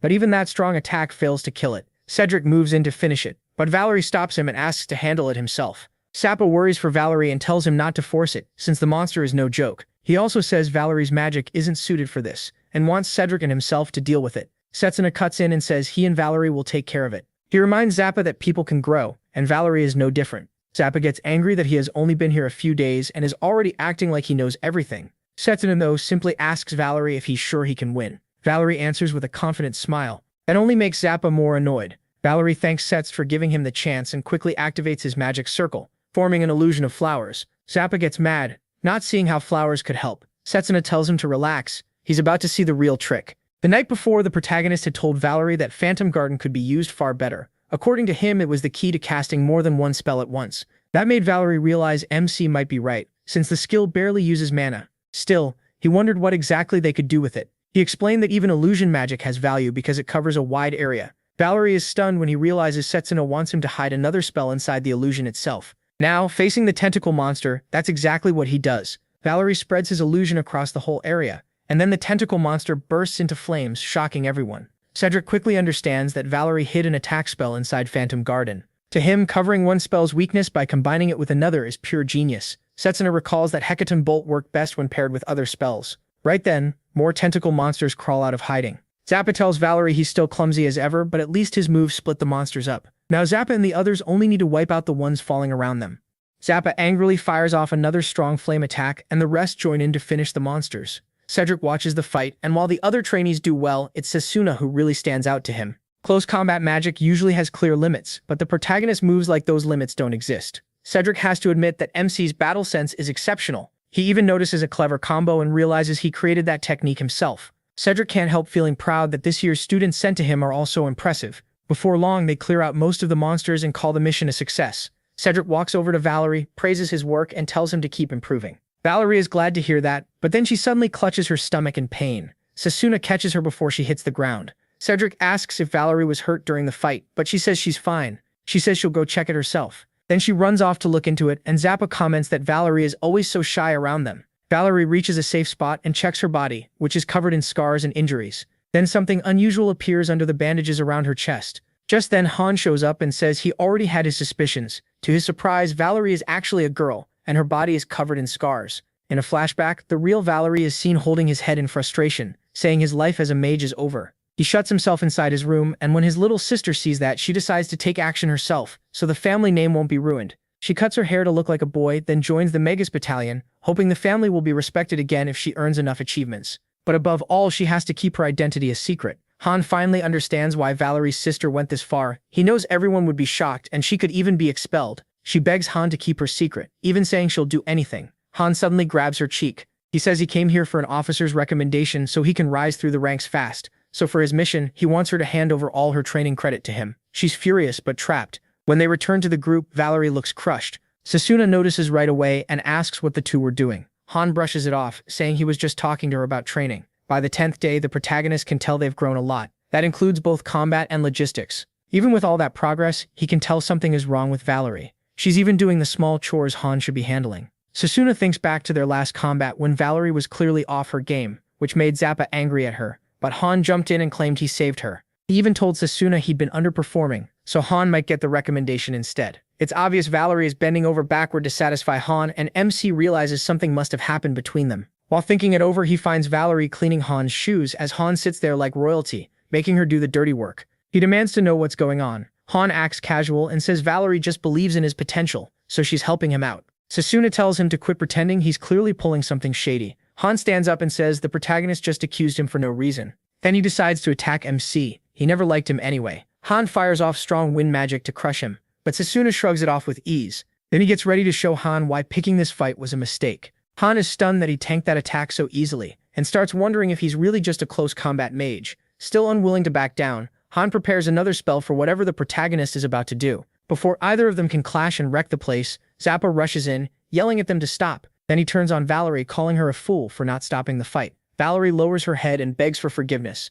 Zappa warns Han that he won't get away with this forever. Right then, the PA system announces a briefing in 10 minutes for next week's special operation. All units and trainees are ordered to gather at the plaza. Soon, everyone arrives for the briefing. The trainees are told that starting next week, they'll join the main team on high-priority missions. Since the jobs will be dangerous, they're told to pick based on their own ability. Some missions include escorting royal family members, surveying unknown dungeons, clearing out an orc lord's nest, and investigating Rhodes Island. The second Rhodes Island is mentioned. Sasuna remembers that incident happened there. Side asks about that mission, and the commander says the request only came in recently. Rhodes Island sent a distress signal. Then all contact stopped. Worse, the guards sent there also disappeared. MC remembers that in his past life he chose the royal escort mission, while Sid's unit went to Rhodes Island. That team was wiped out by unknown monsters, and only Zappa barely made it back alive. Back then, Sid's unit went there to scout, but with Zappa as the lone survivor, they learned the whole team had been destroyed by strange monsters roaming the island. The Magus battalion rushed over, but by then the monsters were gone. All they found was a dead wasteland with no life left. Those vanished monsters appeared again later, when the evil gods showed up. They were so strong they tore through the Magus battalion and wiped them out. Sasuna realizes the monster's origin must be on that island, and this time, he wants the truth. The commander explains that missions will be assigned by merit. To decide that, they'll hold mock battles. He tells every unit to show their strength. Drago grins at Sasuna and says his unit definitely won't lose. Meanwhile, he is already thinking about how to win the Rhodes Island mission. The night before the mock battles, Layla contacts the protagonist through the pendant and asks how training with the Magus battalion is going. He says it's been going well. Layla says her spirit magic has improved, and Waternia cuts in, saying she may lack a huge amount of mana, but she's making up for it by channeling her anger. Because of that, she's learned a lot of spells. Waternia also says Sasuna might meet another spirit on his journey, Bifrost. Blazer knows that name. He says Bifrost is the rainbow spirit, basically a legend, a king said to save all spirits. Even after living for thousands of years, Blazer has never seen him. That makes Blazer wonder if Bifrost even exists. MC gets excited, because borrowing the Spirit King's power could be huge against the evil god. Now he wants to meet the Rainbow Spirit even more. Layla then asks if he's getting along with his squad. Sasuna says there haven't been any problems so far. He adds that the trouble between Han and Valerie seems settled, though Han's magic still feels strange to him. Blazer agrees and says Han gives him a really bad feeling. Waternia quickly tells Blazer that's not a reason to go burn Han, then admits it actually makes him want to do it more. The next day, the trainees gather for the mock battle. They're told special formation magic has been placed over the arena. Its healing effect can fix any injuries from the fight. Still, it can't revive the dead, so they're told to be careful. Before the match starts, Setsuna realizes Han isn't the only one he needs to watch. The rules are simple. A 5-person team battle. You win by knocking the whole other team out of the ring, incapacitating them, or forcing them to surrender. Before it begins, Sed says he and Zappa will take the front. Han and Setsuna will attack from the rear, while Valerie handles support. He is impressed by the setup since Sed clearly built it around everyone's strengths and weaknesses. He admits he really respects Sed, and that says a lot coming from someone who's met many captains. When the draw is announced, their first opponent is Diaz's squad. Mifune is on that team, and he says it's rotten luck to face Setsuna's group in round 1. The protagonist answers politely, saying they'll need to watch out for Mifune's teleportation magic too. He thinks it's perfect for surprise attacks in a team fight. They keep talking until Mifune's captain yells at him to stop. The captain says Mifune won't contribute much since he'll stay in the support role while their 3 long-range mages handle the enemy. Their 5th member is a summoner. Sidon instantly reads the plan. They'll use summoned beasts as a shield while their ranged mages bombard the other side. He figures it out right away. Diaz laughs, convinced Sid's team is doomed because it has a close combat mage. Setsuna figures Diaz is just jealous that Sid became a commander so young. He admits Diaz's formation isn't bad, but sidelining Mifune just because he's a formation mage proves Diaz can't spot real talent. Diaz sneers at MC and tells him to get ready. Sid notices they're all focused on him, but Setsuna tells him that's fine. He plans to prove them wrong. He's going to crush the idea that only long-range mages matter on the battlefield. A moment later, the battle starts. Just as expected, Diaz's squad opens with long-range attacks while a summoned scorpion guards them. The protagonist rushes straight at their team, and Sid orders the others to intercept the incoming spells. While the ranged mages trade attacks, Setsuna reaches the summoned beast. He tries to cut through the scorpion but can't. He pulls back a little, and Diaz sees it, and boasts that no rookie can break that scorpion. Its shell is even tougher than a golem. Before long, Diaz's team starts getting frustrated, because they still can't break Sid's formation, even with only 2 ranged mages opposing them. Diaz tells his team not to give up, sure that Zappa will run out of mana first. He's certain his squad will win, but then an attack suddenly comes flying at him. It's about to hit, but Mifune jumps in and uses his teleportation magic to pull Diaz out of danger. Diaz is shocked by that save, while Han is furious that Mifune ruined his plan. Mifune was able to track Han down by sensing his mana. Even after that, Diaz starts celebrating and claims victory is already his. Mifune knows better against this opponent. He's not dumb enough to think they've already won. Setsuna is still locked in a fight with the scorpion. While that goes on, Han studies his movements and the way he fights. Diaz keeps mocking him. Sure, a close combat mage can't do anything here. What they don't notice is that MC has been charging up Charge Bullet, while using mana blades as a distraction. The second it's ready, he aims at the scorpion's head and slams it with a heavy strike that destroys the beast in one blow. That wipes out the defense Diaz was counting on, and leaves him stunned. He can't believe a beast that tough was shattered by bare fists. With their guard gone, Diaz yells for everyone to regroup, but he's too late. Setsuna is already through their line and drops 1 long-range mage before the guy even knows what happened. As he handles the others, Han targets Diaz again, but this time Diaz feels the attack coming. He fires back, trying to stop it, only for the shot to curve suddenly and slip past his defense. The blow lands so hard that it rips his clothes and sends him flying across the arena. When Mifune and the last teammate realize their captain is down, they raise their hands and give up. Then the arena's healing magic activates and starts treating Diaz, officially ending the match.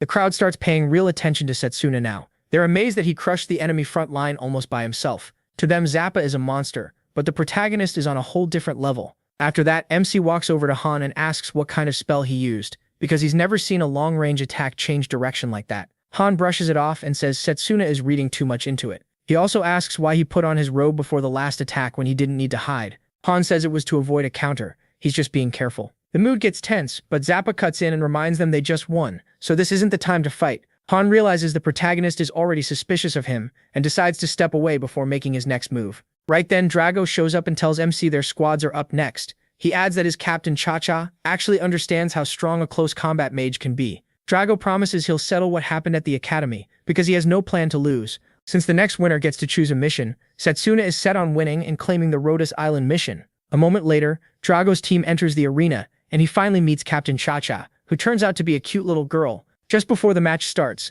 Cha-Cha arranges her formation with Drago at the center. Drago bares his chest and releases his family's secret technique, transforming into something like a Red Hulk. Even Setsuna gets wary when he feels the huge aura pouring off Drago. He wonders if Drago is forcing his body to carry power no normal human should survive. Not knowing Drago's real identity, the protagonist has to figure him out on the spot, while Drago keeps his secret technique hidden. That only makes MC more excited for the fight, and then their clash begins. Drago rushes in and throws a punch at his head, but he dodges. Even so, the pressure from the swing alone bruises his skin. The protagonist realizes one clean hit from Drago could knock him out instantly.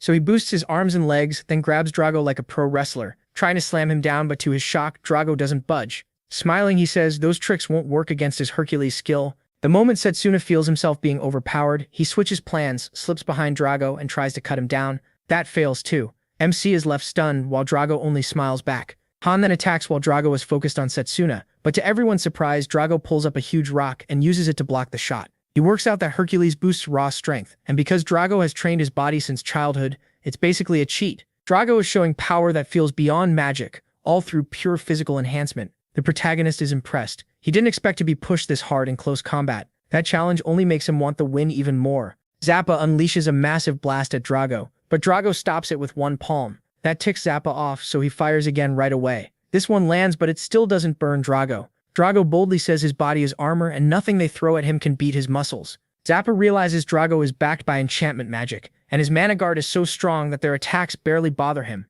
On top of that, Drago is being buffed by his teammates, making him look nearly unbeatable. Zappa can only wonder how many buffs Drago has stacked on him. Sid, meanwhile, recognizes Drago's setup as an ancient warrior formation. Long ago, there was a class called warriors who fought monsters with only their bodies and martial arts. Back then, magic wasn't well developed, so mages mostly played support for warriors. But as monsters grew more active and magic advanced, warriors couldn't keep up and that style faded away. Drago can still use it because he's an exceptional close-range mage. Sid is also impressed that Cha-Cha is betting everything on a trainee, especially a close combat mage. He realizes that if this keeps up, his squad's formation will fall apart. So Sid decides he has to gamble everything on Setsuna too. Meanwhile, MC keeps chasing Drago across the arena. He knows he doesn't have time to use Charge Bullet because Drago's whole team is backing him non-stop. Still, Setsuna is counting on Zappa, knowing he won't let the team fall without a real fight. And right then, Zappa ramps up his attacks. He pours out even more firepower, putting serious pressure on the other side. They start struggling and one of them admits things are getting bad. They can't keep up with even one long-range mage.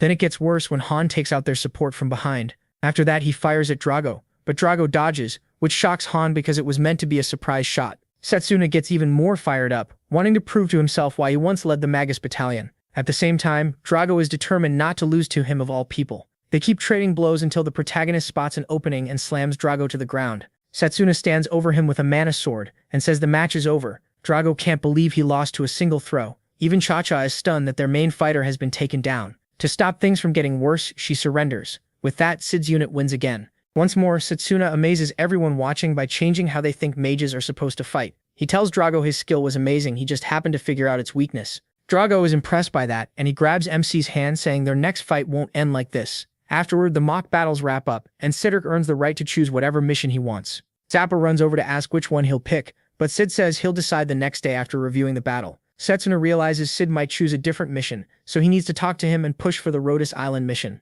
On the way to Sid's office, he realizes this will be their first real conversation. He also notes that he never knew Sid in his past life, probably because Sid died on Rhodes Island. Besides the mission, he also wants to ask about Han and Valerie. When Setsuna enters the captain's office, he sees something shocking. There are 3 Sids inside, leaving him completely stunned and confused. At first, he thinks Sid might be a triplet, then drops the idea since he never heard that before. He even wonders if this is some kind of illusion. While he's still trying to make sense of it, Sid speaks up and says he'd offer a drink if they weren't all busy. The protagonist quickly tells him not to worry about that. Sid explains that fighting isn't his only job as battalion commander and says another version of him would come in handy. The word clone catches Sasuna's attention, and when he asks, Sid confirms it. This is a special magic called cloning magic. MC is stunned since he thought Sid only used long-range magic. Sid explains that his magic is called copy gear, which lets him use the spells of people who give him permission. So the cloning magic belongs to another teammate, just like the long-range magic he used in the mock battle. Setsuna is blown away, because it's the first time he's seen magic that doesn't fit any known system.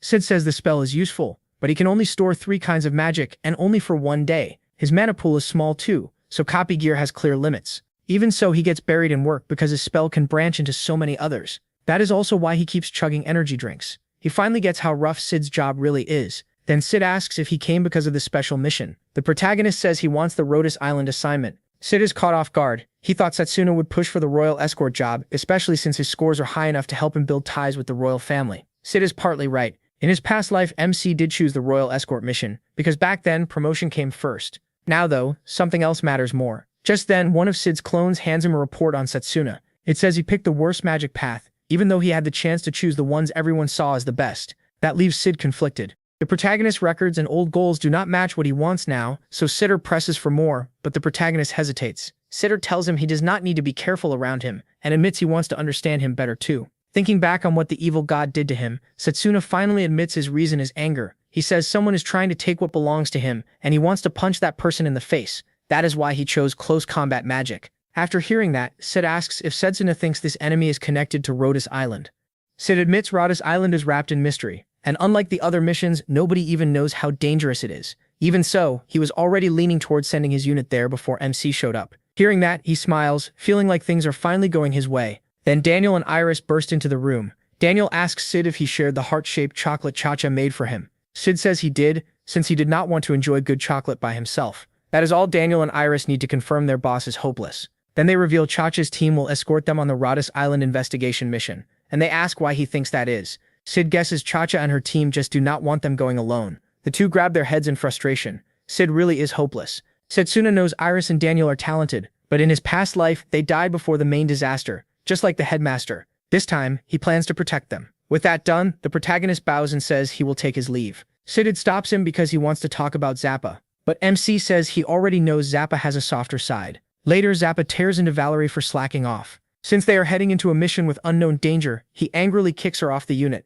Valerie is stunned. Then Zappa says if she still plans to follow them, he will break her bones so she cannot fight. At that moment, a frightening aura bursts from Valerie and she seems like a completely different person. She rises with power pouring off her and tells Zappa she has a duty to her family and nothing will stop her. Still furious, she says she had lost confidence, but someone helped her get it back. Zappa is shocked that Valerie is ready to fight him seriously. So he accepts it and fires back with full force, planning to put her down for good. But before the attack can hit, Setsuna jumps in and smashes it apart. He tells Zappa to stand down and promises he will make sure they get results. He asks him to trust Valerie, just this once, because he can see how determined she is. Zappa has no choice but to back off, though he warns the protagonist that if Valerie fails on the island, the protagonist will take the blame. Soon after, it is time to depart for the island. Just as expected, Cha-Cha and her team arrive at the dock. Everyone boards the boats and heads for the island. Daniel says the island is supposed to be peaceful, and hopes it is still that way when they arrive. But unknown to them, a man-eating monster that can talk is already tearing through the island. Elsewhere, Leo is tracking Morgana, and he has figured out she is still alive.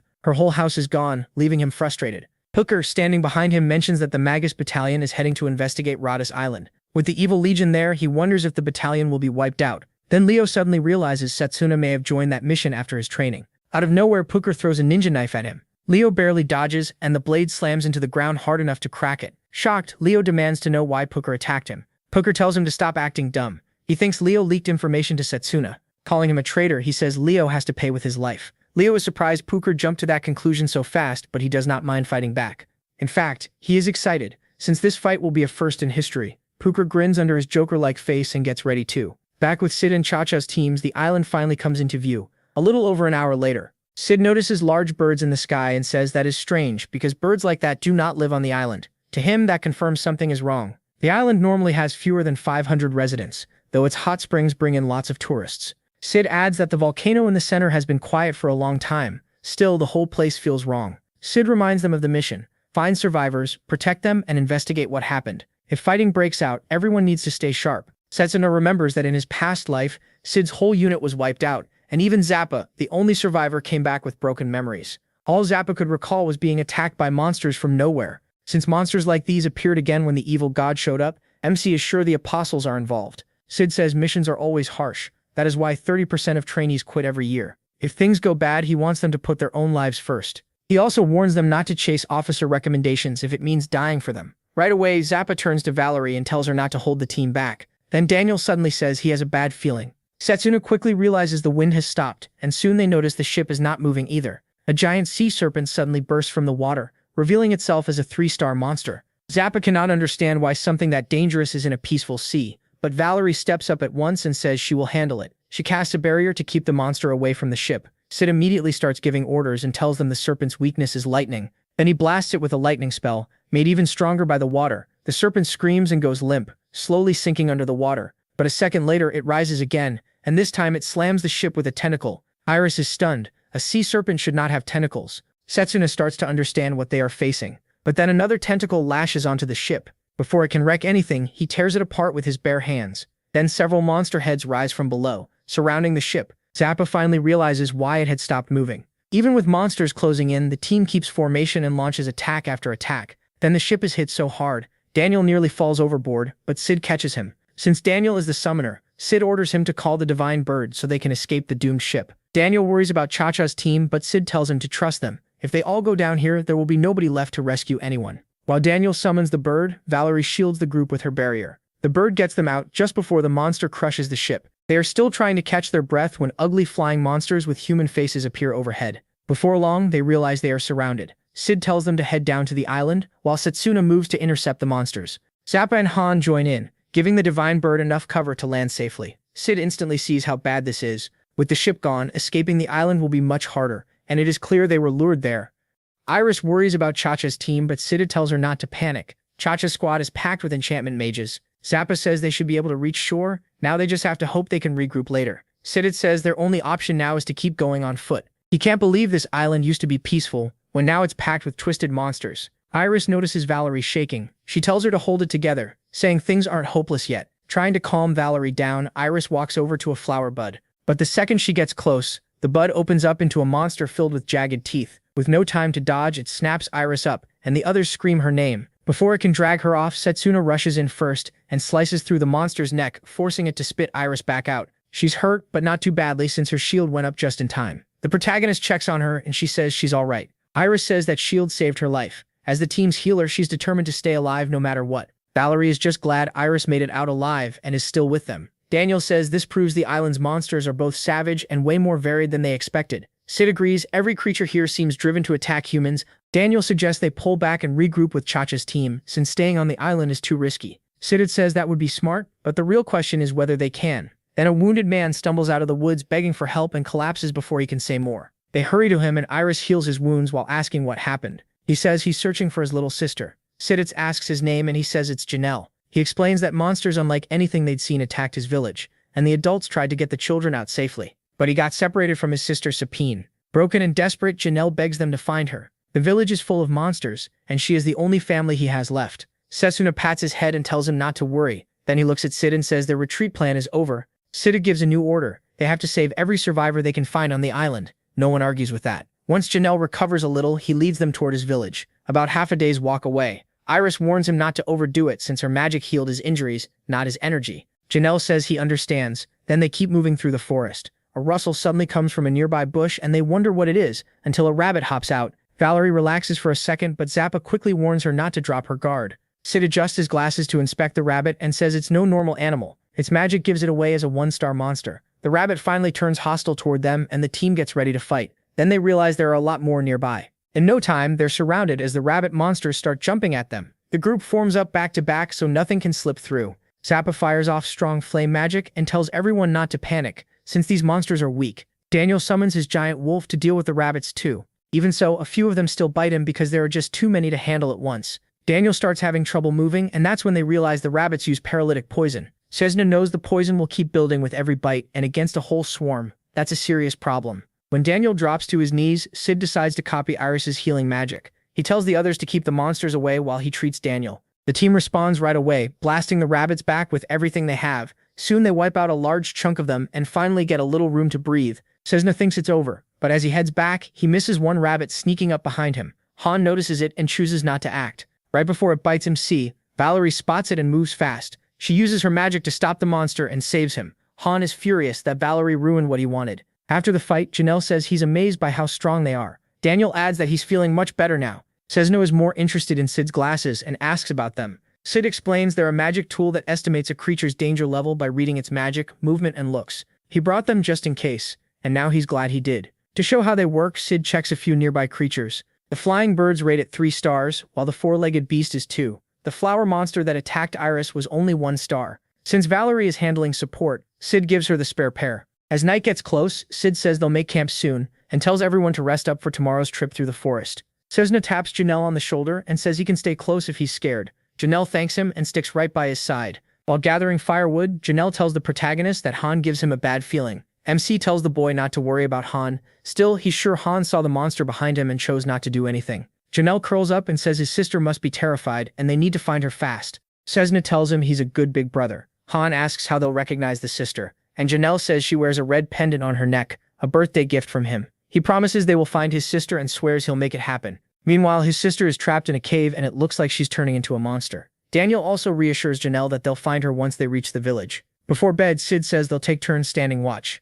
Valerie gets the first shift and she's eager to handle it. Later, Han walks over to Valerie and warns her to stay out of his business if she doesn't want people to find out she's a woman. He's still angry that she stopped Setsuna from getting bitten earlier. Valerie tells Han she's already gone along with what he wanted and she has more important things to deal with. Han laughs and boasts that the island's monsters are nothing compared to him. Then he tells Valerie not to worry because he plans to make her his wife. That completely shocks Valerie, but Han snaps at her to be quiet, saying she should feel both afraid and honored to become his wife. In his mind, marrying him would save her family from disaster. Valerie knocks his hand away and says she wants no part of this. Before it gets worse, Sejna steps in and tells Han to back off. Both Valerie and Han are startled to see him there. The protagonist says he already suspected blackmail was behind all this. He thinks Han is acting crazy because of the kind of magic he uses. That catches Han off guard, and he assumes Setsuna is trying to mess with his head. MC warns him he's taking on more than he can handle. Han brushes him off and says he has better things to do. But as he leaves, he starts wondering how much he really knows, and decides he has to die on this island.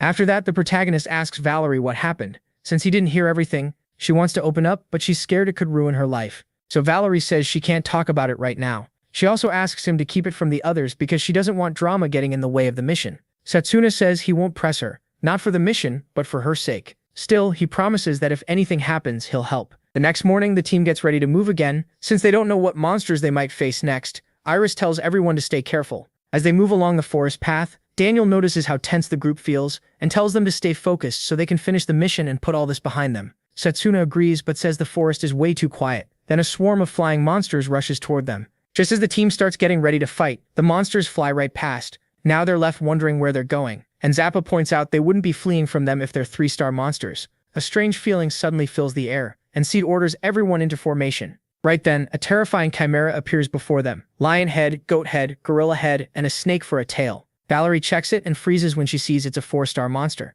Now the team understands why the flying monsters fled. Sid can't believe a 4-star beast is hiding in the forest, but he quickly orders everyone to bring it down fast. The chimera charges straight at them. Daniel instantly sends out his summoned beast to meet it. The creature tries to drive the chimera into the ground, but gets smashed down instead. Daniel is stunned by how strong the chimera is, and Setsuna rushes in, ready to cut it down. But the monster suddenly turns and runs, leaving MC confused. Then an eerie pressure fills the air, and a massive foot comes down, crushing the chimera with ease. The whole team is frozen in fear and disbelief. Valerie nearly loses it when she scans the new monster's threat level and sees it's a 6-star danger beast, towering over them. They've never seen anything like it, and it doesn't even seem natural. The moment Setsuna sees it, he realizes this is the monster that destroyed the mage core in his past life. The beast grabs the chimera and eats it like it's nothing. Then it hurls the remains at the team, forcing everyone to scatter before they get crushed. Daniel isn't fast enough, and the chimera carcass slams into him, pinning him down. He screams as blood spills everywhere. Janelle turns, sees Daniel trapped, and cries out his name in horror. Setsuna doesn't hesitate and attacks the monster, aiming for its leg, but his sword bounces off. That confirms what he feared. The monster's hide is incredibly tough, and its strength is just as bad. Sid yells for Iris to help Daniel, then tells the others their only chance is to strike together. Iris nods and runs to Daniel, but before she can reach him, another giant monster appears in front of her.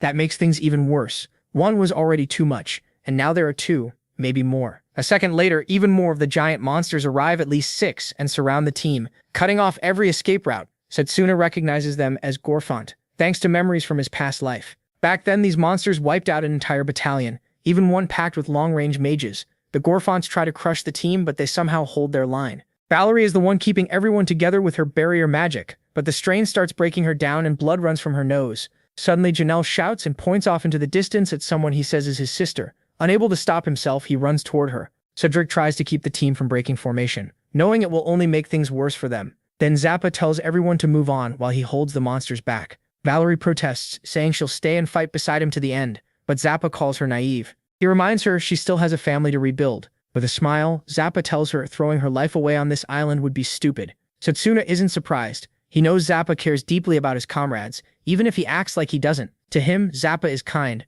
just terrible at showing it. Zappa grins and says these monsters are just a challenge for a strong guy like him. At last, Sid gives the order to split up and chase after Janelle while Zappa covers their retreat. Before moving, Setsuna sprints over to pull Daniel out. Then he follows the others while Zappa remains behind, unleashing fierce flames at the monsters. With no one left nearby to protect, and his pride on the line, Zappa finally stops holding back. He releases blazing fire that scorches the Gorfonts and slows them down. The team finally catches Janelle at a cliff, and when they ask where his sister went, he points toward the forest and says she disappeared in there. As they argue over it, the cliff suddenly gives way, sending all of them into the water below. They wonder if the collapse was caused by the battle's aftershock. Elsewhere, the man behind these monsters watches the team struggle on the island, curious to see how strong they really are by playing with them. Later, Setsuna washes ashore and realizes he's been separated from the others. He plans to regroup with his teammates, but chimeras surround him first. Somewhere else, Iris ends up trapped with Han.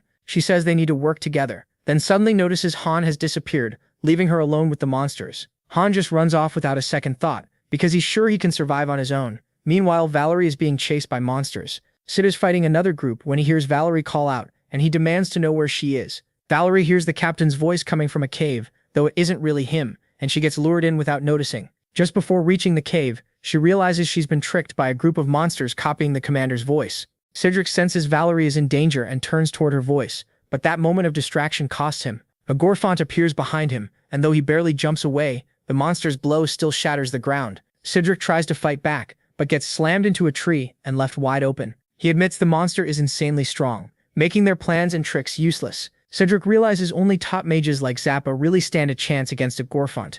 Even so, he's the commander of the Magus battalion, and he refuses to go down easily. With a snap of his fingers, he activates copy gear and pushes all his units into overdrive. Sid forces himself back to his feet, but the monster comes at him again, right away. He mixes healing magic, formation magic, and a long-range spell and pours all his power into one attack to face the Gorfont. The spells fuse into a single move, Lightning Spear, and Sid hurls it at the Gorfont. It pierces through the monster and kills it, giving Sid a brief moment of pride. But that win comes at a cost. He won't be able to use magic for a while. Then his luck gets even worse, as two Gorfonts appear behind him. One punches him, and without magic to protect himself, Sid is sent crashing to the ground. He's about to be torn apart when Setsuna rushes in and blocks the blow with his fist. The mana in that punch hurts the monster so badly it grabs its arm. He had already saved Valerie before coming to help the commander. He quickly apologizes for being late. Blazer is already thrilled that it's time to have some fun with the Gorfonts. Setsuna doesn't hold back, agreeing to go all out. His hair turns red and scorching flames rise from his body. He lunges at one of the monsters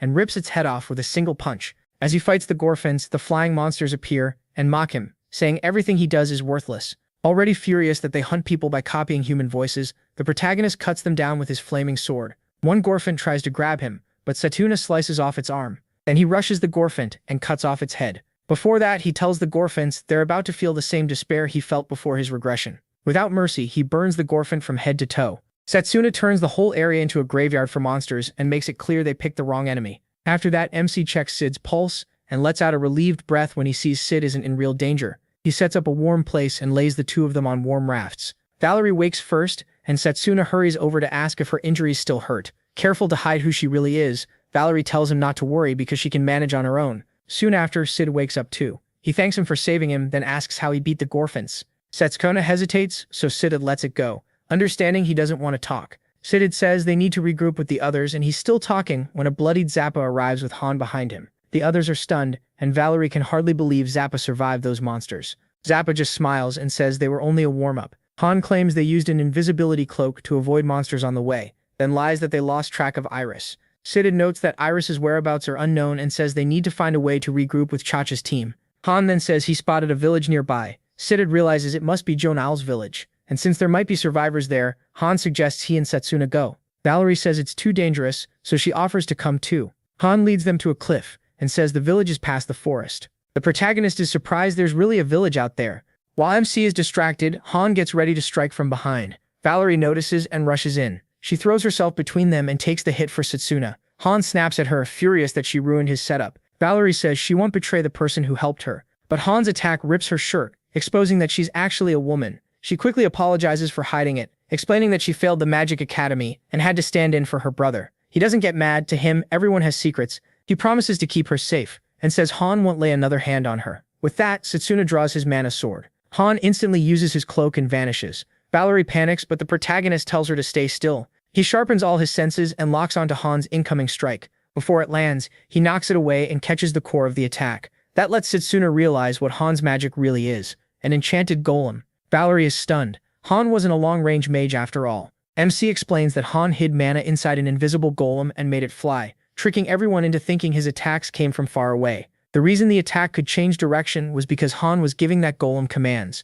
Without special help, he says, magic like this shouldn't have that kind of range or power. After finding Han's position, Setsuna hurls the golem back at him, tearing off his cloak and exposing him. It also reveals the outside help behind his magic. Blazer is stunned. He knew Han was hiding something. The guy's getting aid from Zephleon, a spirit. Han is shocked he figured that out, but instead of asking how, he decides killing him matters more. He charges straight at Setsuna and fires off another attack. Too bad for him, the protagonist already knows spirit magic inside and out, so he easily reads the weakness in Han's moves. MC keeps batting the attacks away, and Han finally admits the spirit magic he's using is the same kind that went wild during the Great Magic War. Valerie can't believe it. Han's golems are covered in wind blades, making them insanely dangerous, and she thinks magic like this should never exist. Han sends out another wave, but Setsuna slices through it again. Then Han suddenly bends the attack's path, and it hits Valerie instead. The blow sends her over the cliff, leaving him with an awful choice. If he turns to save her, Han gets an easy opening. If he keeps fighting, Valerie dies. Setsuna doesn't hesitate. He dives after her, shocking Han. Han mocks him for throwing away his own life. Still, the protagonist catches Valerie and drives his sword into the cliff to slow their fall. Han won't let him climb back up, so he attacks the spot MC is hanging from. The rock breaks apart and both of them drop. Han thinks it's over and starts laughing at how useless Setsuna was. Then he sees a finger gripping the edge. He steps closer to look and freezes. He is hanging there by one finger while still holding Valerie. Looking closer, Han sees that finger glowing red. That means Setsuna somehow copied Drago's Hercules skill, and Han is completely shaken. He can only wonder what kind of insane magic talent the protagonist has. A moment later, MC pulls himself back onto the cliff and tells Han he's about to eat dirt. He gives Valerie his cape and tells her to regroup with Zappa and the others. Knowing she'd only slow him down in her condition, Valerie agrees and leaves. As she runs, Han tries to hit her, but Setsuna cuts the attack apart and opens a safe path. That only makes Han even angrier. Furious, he unleashes a swarm of golems at him. But with all his experience, Setsuna tears through them with ease. Then he tells Han the truth. He's got plenty of mana, but he's garbage at using it. The protagonist says Han obsessed over fake long-range magic so much that he never truly polished his enchantment skills. Han is livid hearing that. MC tells him to come on, so he can show him what real power looks like. Han roars and summons an even bigger golem, but Setsuna just closes his eyes like it means nothing. He activates mana suppression and disappears from the golem's senses. Han starts panicking when he loses sight of him. He tries to protect himself by calling up more golems, but the spirit refuses to lend any extra mana. Han yells for more, and the spirit reminds him of their deal. It would only ever give him half its mana. Frustrated, Han suddenly hears Setsuna right beside him, mocking him for never truly syncing with his spirit. Han trembles, not knowing where he is. Then the protagonist appears behind him, and Han instantly attacks backward. He starts laughing. Sure, he got him. But when he turns around, Setsuna is standing there covered in flames, staring him down. He reminds Han that he said he'd show him how to really use a spirit's power. Now he finally does. MC rushes in and drives a punch into Han's chest. Fire erupts through Han's body and blasts him across the area. Setsuna says Han never deserved a place in Sid's squad. Honestly, not even in the Mage Corps. Han crawls across the ground while the flames keep burning him. Knowing he's beaten, he drags himself off the cliff and drops into the water below. He knows he'll live since spirit magic is still backing him. Blazer wants to go after Han, but the protagonist refuses. For now, they need to return to Zappa and the others. Later, Han crawls out of the water and stumbles through the forest. He blames Zephylion for not giving him enough power. The spirit asks if he's ready to face the trial again. Han is furious over how little mana he gets, because he sees himself as someone meant for greatness. He came from a branch family of a noble house, low-ranking nobles who had to serve the main line to stay protected. Because his mana was small, he grew up hearing that a useless man could only be a tool. He was expected to die or be useful for the family. His father, weak and powerless, died what Han sees as a worthless death. Not wanting the same fate, Han chose a different road. That path led him to a relic left by a shadow chanter. He met Zephylion, passed its trial, and made a contract. With Zephylion's power, he rose at Say Magic Academy. Now that Setsuna beat him, all he wants is revenge. Before long, Han reaches a cave. Inside, he finds monsters sealed in capsules. He's stunned and confused, but there's already a strange man waiting there. The man welcomes him to his workshop and reveals himself as Legion, an apostle. Then he asks Han one thing. Does he want power? Elsewhere, Puker's fight with Leo is over, and Leo won. He praises Puker's gravity magic, which affects anything he touches. Still, Leo says Puker just had the bad luck of facing the wrong opponent and got crushed for it. Resting against a tree, Leo decides Setsuna is as good as dead. He's sure MC has no escape because Legion is an upper-rank apostle, 5th place. To Leo, Legion is far beyond the lesser apostles they've dealt with before. He figures Legion is probably toying with his group right now, maybe even using them as test material. Back on the island, Han is still shouting at Legion, demanding to know who he is after seeing those twisted experiments. Legion calmly says Han's not just worried about his identity. What Han really wants is more power. That catches Han off guard. Legion assures him he can give him all the power he wants. Then he reaches out a hand and tells Han to take it. Han hesitates, uneasy because accepting that offer would make him a test subject. Sensing that, Legion reminds Han he has nowhere left to go. The Royal Mage Corps won't be welcoming him back after this. Han is shaken that Legion knows so much. Fed up with everything, he decides to blame it all on Setsuna, convinced the protagonist is the one who ruined his life. So Han chooses to accept Legion's power, even knowing it could be dangerous. Right before he does, Zephylion warns him, don't take Legion's hand. Legion and the others exist to devour the world, and if Han accepts, Zephylion will never lend him power again. Han just laughs, saying he doesn't care, he was already sick of Zephylion anyway. So he takes Legion's hand and Legion smiles, knowing Han now belongs to him. Meanwhile, Sid and the squad reach the town and think there may still be survivors if they search carefully. Sid suggests splitting into 2 groups to look around. Sasuna and Valerie link up, and he says they should find Xiachia's squad. Valerie agrees and adds that meeting Janelle and his sister would help too. Then Valerie suddenly slips. MC catches her at once and reminds her they're a team. A little later they spot Janelle ahead. He's clearly hurt. They hurry over and Valerie asks how he stayed alive out here alone. Janelle says Safine had been with him, but he saw her head toward the cave nearby. He admits he was too scared to call out to her, and Valerie doesn't get why. Then Janelle says he saw his sister grow wings. Valerie is stunned, but she quickly steadies herself and tells him he must have imagined it. Sasuna tells Valerie to take Janelle back to the squad while he checks the cave. They have no idea what danger is waiting there. Valerie is alarmed and warns him not to go in alone, but he cuts her off. There's no time. With a calm smile, he tells Janelle not to worry. He'll take care of Safine, and that finally convinces Valerie and Janelle to leave. As Sasuna heads for the cave, he starts wondering if Safine could be the apostle, since trouble seems to follow her every time. Blazer tells him that if that's true, he needs to fight seriously. That's also why the protagonist chose to go in alone. When Valerie reaches the captain and Zappa gets mad that she let MC enter the cave by himself. He says he may be strong, but this is still too dangerous. Sid calms him down and says they're going after him. Out of nowhere, Han shows up looking completely different. Right away, he asks where Sasuna is. Zappa snaps back and tells him to stop acting innocent. They already know what he did. Han couldn't care less about that. He only wants the protagonist's location. Zappa takes a guard stance and says he's not dumb enough to tell him. Since they won't talk, Han decides to crush Zappa and the others first. Eager to show off his new power, he promises they'll regret standing against him. To prove it, he breaks the crystal tied to his old power and fires long-range flames that nearly burn the whole group alive. They barely dodge, and Zappa can't understand it. Han was supposed to specialize in enchantment magic. Valerie is just as shocked because no one should have 2 magic attributes. Han laughs and says maybe normal mages can't do this, but someone like him can. Seeing the team start to panic, Sid tells them to stay together and remember they still outnumber Han.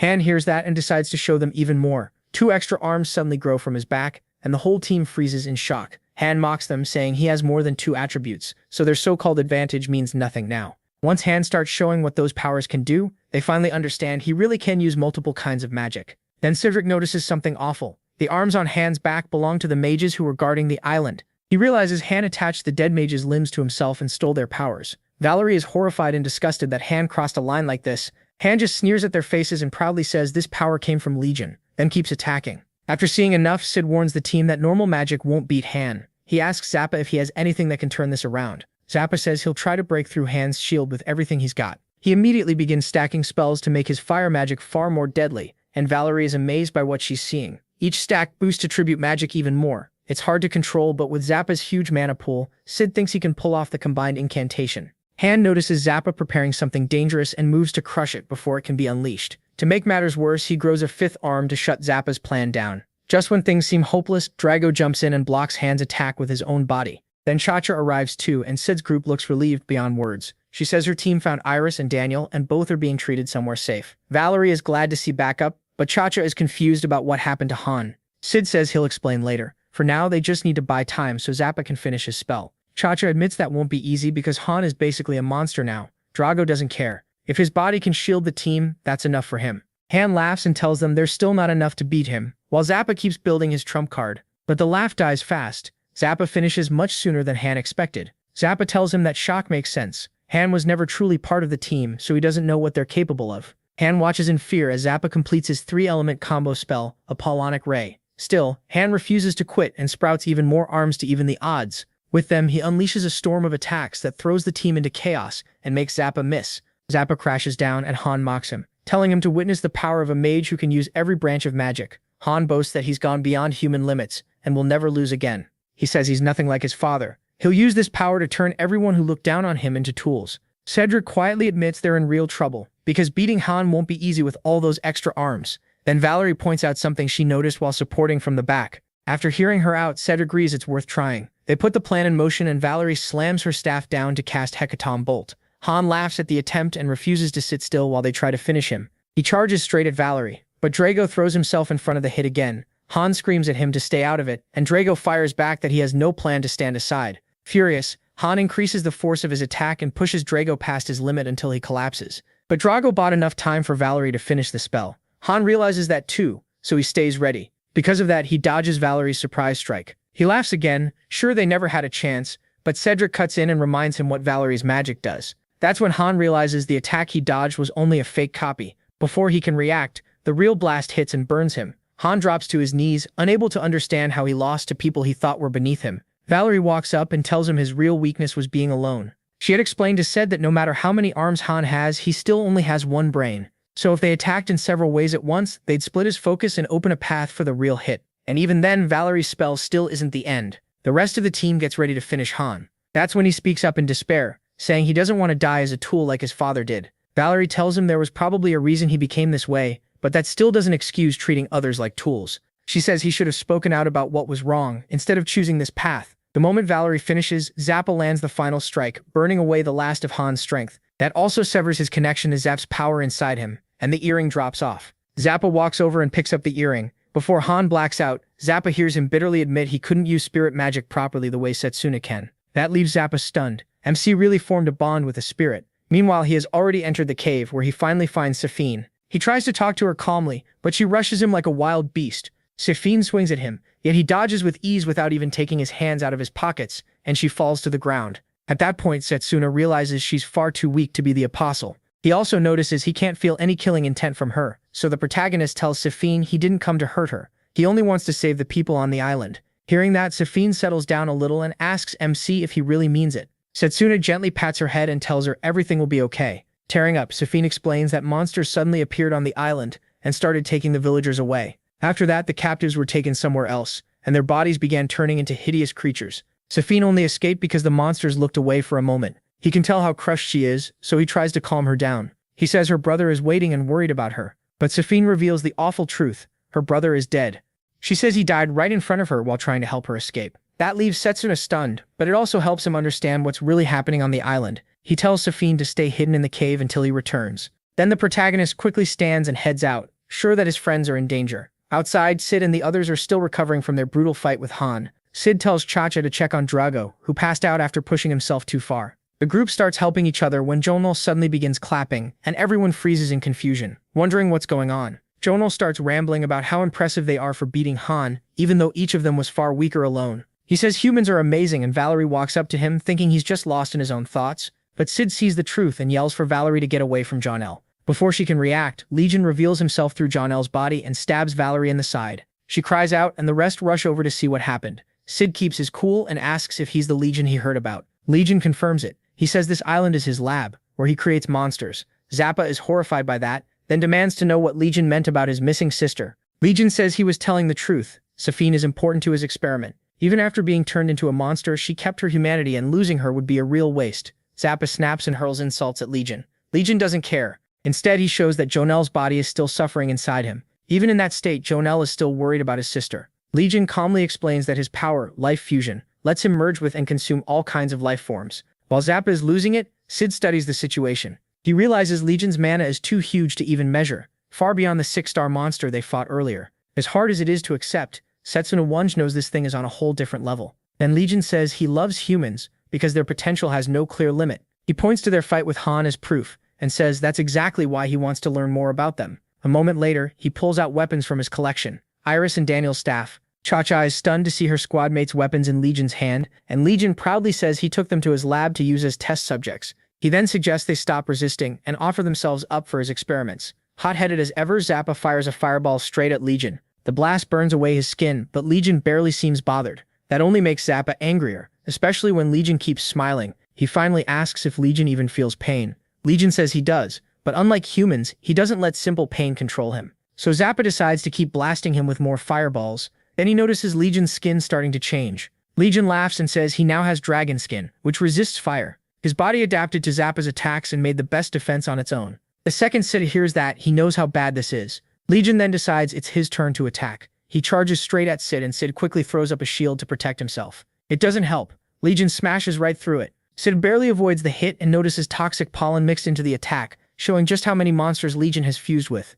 Legion mocks them, saying no one can prepare for every monster on the continent. Then he makes things even worse. A new attack knocks Sid to the ground, and Legion tells him that no matter how strong he and his squad seem, they still can't match him. Seeing Sid down and helpless, Cha-Cha runs to help, but Legion catches her before she reaches him. He starts crushing her in his grip, trying to squeeze the life out of her, but Zappa jumps in and drives him back with fire magic. During all this, Legion notices something important. Zappa is only using basic spells now, which tells Legion one thing. He's reached his limit. Zappa looks around and sees his teammates all down. That makes him decide to fight like this is his final stand. He raises his staff and tells Legion the real battle starts now. Zappa builds up a massive fireball with layered spells, but before he can launch it, Legion spots an opening. Zappa's left arm. Before Zappa can fire at Legion, that arm is cut clean off. Zappa screams in agony. Seeing how badly he's hurt, Legion tells him to give up before he loses even more. As Legion moves in to finish him, Zappa yells that Legion got him wrong. Even with only one arm, he still believes he can win. He unleashes a wild barrage of attacks that leaves Legion genuinely surprised.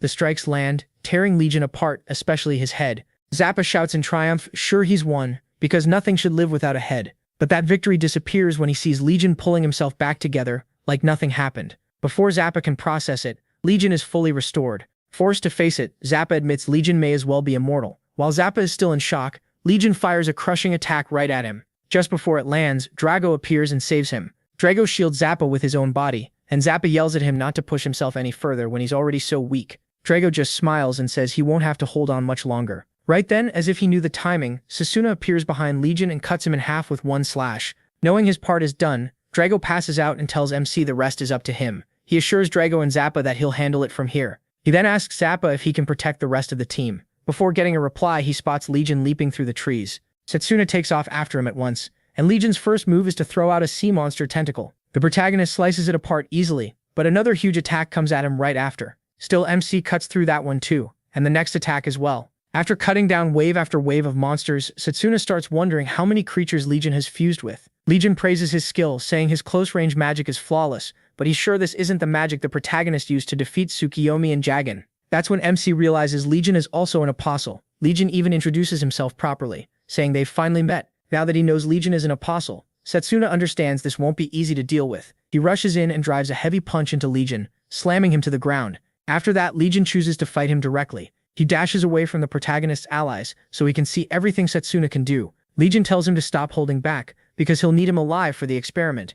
MC accepts right away and instantly calls on Blazer's power. His hair turns red and he rushes Legion with blazing speed. He lands a fire charge punch to Legion's head, and before Legion can respond, Setsuna hammers his body with a fast barrage of flaming blows. He ends the combo with one huge punch that sends Legion flying. Legion rises from the dust, which shocks him. He didn't expect him to still move after taking all that. Legion admits spirit magic is impressive since that attack already made him burn through many of the lives he was saving for his master's arrival. Still, he isn't worried. He's fused with over 10,000 lives already, and says those creatures will eventually take the perfect form to kill Setsuna. Seeing how tough Legion is, the protagonist realizes he has to end this fast, since spirit magic won't last forever. He closes the distance to Legion pretty fast, earning praise from him. But Legion raises the stakes and asks how MC plans to handle a flying enemy. Then he leaps into the air, leaving Setsuna struggling to reach him. From above, Legion easily fires a long-range attack, and his weakness in the air makes him an easy target. The protagonist slams into the ground, and Legion laughs at him. He mocks him for being strong but useless if he can't even reach his target, calling it the weakness of close-range magic. Then Legion keeps raining brutal attacks down on him. Once Setsuna sees he's being overwhelmed, he pulls back to rethink the fight. He makes it to a cliff and starts thinking of a way to hit Legion while he's still in the air, before Legion catches up. Then Zappa suddenly appears beside him, catching MC off guard. What shocks him even more is seeing that Zappa's arm is back. Zappa says Cha-Cha deserves the credit. When she woke up and saw how badly Zappa was hurt, she rushed over and started healing his arm. Cha-Cha tells him he got lucky since the arm was cut off cleanly. Zappa is amazed by how precise her healing magic is. It is his first time seeing her use advanced healing magic. Cha-Cha was able to finish the treatment because Sid gave her the rest of his mana. After Zappa's arm is restored, Sid tells everyone they have to stop Legion since he captured the villagers and some of their allies. Sid pushes them on, saying they're the only ones who can do this. After hearing about the captain's sacrifice, Setsuna tells Zappa they can't let Sid's effort be wasted. Zappa agrees, but first he has something to ask. He stuns him by asking how he's been handling Legion while using spirit magic. The protagonist freezes at that question, but once he realizes he's been exposed, he knows he has to answer honestly. Zappa reminds him that he's one of the royal mages, and it's his duty to stand for justice. Still, he'll overlook it this once, if Setsuna defeats Legion with that spirit magic. MC is relieved since Zappa has always been the kind of person who sees things from more than one side. Zappa says he just thinks he is annoying, then asks why he never shows him the same respect as the rest of the squad. The protagonist smiles because there's no way he can tell Zappa they were close friends in his past life. A moment later, Zappa reaches into his pocket and pulls out a glowing green item. He gives it to Setsuna, sure it'll help. MC is stunned when he realizes it's the tool he needs to connect with the wind spirit. Zappa asks if he can use it. He closes his eyes and answers by calling out to Zeph in his mind, asking for his power. Zeph asks if he's ready to face his trial. Right away, Zappa can tell Setsuna feels different, and he groans at the thought that he's helping someone use spirit magic. Even so, he knows they have a bigger monster they need to deal with, so he promises to buy the protagonist time. With that, Zappa runs off to face Legion, while MC sits down to take Zeph's trial. When he reaches the realm of wind, Setsuna sees that everything has changed. As usual, Blazer says he doesn't like Zeph, but he barely reacts since Blazer says that about almost everyone. Blazer drops the argument and tells the protagonist he'll understand once he meets Zeph himself. Then Zeph appears before them and sets his test, a maze of wind. He says the trial is simple, find a way out of the maze. Setsuna is surprised Zeph didn't first question whether he was worthy. Zeph explains that he enjoys watching the human world. He likes lending his magic to talented humans just to see what they do with it. Blazer cuts in and says Zeph should stop acting nice. He just enjoys watching humans get drunk on power and fall apart in the end. Once MC realizes Zeph doesn't care about anything but strength, he accepts the trial. He steps into the maze and quickly realizes there is a path through it. Closing his eyes, he calms himself and follows the flow of mana like wind. Zeph is impressed by his sharp senses and glad Setsuna already understands what the trial really is. He is thankful he isn't an ordinary mage because anyone without strong perception would wander forever in this maze. Then he comes across himself at a junction. The mana from the right feels soft and peaceful, while the other side feels wild and dangerous. Setsuna first decides the calmer path must be the way out, but just before he takes it, he stops. Something feels off. A spirit's trial shouldn't be this easy. He remembers Han could only use half of a spirit's power, so the real answer has to be something else. Setsuna turns toward the path filled with stormy, threatening wind. He realizes Zeph really wants someone who can face a raging storm and overpower it. Zeph confirms it and tells him to break through the storm if he wants all of his power. Meanwhile, Zappa keeps fighting Legion, but Legion is getting annoyed because Zappa's attacks do nothing to him. Deciding Zappa is nearly spent, Legion rushes in at full speed. Zappa says otherwise and hits him with Skunk Fog, a spell that releases a horrible stink. It's especially nasty to monsters, and since Legion is fused with so many, he feels the full effect. Legion gets furious that Zappa is almost out of mana and still keeps coming. He charges at Zappa, forcing him to jump back. Zappa is cornered, and right as Legion moves in to finish him, Setsuna returns. He slams Legion hard enough for Legion to instantly notice that something about him has changed. His hair is green now, showing Zeph's power has joined him. Legion starts rambling about wanting the protagonist as a test subject, but MC cuts him off with a crushing punch that makes it clear the fight has turned around. Legion nearly spits out all his teeth when he realizes Setsuna can fly now, so reaching him is no longer a problem. Their battle ramps up fast, and Zappa is stunned seeing what spirit magic can really do.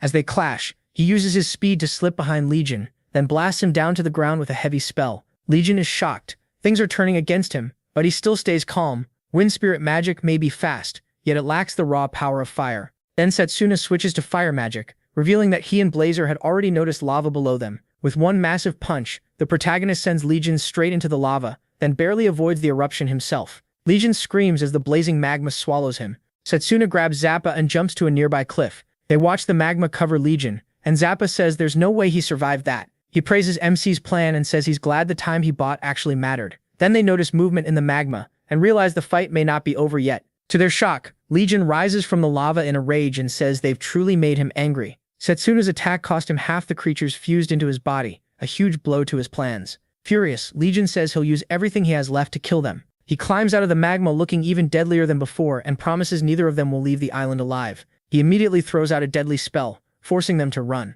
Zappa is shaken as he tries to escape, stunned that Legion still has so much mana left. Realizing he can't dodge forever, Zappa fires back with his own fire magic, but Legion mocks him and says falling into magma made him resistant to fire. Zappa is trapped, with no path left to escape. Setsuna jumps in to face Legion himself. He slashes him, but the wounds heal right away. That tells him he can't win by simply cutting him down, so he creates a whirlwind and retreats. He takes Zappa with him, and they hide in a safe spot. Zappa asks what his plan is, since wind power alone doesn't seem enough for Legion, and Blazer's fire is useless now that Legion resists it. Setsuna tells Zappa he has an idea. At the center of Legion's body, there's a crystal-like core. He explains that an apostle's core shatters when they die, so it must be the source of their power and life. The protagonist asks Zappa to make even the smallest opening, and he promises to destroy the core and end this. Zappa says he gets it, but he's still worried about how Setsuna plans to pull the core out of Legion. MC says he's sure he can do it. It's a gamble, but if it works, he has a move that can finish Legion in one hit. Zappa smiles, sensing his confidence,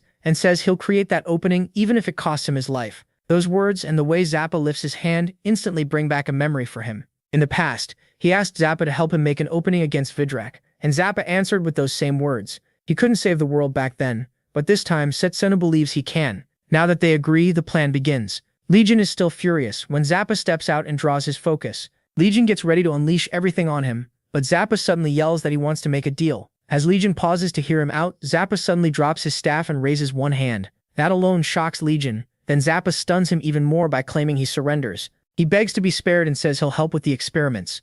Legion doesn't buy it for a second. He knows Zappa is stalling, because a man like him would never give up that easily. Zappa takes a breath, then bursts out laughing. He admits Legion saw through him, then mocks him, saying all that research and all those experiments were still a total failure. Legion is clearly thrown off by that. Zappa reminds him they already wiped out all his garbage monsters. On top of that, Safine is safe with them now. Then he calls Legion pathetic, cornered, desperate, and finished. With a grin, Zappa drives it home. Everything Legion worked for ended in failure. The words get under Legion's skin, but he can tell Zappa is trying to set something up. Then Zappa suddenly fires a lightning attack. Legion endures it by using his horns like lightning rods. After that, Zappa finally drops to his knees. Legion decides he's at his limit and asks if this whole act was just to buy time for Setsuna, since he's nowhere in sight. Even with no sign of the protagonist, Zappa starts preparing one more hidden spell to stall him. But Legion shuts him down at once, saying the plan is worthless because he can already see the spell Zappa is secretly making for him. That catches Zappa off guard. Legion keeps sneering, saying humans are nothing but test subjects meant to be crushed. Right before he can finish Zappa off, a magic blast slams into him from the side. It came from Han, who can't stand hearing humans treated like nothing but experiments. Han shouts that he can put up with a lot, but not being treated like a tool. Right after that, his strength gives out, and he passes out again. Still, that small act is enough to save Zappa. Because of what Han did, Zappa gets the chance to fire off a huge lightning spell. It strikes Legion hard, and before he can counter, Setsuna appears. He praises Zappa, saying this is why he's known as the strongest mage in the western branch of the Royal Mage Corps. Legion looks up in surprise and sees MC above him, not knowing what comes next. Blazer, however, understands right away and doesn't want him to do it. The protagonist apologizes, saying he has no other choice, and starts preparing his final attack. Legion also gets ready to strike him down, but suddenly realizes he can't move. When he looks back, he's horrified to see Janelle's head emerging. Janelle is holding him in place through sheer will. With tears in his eyes, Janelle begs Setsuna to save his sister. MC tells Legion he may have taken Janelle's body, but never his spirit. Legion roars back that Janelle controls nothing, that he's only a test subject. He ignores that and focuses on ending Legion with one clean strike. Legion soon realizes the target is his core, but he still isn't afraid. He thinks neither fire nor wind can hurt him. Then Setsuna does something shocking. Even though Blazer objects, the protagonist uses both spirit powers at once to push the attack to its limit. He's combining the two elements to make the blow deadlier. Legion stays confident. Sure, Setsuna can't control that much power, but MC forces his way through the strain. He successfully fuses both powers, and Legion is instantly terrified. Legion screams that no attack he uses will ever work. The protagonist answers that this single strike will free everyone Legion used and ruined. With fire and wind joined together, Setsuna rushes in, aiming straight for the core. Before Legion can react, MC reaches him and delivers a fatal slash through his head, cutting him in half, core included. The slash is so overwhelming that Zappa has to shield his eyes. As his life fades, Legion can only wonder how Cedric beat him when he had what he believed was the perfect fusion. He tells him that forcing beings together is not the same as making their wills obey him. That's why he failed. A moment later, Legion loses the rest of his life and crumbles to dust. With Legion dead, the souls he fused by force begin to regain their freedom. Before Janelle fades away, he thanks Cedric and asks him to take care of Safine. Zappa walks over and praises the protagonist's final attack, calling it truly incredible. Then he smiles and bumps fists with MC like an old friend. Cedric gives Zappa credit too, saying the plan only worked because he held out. Meanwhile, Blazer is still mad that he mixed his power with Zeph's, but Zeph thinks it's something worth celebrating. He's happy he joined with the protagonist and hopes to see even better ideas from him later. After Legion's defeat, every creature on the island starts losing its power, and Han is freed from Legion's influence too. Cedric carries the unconscious Han on his back and looks back in relief, saying the nightmare of Lotus Island is over. After the fight, the giant Gorfence creatures that once led to the Royal Mage Corps' destruction are finally gone. MC and the others also rescue Safine and the rest of the islanders Legion had locked up. He's grateful Sid and Cha-Cha's squad survived, thanks to what he knew from the future. Once the captains recover, the mages finally leave the island, while the islanders smile with relief. A few days later, relief ships arrive at Lotus Island to help rebuild and protect the people there. Safine turns out all right, and she visits her brother's grave to thank him for saving her. After returning, Cedric Croft and the others receive letters of recommendation from the commander for what they did on Lotus Island. With training finished, it's finally time for him and the others to head back to the academy. During a walk, the protagonist and Valerie suddenly spot her brother bowing before Sid and Zappa. He apologizes for Valerie's reckless actions and says the blame is really his because he failed as a mage. Then he says he's finally ready to join the Mage Corps. He asks Sid to let Valerie come home, promising he'll take on the duty he's been avoiding. Zappa snaps back that Valerie is already an important part of the squad, so they still need her. He's annoyed that the guy ran from the academy, then came back acting like he could just take his sister's place. But instead of backing down, he keeps pleading, swearing he'll do everything he can to protect Valerie. Valerie tears up at the sight, then puts a hand on her brother's shoulder and thanks him. Still, she tells him she likes being in the Royal Mage Corps. After that, Valerie bows to Sid and Zappa, promising to work hard and make up for her brother's mistake. She then asks Sid to let both of them serve in the Corps together. Zappa is put in a tough spot, and with both siblings refusing to give up, Cedric jokes that he already lost the fight. Then Sid reveals he's been promoted to commander of the Western Branch. Since he planned to make Zappa captain of the squad, he tells him to accept Valerie's brother and fill the open spot. Zappa is stunned to learn he's the new captain. Then Ced gives the siblings the answer they wanted, saying the Corps will take both of them in. Setsuna is happy to hear it, knowing the Light family can rise again with both of them serving in the Mage Corps. Zappa then warns them he has no place for weaklings. If they're joining him, he'll train them hard, so they better be ready. Valerie's brother gets fired up by that and promises he'll do whatever Zappa asks. Right after that, Ced calls MC to his room for a quick talk. First, he updates him on how Han is doing. Han has lost both his ancient magic and his body morphing ability. He's recovering under watch, and once he's better, the Mage Corps will interrogate him. Ced adds that Han is guilty of many crimes, but the crest on his left hand is gone, so there's no proof he used spirit magic. Since that's a major offense, losing that evidence may help him avoid execution. Once he's done explaining Han's case, Ced turns the talk to Setsuna. He says he was strangely accurate about what would happen on Rhodes Island. Then Ced asks how he knows Legion and all the apostles. The question shocks the protagonist, but since he doesn't want to lie, he says he'll tell Ced everything from their enemy to the ultimate disaster they have to stop. Setsuna starts from the very beginning and explains everything to Ced. After hearing him out, Ced says the headmaster already warned everyone about the apostles during the emergency meeting. He explains that the apostles serve Vidrak and want to destroy the world. Since Ced has seen their power himself, he chooses to believe MC. Next, he brings up the Silent Dragon's calamity. He says the dragon in the Holy City was killed, and its blood poisoned a water vein, wiping out the whole city. Ced says he'll increase Mage Corps patrols and keep a close watch so the dragon stays safe from the apostles. Setsuna thanks him for helping. Then the protagonist moves to the last and worst reason humanity lost, the capital's sudden disappearance. The largest city in the country vanished overnight without a single trace. Still, MC says that won't happen for another 2 years, so there is still some time. Ced thinks the enemy may have been working in secret inside the capital, and he promises to send scouts to look into it. That really impresses him. It shows how quick Ced is to adapt, and he is grateful he survived. Then Ced asks how Setsuna knows so much about the enemy's plans, almost like he can see the future. With a small smile, the protagonist says the truth. He came from the future to save humanity from a doomed ending. Ced doesn't dwell on it for long. He simply trusts MC and knows he isn't lying. He thanks him for that trust, but Ced says there is no need to. The Royal Mage Corps exists to protect humanity and keep peace alive. Before Setsuna leaves, the two shake hands, confirming their trust in each other. A few hours later, the protagonist and his friends get ready to head out. Through tears, Chacha tells Drago to come back after he graduates, since he's part of the team now. At the same time, Zappa tells MC not to return to school, saying it will only slow him down. He pushes harder, telling Setsuna to drop out and join the Royal Mage Corps, so the two of them can become the strongest team there. He says he'll think about it after he graduates. Then Valerie comes over to thank him and reveals that Valerie is not her real name. Apparently Valerie is her brother's name, while her real name is Vanessa. After saying farewell to everyone, Setsuna and the others leave the Mage Corps and head back to the academy. Later, Leo hears that the protagonist defeated Legion, and the news shocks him. That makes Leo believe MC is the prodigy meant to bring him the greatest gift. It also seems Leo has his own secret plan, and now he has 2 corps on his side. Soon after, Setsuna returns to the academy, where Layla quickly runs up to greet him. She tells him the headmaster is back at the academy and wants to meet with them. He is glad to hear that since he also has things he wants to say to the headmaster. When he enters the office, he sees Lionel with the headmaster, and Lionel looks happy to have him back. Lionel asks the protagonist to tell them everything that happened during his training. Setsuna sits down, then fills them in on everything that happened at the Mage Corps. After hearing it all, the headmaster says he is glad MC warned the Mage Corps, since that will help them a lot later. He adds that the apostles will soon start moving much more aggressively. The headmaster also says he knows Layla has formed a bond with Waternia. Lionel explains that he has been traveling with the headmaster, and from what they've seen, a full war may break out soon.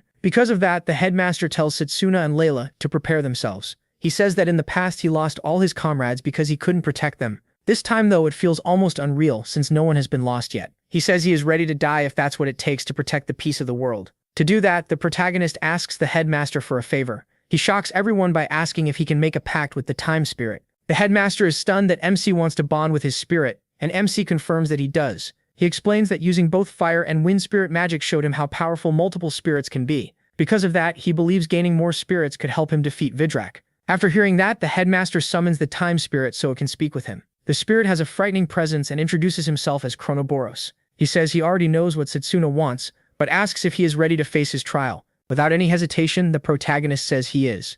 Tourney then offers a way for everyone to watch MC's trial. A moment later, he arrives in the time realm, where his challenge is to beat the impossible. That means an opponent will appear, someone he deep down believes he cannot defeat. Chronoboros says the only way to pass is to beat that opponent. The protagonist feels nervous about who it will be, but he has no plan to lose. Then his opponent appears, and to everyone's shock, it's Setsuna himself from before the regression. Everyone starts wondering what kind of mage MC was when he chose long-range magic. The trial begins right away, and he decides his only chance is to close the gap on his former self. But just before he reaches him, he gets hit by a blast of fire magic. He tries to defend against it, but the attack is too much. Layla is surprised, since she has seen Setsuna block fire before.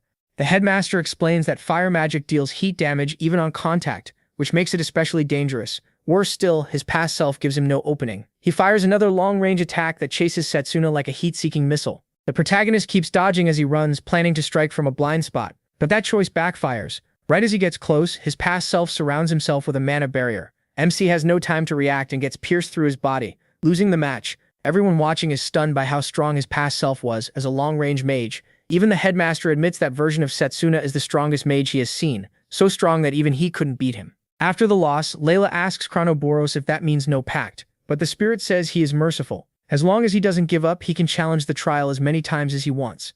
Tourney tells Layla there is no sign the protagonist plans to quit, so the battle starts again, and this time Setsuna blocks the fire attack and redirects it to lessen the damage. Even Lionel is impressed by what he sees, but past MC quickly shocks them by using a compound spell. The headmaster even breaks a sweat when he sees 6 attributes combined at once, showing incredible mana control. He admits he has never seen anyone fuse that many attributes into one deadly spell. He, though, isn't surprised. He's terrified because he remembers how insane that attack is. He tries to block the spell, but its raw force breaks through his defense and burns him down to the bone. Layla starts panicking, saying Setsuna before the regression is unbelievably strong. What scares her even more is that despite being that strong, the evil gods still beat him. The headmaster explains that Vidrak's magic decomposition beats every attribute except close combat magic, since close combat magic doesn't need a chant. Lionel is disturbed by the gap between long-range and close combat magic, a wall that seems impossible to cross. Chronoboros then tells him time moves differently inside the trial. What they're seeing is basically the past, because Setsuna has been fighting himself again and again. Layla is shocked to learn he's challenged his old self many times without winning once, and she starts to worry even though she knows he never gives up. Lionel tells Chronoboros this may be one of the cruelest trials, because if the protagonist can't beat his past self, he may fall into despair. That keeps everyone on edge as they wonder whether MC can win in the end. After so long, even the headmaster starts to think beating his past self may be impossible. Setsuna grows frustrated too. After 1,000 battles, all the close combat magic he worked so hard to master has been useless. Still, that frustration only pushes him to try even harder. Then he uses a technique he hadn't shown before, leaving the others stunned. With a mana sword, he slices through everything around him, including every attack his opponent sends. At the same time, his right eye turns gold as he declares that during this trial he will go beyond close combat magic. Layla has no idea what is happening, but Lionel and the headmaster immediately understand why his eye turned golden. That golden eye lets Setsuna see the flow of mana, which helps him move through the attacks from his past self. Since Layla still doesn't understand what she is seeing, Lionel explains that this power is called the War God's Eye.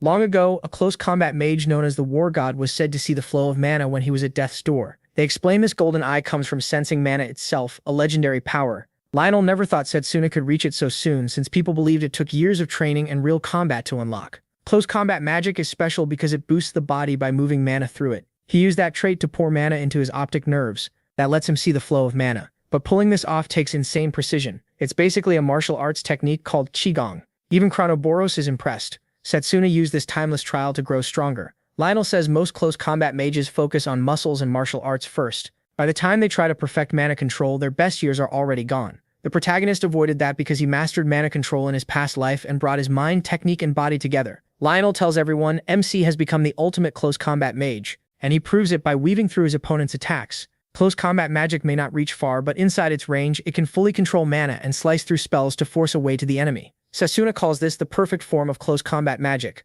With it, he finally breaks through to his former self, but just as he closes in, his past self fires the 6 attribute attack again. That has everyone on edge. Sure, Setsuna is about to lose one more time, but now he can read the mana flow and strikes the attack at its weakest point, shattering it. Everyone is stunned as he opens a path straight to his opponent. Once his past self sees the protagonist has reached him, he finally gives up. Smiling, Setsuna tells his former self he'll use this new power to beat the evil god. The people watching finally breathe again when they see MC has won. The headmaster is amazed that he beat his past self, the version seen as the strongest. Layla tears up with joy after seeing him clear the trial. Chronoboros then speaks to Setsuna and confirms he passed. When the protagonist returns to the real world, Layla points out that he now has 3 spirits with him. Layla adds that the war god's eye should let MC truly battle the apostles. He agrees, but reminds them the real target is Vidrak, who stands above the apostles. To beat him, he says he'll need contracts with even more spirits. The headmaster cuts in and says he knows the perfect place. It's the Valley of Spirits, the elves' hidden village and home of spirit magic.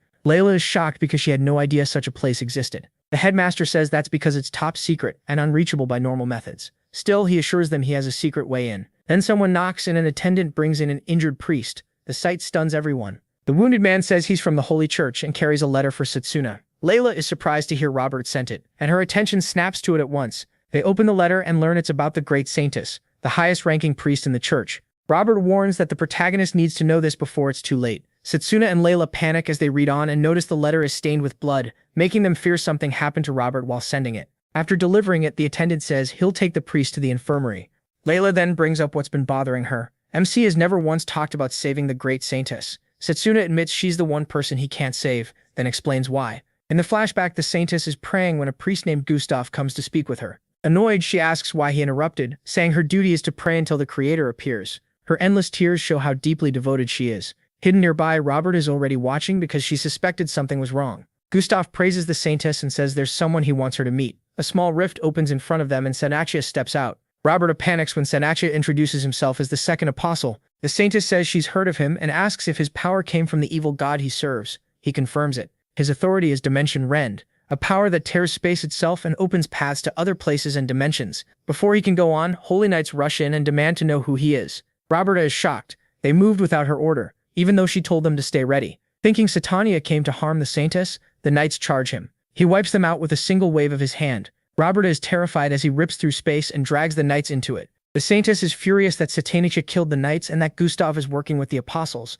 Gustav drops the act and reveals he is an Apostle too, showing his real form. His authority is thousand-faced illusions, which lets him take any shape he wants. The Saintess tells them they're foolish for revealing the names of their powers in front of her. Then she shows them why. She pulls out her tome and writes the names of their abilities inside. Once the names are written, she says their powers are now under her control, then tells Satania to try Dimension Rend on her. He agrees and says he'll test it by taking her arm. Satania reaches out and attacks, but the power does nothing to her. She reveals that the Tome of Sealed Truth is a miracle granted by the Creator God. Its scripture describes the world itself, and by rewriting those descriptions, she can change the world's laws. Just as she's about to act, Satania starts clapping, impressed by her power. Then he says she needs to meet his master. A much larger rift opens behind him, and Vidrak appears in the darkness beyond. The instant the Saintess sees Vidrak, she trembles and loses herself before his presence. She believes Vidrak is the Creator God, which leaves Robert totally confused as she watches from hiding. The Saintess kneels and says he was the one who told them to protect the world. She asks why he's trying to destroy it, thinking he must be disappointed in it. But Vidrak says she's wrong.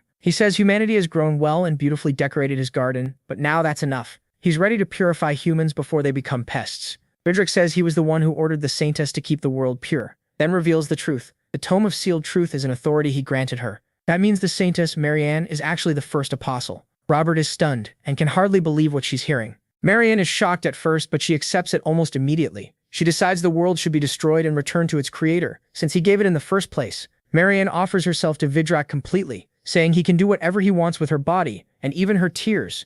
Vidrak accepts the offering and reaches out to fully corrupt Marianne and take over her whole system. The moment Roberta sees this, she panics and thinks only of warning Setsuna. She turns to run, but Satania senses someone else in the room and attacks her. Roberta barely avoids it, though her arm is cut. As another hit is about to land, the Knights arrive to protect her. They tell Roberta to run while they buy time. That's how she escaped and managed to send the letter to Setsuna. After reading it, Layla can barely believe Marianne is really an apostle. Lionel is shaken too, because now it seems they have to fight the very god who made their world. The headmaster says there's only one thing to do now. They need more power. To reach the Valley of Spirits, he's already brought someone who can help. Then a hidden door opens and Morgana walks in, leaving Setsuna stunned. He quickly regains himself and bows to greet her. As always, the elderly Morgana is just the decoy, while the real one, who looks like a child, stands behind her. He is surprised to see her body has healed, and Morgana jokes that it was nothing serious. Morgana says she only came because the headmaster begged her, but she'll guide the protagonist to the village of spirits. Glad to hear it, the protagonist thanks her. Then Layla jumps in and asks to come too. Before answering, Morgana glances at the headmaster to see if he agrees. A few days later, MC and Layla get ready to leave. The headmaster tells them he already arranged a leave of absence for both of them. After saying goodbye, they set out with Morgana. After a long trip, they finally arrive at a strange cloud-covered place with freezing air. Standing at the cliff, Morgana tells them they're here. Layla looks around, confused. There's no village in sight. Morgana tells her to relax and pulls a strange lantern from her bag. As she lights it, she explains that after the Great Magic War, the elves moved their home. The lantern shines into the sky, opening a gap in the clouds, and a dragon comes out. Setsuna and Layla are stunned by the dragon, but Morgana just says they haven't seen anything yet. They climb onto the dragon, and it takes them up into the sky. Then he nearly blacks out from shock at what appears ahead. An island is floating in the sky, the elves' home. Morgana tells him this is the Valley of Spirits. No human has set foot there since the Great War, so she smugly reminds Setsuna he should be thankful. Soon they land on the island. Layla asks how it can stay afloat. Morgana proudly says it works because of one of her inventions. Suddenly, arrows rain down on them. Setsuna quickly uses God's Eye and catches them. After knocking the arrows away, he yells for the attackers to show themselves. A group of elven warriors steps out and demands to know why humans came to their land. Morgana steps in at once, saying the humans are her guests and she's here to see Queen Luce. As soon as they recognize Morgana, the warriors bow. They quickly ask her to forgive their disrespect. Once things settle down, Morgana tells Layla and Setsuna that Luce is an old friend and should at least hear them out. A little later, they reach the palace and meet Luce. Morgana greets her casually and tells the two not to worry about formalities. Luce immediately cuts in and says they absolutely should be formal. Luce groans, already sure Morgana only brings trouble, then tells her to explain anyway. After hearing everything, Luce understands why Setsuna wants contracts with many spirits. Morgana eagerly tells Luce to take the protagonist to the shrine of the Great Spirit so he can face the trial. But Luce shocks them by refusing outright. She says there's no way she believes Vidric is trying to destroy the world. Luce adds that she doesn't care if humans are wiped out as long as the elves stay out of it. Setsuna cuts in and warns that this threat isn't just a human problem. He points out that the apostles have always feared spirit magic users, so it's only a matter of time before they find the Valley of Spirits. Then MC removes the glove on his left hand and releases Blazer. The sight of Blazer makes Luce tense up in her seat. He warns her that the apostles will use any method they need to get what they want. In short, they're enemies no one can ignore. But instead of taking his warning seriously, Luce gets angry that a human is speaking to her so freely. She says Setsuna must be pathetic if he had such a hard time against the with a cold look. Luce tells him spirit power is too great for a human to handle. Annoyed, the protagonist fires back that an elf's selfishness was what started the Great Magic War. That only makes Luce rise from her seat in anger, demanding to know if he's trying to justify the elf's persecution. She grabs Setsuna with her magic, but he breaks free easily, leaving her stunned. Seeing her surprise, MC says humans have grown much better at magic. It doesn't help. If anything, Luce gets even more furious. Off to the side, Morgana sighs in frustration, watching the argument spiral. Later, Setsuna and Layla go back to Morgana's house. Morgana says Luce has always been stubborn. Layla thinks they should keep pressing, but he refuses. He doesn't want to make things worse. He explains that Marianne's downfall was supposed to happen 4 years later, but since he changed so much after returning, the future is shifting too. Hearing that, Morgana realizes none of them can predict what comes next. Setsuna then asks how he can get Luce to take him to the shrine. Morgana says the only real way is to stay firm until Luce gives in. Most likely she'll demand a test of strength, with the winner getting their way. Even so, the protagonist hesitates. If he wins by force, both sides may only hate each other more. While they keep talking, Layla gets up and steps outside for some air. Returnia asks where she's going, and Layla says that after seeing the Chronoboros trial, she finally understands Setsuna has been fighting non-stop. He kept pushing on even after the world was destroyed. Even if this fight can be avoided, she wants him to have at least a little peace first. Then Layla notices a familiar fruit and starts picking it, saying her family used it at their inn. Now that she found some, she wants to bake sweets for Setsuna. She's still at it when some islanders show up and demand to know why she's picking the fruit. The next day, MC goes back to the palace, worried because Layla never came back yesterday. When Luce walks in, she immediately tells him to leave the island. Setsuna refuses, saying the fate of humanity rests on him. Then he bows and respectfully asks for permission to take the Great Spirit's trial. At that point, Lucia realizes he won't leave, so she decides to give him one chance. Her condition is simple: they fight. If he wins, she'll guide him to the shrine. If he loses, he leaves at once. He doesn't like it, but Setsuna knows this is his only path forward. Lucia goes on saying humans and elves can never live together. She's only allowing this because of Morgana, then orders the protagonist to follow her. But as they leave the palace, MC spots Layla happily hanging out with the locals. Even Lucia is confused. and an elven chef excitedly explains what's going on as he and Layla ask the children whose sweets taste better. The kids choose the chef's treat. Layla isn't upset at all. She expected that much from an elf with over 300 years of experience, but the chef gives Layla praise too, admiring how cleverly she brought out the fruit's sweetness. Layla finally sees Setsuna and happily calls out to him. Still shocked, he asks what she's doing. Layla explains that the chef found her yesterday while she was trying to make sweets. Since then, the two of them have been locked in a friendly rivalry. That rivalry ended in a cooking contest. Layla walks up to Lucia and offers her a sweet. Right then, the kids call Layla back to eat with them. Morgana uses the moment to remind Lucia that elves and humans can get along. She says shutting humans out is no different from what humans have done to elves, and it will only create more hate. Her words finally reach Lucia, and Setsuna takes the chance to ask her to lend him her strength to save the world. Thanks to what Layla did, Lucia finally lowers her guard and shakes the protagonist's hand. She tells him he can call her Lucia, showing she's accepted him. Lucia promises to take him to the shrine, and Setsuna thanks her. Afterward, MC thanks Layla for the help and says bringing her along was the right choice. Layla starts blushing when she sees him smile. That alone makes her happy.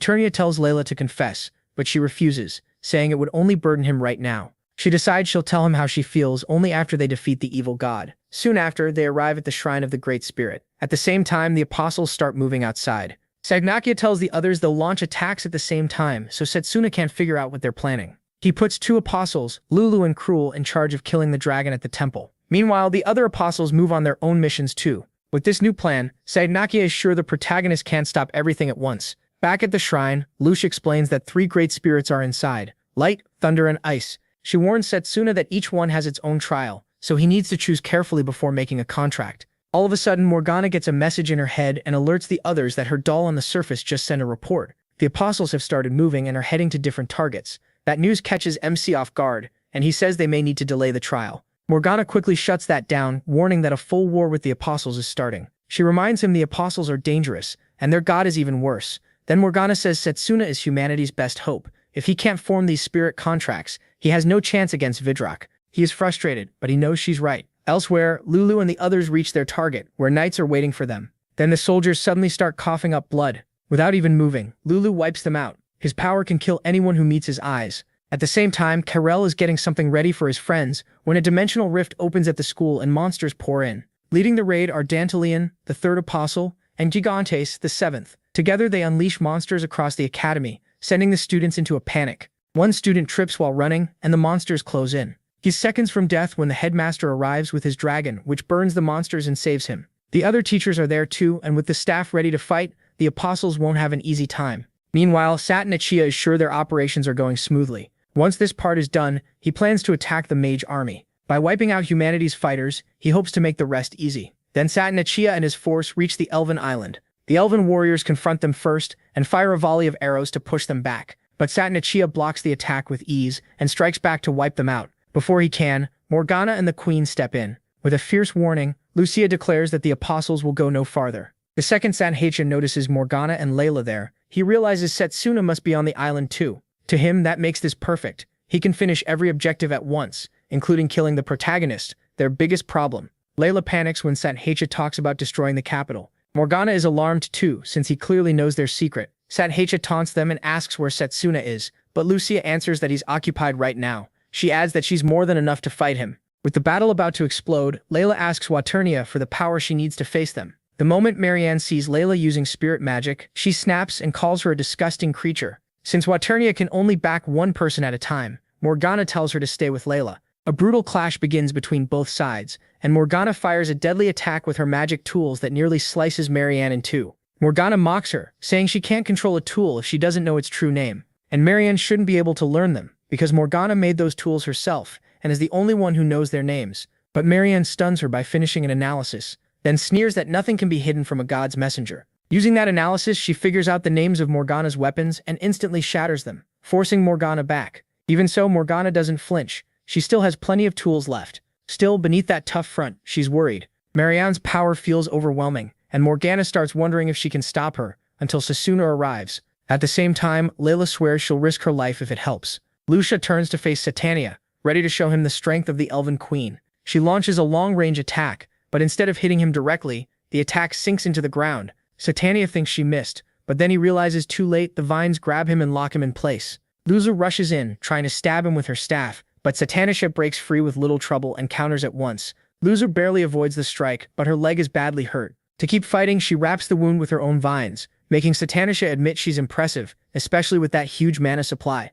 Then he says something crucial, and it shakes Lucia completely. He figured out the crown on her head is what keeps the island floating. Morgana is rattled too, because that's exactly what they wanted to hide. Satanisha openly declares his goal: take the crown and control the whole island. Then he'll move it over the capital and drop it to wipe the city out. Lucia can hardly believe how twisted he is, but Satanisha only mocks her, asking how much longer she can fight with that injured leg. Lucia realizes she's losing the advantage. Worse, Morgana and Layla are tied up with Marianne, so no one can back her up. Just before she's overwhelmed, the elven warriors rush in to shield her. But even with them, the group starts getting crushed, and they begin to think this is the end. Lucia can no longer stay on her feet and falls, just as Satanisha moves in to finish her. Before he can, Setsuna appears and pulls her out to safety, apologizing for being late. Satanisha, on the other hand, is glad MC came. He's their top target, but he shows no fear and tells him to test that resolve. An apostle tries to rush Setsuna from behind, but the protagonist drops him with a single punch. Satanisha is stunned to see one of his allies handled like a common grunt. He asks what happened, because MC's mana control and accuracy have clearly improved in just a few days.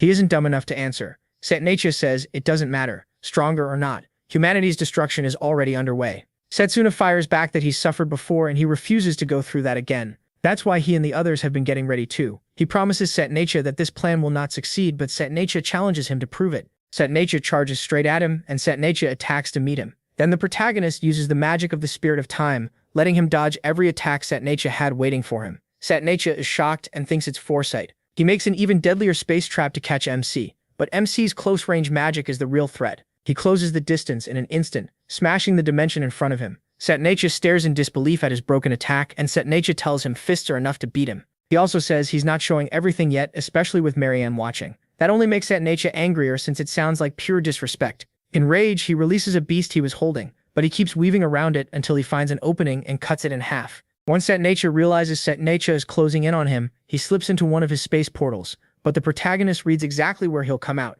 Satanisha tries to ambush him, only to be caught off guard himself. Before he can react, Satanisha kicks him flying. That leaves Satanisha completely rattled. He has to admit the power MC just showed is on the same level as his masters. Because of that, Satanisha changes targets and goes after Lucia. He rushes toward her, trying to reach her in time, but Setsuna activates lightning magic to boost his speed. That lets him catch up fast, though Satanisha throws up a dimensional wall in panic. It doesn't help, he punches right through it. Now Satanisha truly panics. He never thought a kid could surpass an apostle. Setsuna snaps back that he is not a kid. He says he's the mage who once lost, then crossed time itself to come back and bring Satanisha down. Filled with rage and boosted by lightning, the protagonist slams a brutal punch into Satanabia's head and drives him into the ground. With Satanabia finally beaten, the girls cheer for MC's huge win. Lucia is amazed that Satona formed a contract with the Spirit of Lightning since no elf has made a pact with any of the 4 great spirits before. He gives a small smile before reminding them that Marianne is still a problem. Layla has noticed from the start that Marianne has been analyzing every one of Morgana's tools. Still, Marianne seems to be struggling to read the staff in Morgana's hand. That gives Layla hope. Now that the protagonist is here, they might actually break through. Then Marianne finishes her analysis. She names the item she was studying, the Gravity Crown. So Luce's crown was the Gravity Crown all along. Before Luce can react, the crown is pulled off her head. Now the crown is in Marianne's hands. Morgana realizes Marianne had been toying with them while studying the crown. Marianne mocks them and reveals that the crown was her real target from the start. She never cared about them at all. Then she corrupts the crown, planning to slam the island into the capital. Layla warns that Marianne will die too if she does this, but Marianne doesn't care. Her life, she says, has belonged to her master from the beginning. Then Marianne crushes the crown in her hand, and that still isn't the end of it. Morgana suddenly notices her body glowing. She instantly understands Marianne analyzed her too. Marianne fires a brutal attack meant to burn Morgana alive. Layla cries out as Morgana seems to get roasted. But then the real Morgana appears. She tells Layla to leave Marianne to Satuna. They need to stop the island from falling. Following that plan, Layla helps Luce back up and they move out, leaving Marianne to MC. Marianne is pleased, since now she can fight without holding back. He takes his stance right away, knowing he has to beat Marianne before she can analyze him. The clash quickly turns intense as both powerhouses go at each other. At one point, Satuna slips behind her and aims a punch at her head to knock her out, but Marianne finishes analyzing him just in time and seals his lightning magic. She says she could do it because he used that power against Satanabia earlier. The protagonist is stunned that his power was just shut down by the broken book Marianne carries. With his lightning gone, Marianne decides to test him. Another hard fight breaks out, but Satuna avoids her wild attacks through sheer experience. Marianne keeps pressing the advantage until MC gets close and strikes with his flaming blade. He chains his attacks together to make them even stronger, but then he hits a wall when none of them can break through Marianne's defense. Marianne proudly says she left that opening on purpose. She admits switching magic types to hide their names was a smart move, but she's already analyzed the other three. To her, that means the fight is over. Setsuna shocks her by calmly saying he's the one who already won. Marianne can't believe he's still smiling like he has a chance. She tells him his power means nothing next to the tome she holds, and right in front of him she analyzes another of his abilities, the Spirit of Time. Then her hand suddenly starts freezing, leaving her stunned. That's when she realizes Setsuna has more spirit magic than just lightning. He tells her the moment he got close it was over. She had already lost the ability to use the Scripture of Truth.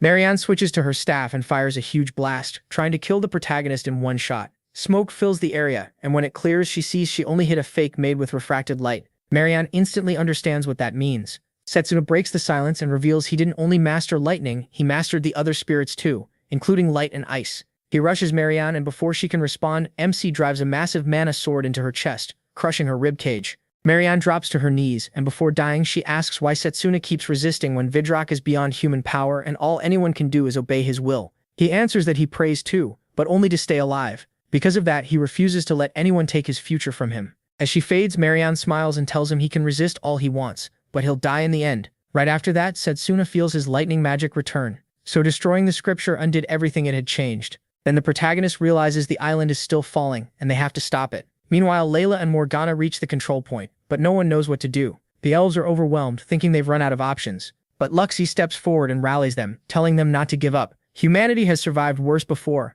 Then Morgana calls on Waternia for help and puts her plan into motion. With Waternia's power, Morgana can move the sea and wrap the royal capital in water to soften the crash. The plan works, but it takes a huge toll on her, and she starts coughing up blood. Morgana realizes she's hit her limit from pushing Waternia's magic so far, especially after being worn out by the last battle. Even so, she refuses to stop, and Layla runs in to support her with healing magic for a little longer. Morgana keeps going, because she believes she's the one who must pay for the sins of the Great War, since her brother was the one who started it. A moment later, Morgana finally reaches her limit and collapses, but Layla steps in to take her place. She draws out Waternia's full power, moving the water into place just before impact. That softens the collision and saves everyone in the capital. The elves burst into cheers, and Lush praises Layla for her courage and quick thinking. Morgana, though, is simply glad humans and elves finally stood together again. To her, that makes surviving the Great War worth it. Elsewhere, Setsuna is taking in the victory when a terrifying figure appears in the sky. Its pressure is so overwhelming that everyone nearby nearly collapses under it.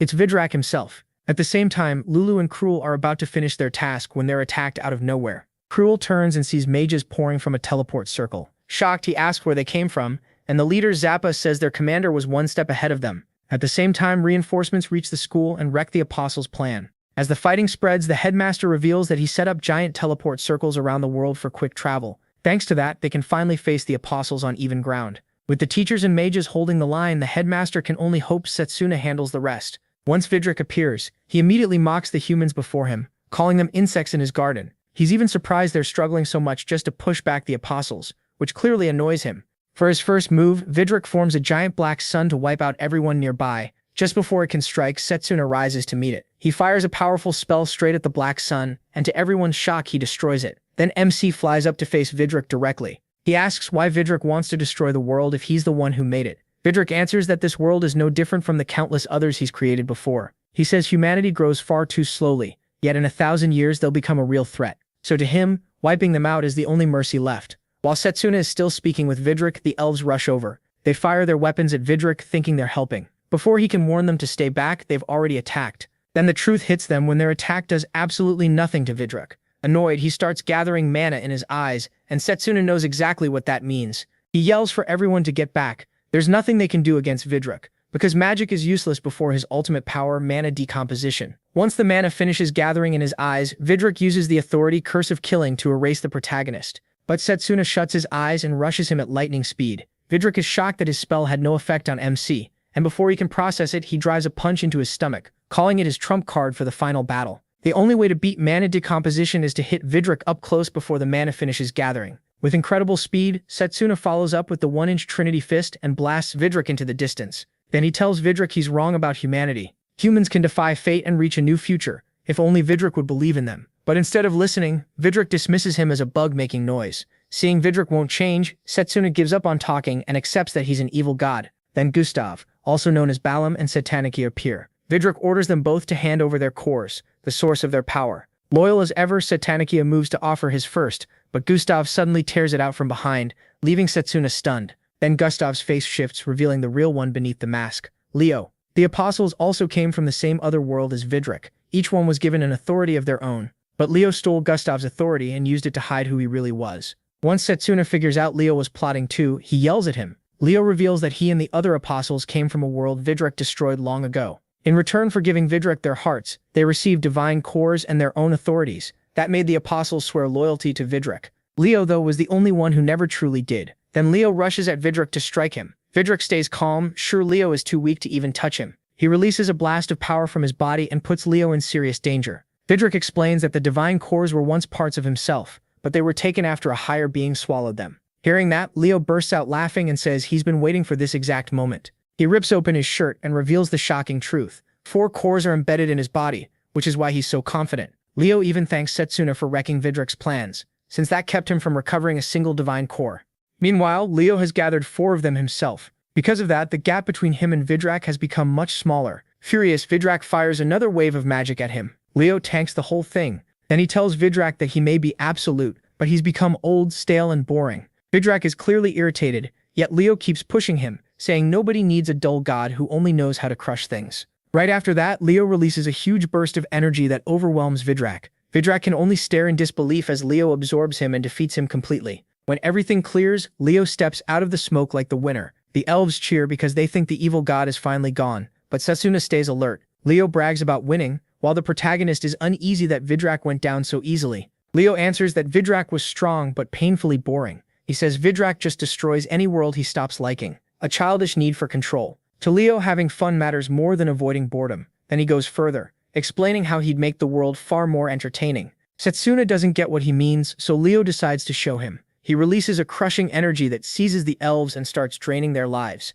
Even Luxie and Layla get caught in Leo's power. Leo casually says it would be even more fun to spread a deadly disease and watch humanity scream in terror. That makes Setsuna snap and he draws his mana blade. He attacks Leo, but Leo easily endures the intense flames. MC shouts, demanding to know what he's doing. Leo calmly says a god's power is his now, and he plans to enjoy destroying humanity. Disappointed, Setsuna asks why he can't accept a peaceful world. Leo says peace is boring. Still, he offers to spare this world if he agrees to become his ally. The protagonist isn't buying it. He knows Leo would eventually kill everyone just to see him despair. Leo laughs and admits MC is right. After that, Leo transforms into his ultimate form by merging with the Vidrak inside him, creating something even uglier than Vidrak was. The pressure pouring from Leo makes Setsuna realize he's now beyond Vidrak's original power, thanks to 4 divine cores and a god's strength. Even so, he gets ready for a brutal fight. He's not letting Leo off the hook. Enjoying his new strength, Leo starts testing what he can do. He uses Tsukiyomi's authority, the power to raise the dead. Every corpse nearby rises at once,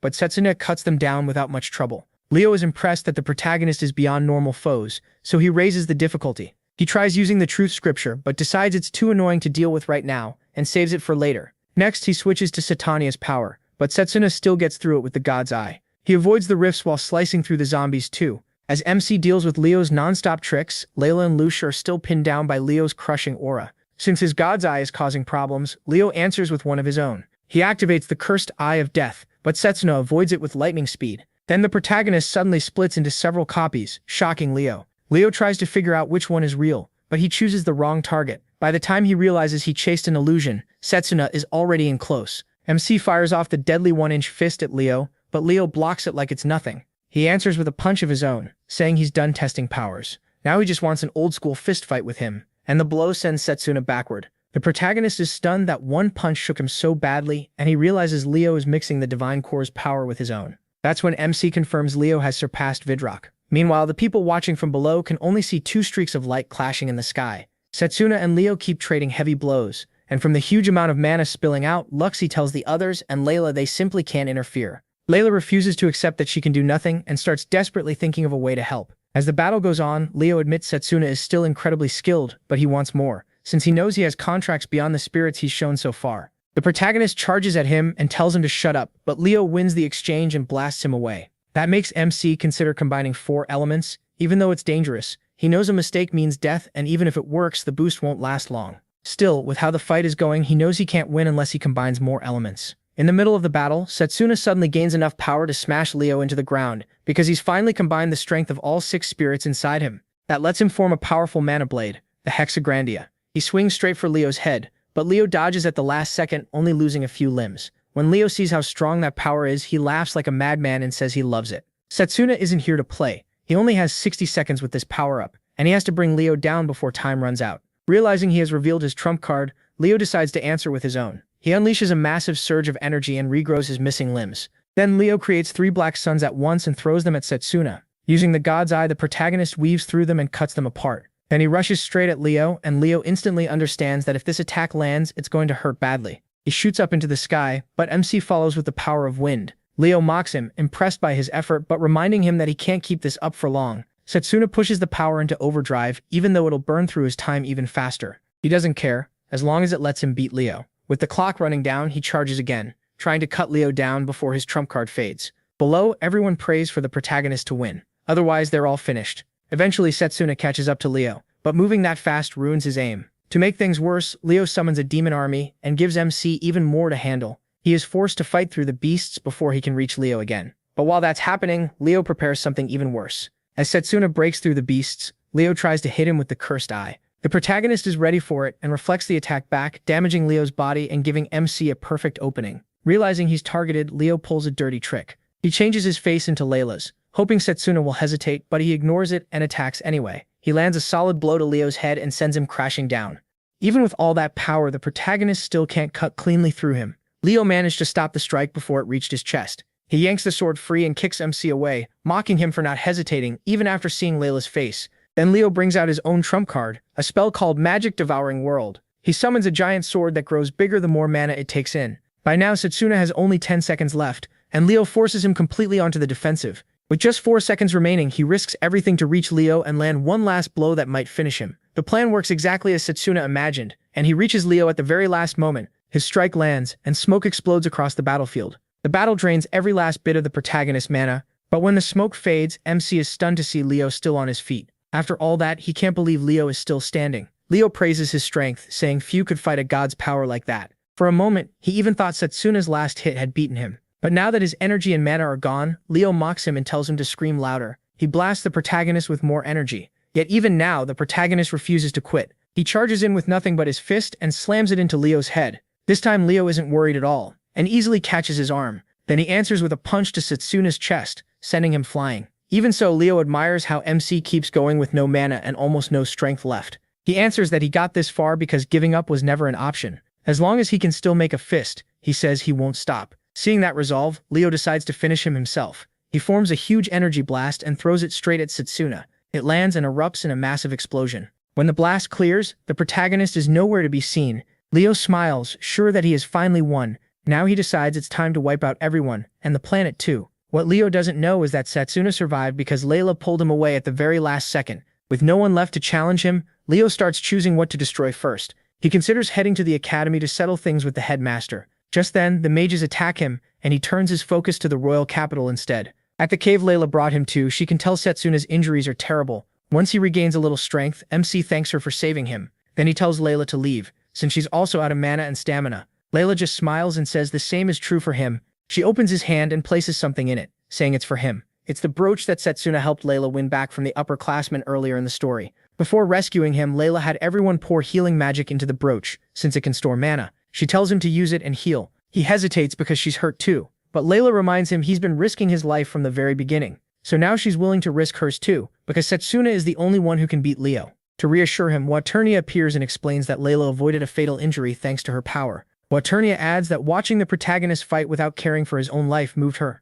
MC suddenly realizes he may have passed Waternia's test. She confirms it might be possible for him to form a contract with her, but warns that it could cost him his life. He's already at his limit with 6 spirits inside him. Setsuna says he doesn't care if it gives him a chance to defeat Leo. Waternia then asks Layla if she's willing to lend him her power. Layla smiles and says yes. Still, she makes the protagonist promise that no matter what, he'll come back alive. He's fought long enough, she says, and deserves to live in a peaceful world. Setsuna smiles and tells her that if he had never met Layla, he would have kept fighting alone. He's truly glad they met in the second loop. That's why, he says, he's going to protect this world. After that, MC heads out with Waternia riding on his back. Leo is just about to begin his destruction when Setsuna appears again. Leo is shocked that he's alive and back. In a rage, he attacks him, but the strike does nothing, leaving Leo stunned. Then he notices something has changed about the protagonist. He has united all 7 elements. Right before Leo's eyes, Setsuna lets the spirit's power awaken inside him. A blinding light bursts out, and even Leo has to shield his eyes. When the glow settles,